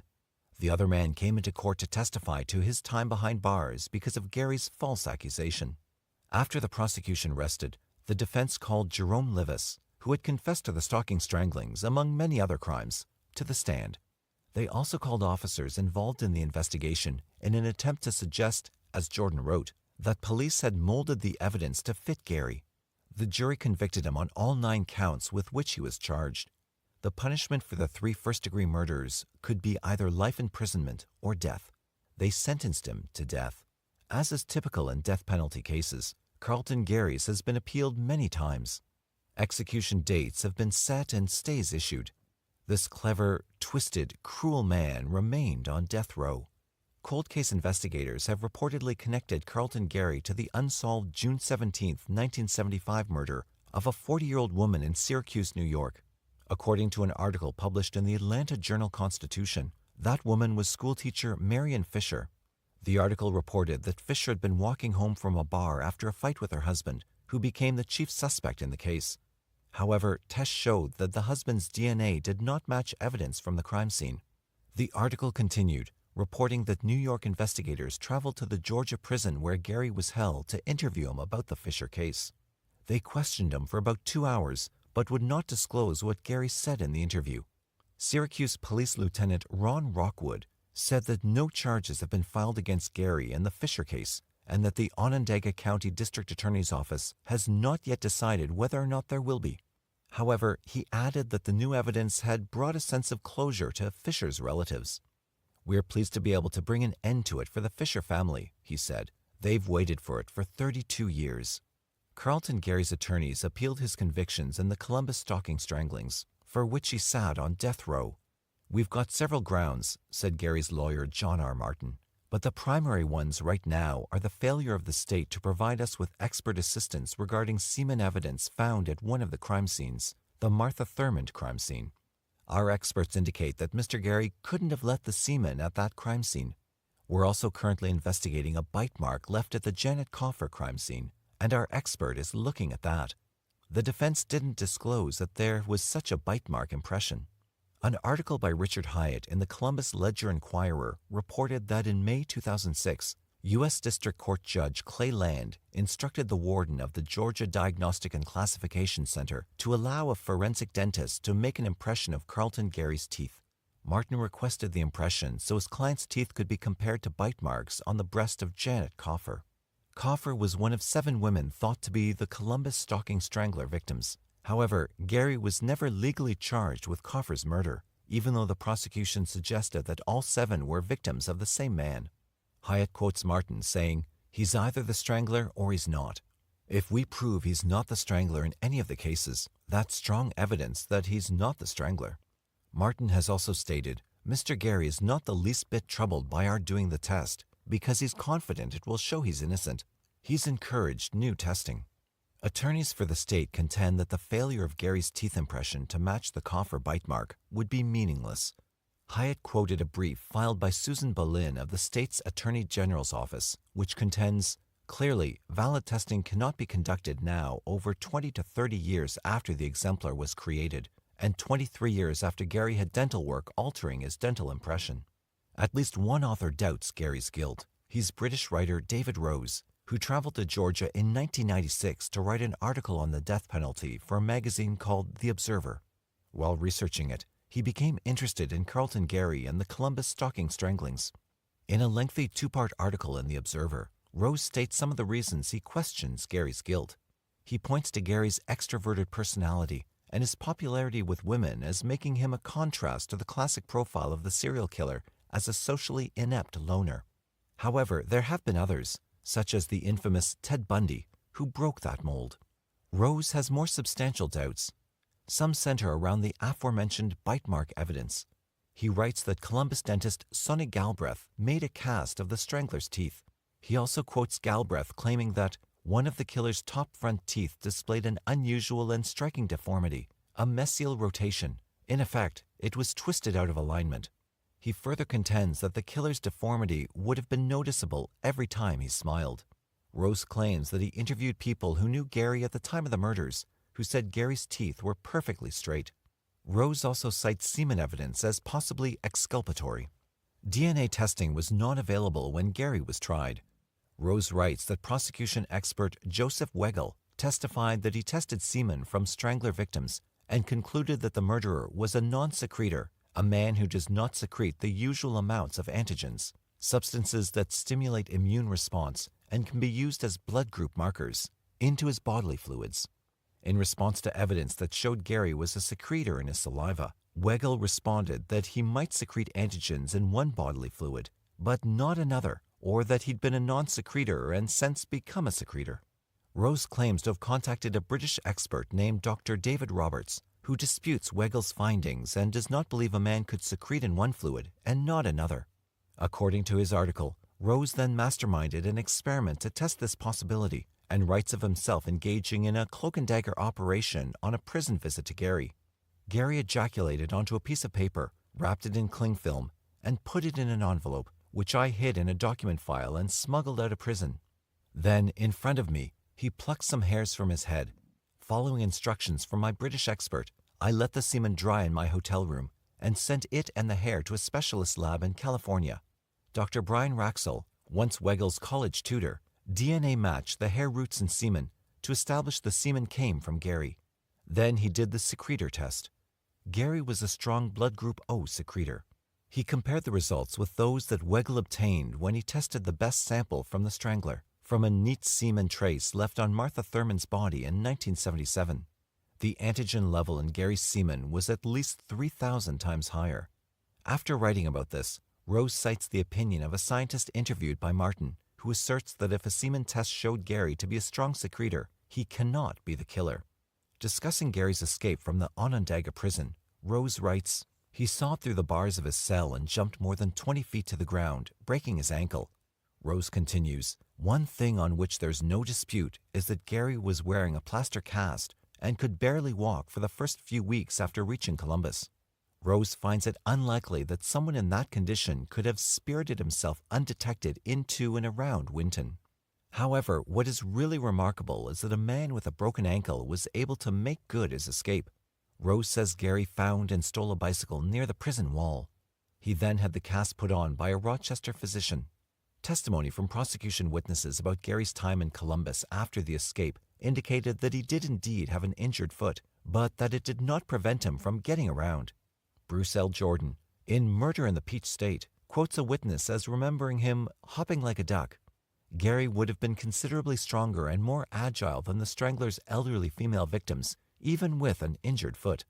Rose claims that when Gary was in custody in Gaffney, South Carolina, for robbery in 1979, Detective Richard Smith took Gary's fingerprints to Columbus print identification officers, who found that they did not match prints at the scenes of the stranglings, even though the prosecution would claim at Gary's trial 7 years later that they did match. Rose disputes the identification of Gary by surviving victim Gertrude Miller. He claims that an attorney for Gary who handled his appeals before Martin, Jeff Ertel, won access to a prosecution-sealed dossier through the Open Records Act. According to Rose, that dossier disclosed that when first questioned, Miller had said it had been so dark that she didn't know whether the intruder was black or white. Later, she identified 3 other suspects in succession, all of whom looked different, and none of them like Gary. However, several other witnesses placed Gary in the vicinity of the stranglings, but Rose's article does not mention them. Bruce L. Jordan, in Murder in the Peach State, expresses confidence that Gary is the Columbus stalking strangler. "The evidence against Carlton Gary was strong," he wrote. "To believe he's innocent, jurors would have believed the police had been planting evidence against him since 1970. It would have involved a collaboration between police in Albany, Syracuse, and Columbus. The strongest evidence that that is not the case is whenever Carlton Gary was confronted with the fact that his fingerprints were in the home of strangled women, he never claimed they had been planted. He always acknowledged his presence and pointed the finger at other men." Jordan continues that Gary invariably accused other black men, showing that the loyalty that many African Americans display towards each other apparently did not extend to Carlton Gary. In his years on death row, Gary has developed an artistic talent. According to Martin, he was an outstanding artist. He made hand-drawn Christmas cards and birthday cards for other people who worked on his behalf and me. They were very good. Gary's art has been exhibited in prison. An individual who's visited Gary says he often draws pastels of musicians, cartoon characters, and scenes of everyday life among Black Americans. In 1996, Gary married a woman whom he met through a church group that makes visits to prisoners. His wife worked in the healthcare field. He also adopted her daughter. According to someone who knows his family, his wife visited him several times each month, and the couple have an easygoing rapport, despite the limitations imposed by his imprisonment. Gary was also said to be emotionally close to his adopted daughter. Martin says Gary kept busy in his cell on Georgia's death row. He does artwork, Martin continued. He spends a lot of time corresponding with people, staying in touch with his family, and hoping that he'll be exonerated. Others believe Gary had little chance of exoneration. The Supreme Court of Georgia, the Superior Court of Butts County, Georgia, and the United States District Court for the Middle District of Georgia had upheld his convictions. Among those who believed it likely Gary would keep a date with the executioner was William J. Smith, who led the prosecution. Jordan quoted him telling the jury that if Carlton Gary does not deserve the death penalty, it isn't appropriate for anyone. When authorities in 2007 first linked Gary to the 1975 Marion Fisher murder in Syracuse, New York, through DNA, prosecutors struggled to decide whether or not to charge him with the crime. Soon after the discovery, Onondaga County District Attorney William Fitzpatrick decided to close the case without charging Gary after discussing it with Fisher's family, including her widower, who had once been a suspect. Fitzpatrick made this decision because he feared that transporting Gary to New York might give him a chance to escape. 2 years later, the state of Georgia set Gary's execution for December 16, 2009. He had been sentenced to die for the murders of 3 women, Martha Thurmond, 69, Florence Schiebel, 89, and Kathleen Woodruff, 74. Fingerprints placed Gary at all 3 crime scenes, but he claimed an accomplice had non-consensual sex and killed the women. Just 4 hours before the execution, though, the Georgia Supreme Court issued a stay, ordering Muskogee County's Superior Court Judge Robert Johnson to convene a hearing to consider Gary's request for DNA testing. Before Judge Johnson could hear the hearing, Muskogee County District Attorney Julia Slater reached an agreement with Gary's attorneys on February 19, 2010, to have the Georgia Bureau of Investigation perform the tests. Julia Slater stated, "I'm not scared of the tests. I'm not afraid of the results." Jack Martin, one of Gary's lawyers, said, "We're happy that the state has agreed DNA testing should go forward. We hope a profile can be found from these items that can exonerate Mr. Gary." The agreement was for tests on semen found in Thurmond and Woodruff, as well as Jean Demenstein, 71, a woman whom authorities believed he murdered, but for whose murder he had never been tried. According to an article in the Atlanta Journal-Constitution by Bill Rankin, no DNA test was slated for semen found in Schiebel because prosecutors considered the sample unreliable. The results for Woodruff were inconclusive, but the other results were shocking. The semen found in Demenstein came from Gary, but that found in Thurmond's did not.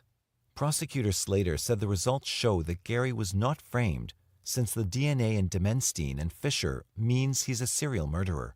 Slater indicated that the startling DNA results would not lead to a fresh investigation. "At this point, I'm concentrating on Carlton Gary," she stated. She added that her office would investigate the possibility that degradation or contamination invalidated the Thurmond test. However, Martin points out that Gary was not convicted of the Demenstein murder, but of Thurmond's killing. "If they want to try him on Demenstein, try him on that," Martin says, "but you can't sentence him to death on a case he wasn't convicted of." Martin also said, "The thing that's so frustrating is that we've come up with evidence ignored for years. Why aren't they out there trying to solve the crime instead of desperately trying to hang on to the conviction?" E.J. Covington, a retired GBI agent who headed the Stalking Strangler Task Force, supported the DNA testing. Writing in the Atlanta Journal-Constitution, Bill Torpy reported that Covington believed there was evidence that pointed to a second suspect that was not fully brought to light by the state. After the tests, Covington commented, "I thought DNA would give a definitive answer. Ironically, it was positive in Jean Demenstein and not in Mrs. Thurmond. It's muddied the water again rather than make it crystal clear." Bruce Jordan, the author of Murder in the Peach State, a book that devoted a chapter to the Columbus Stalking Strangler, was informed by a reporter from the Atlanta Journal-Constitution of the DNA results. "Wow," Jordan responded, "you just floored me." Jordan noted that Gary was notorious for having other guys in his burglaries, implying that Gary's accomplice might have had non-consensual sex with Thurmond. The identity of the man who had non-consensual sex with Martha Thurmond is unknown.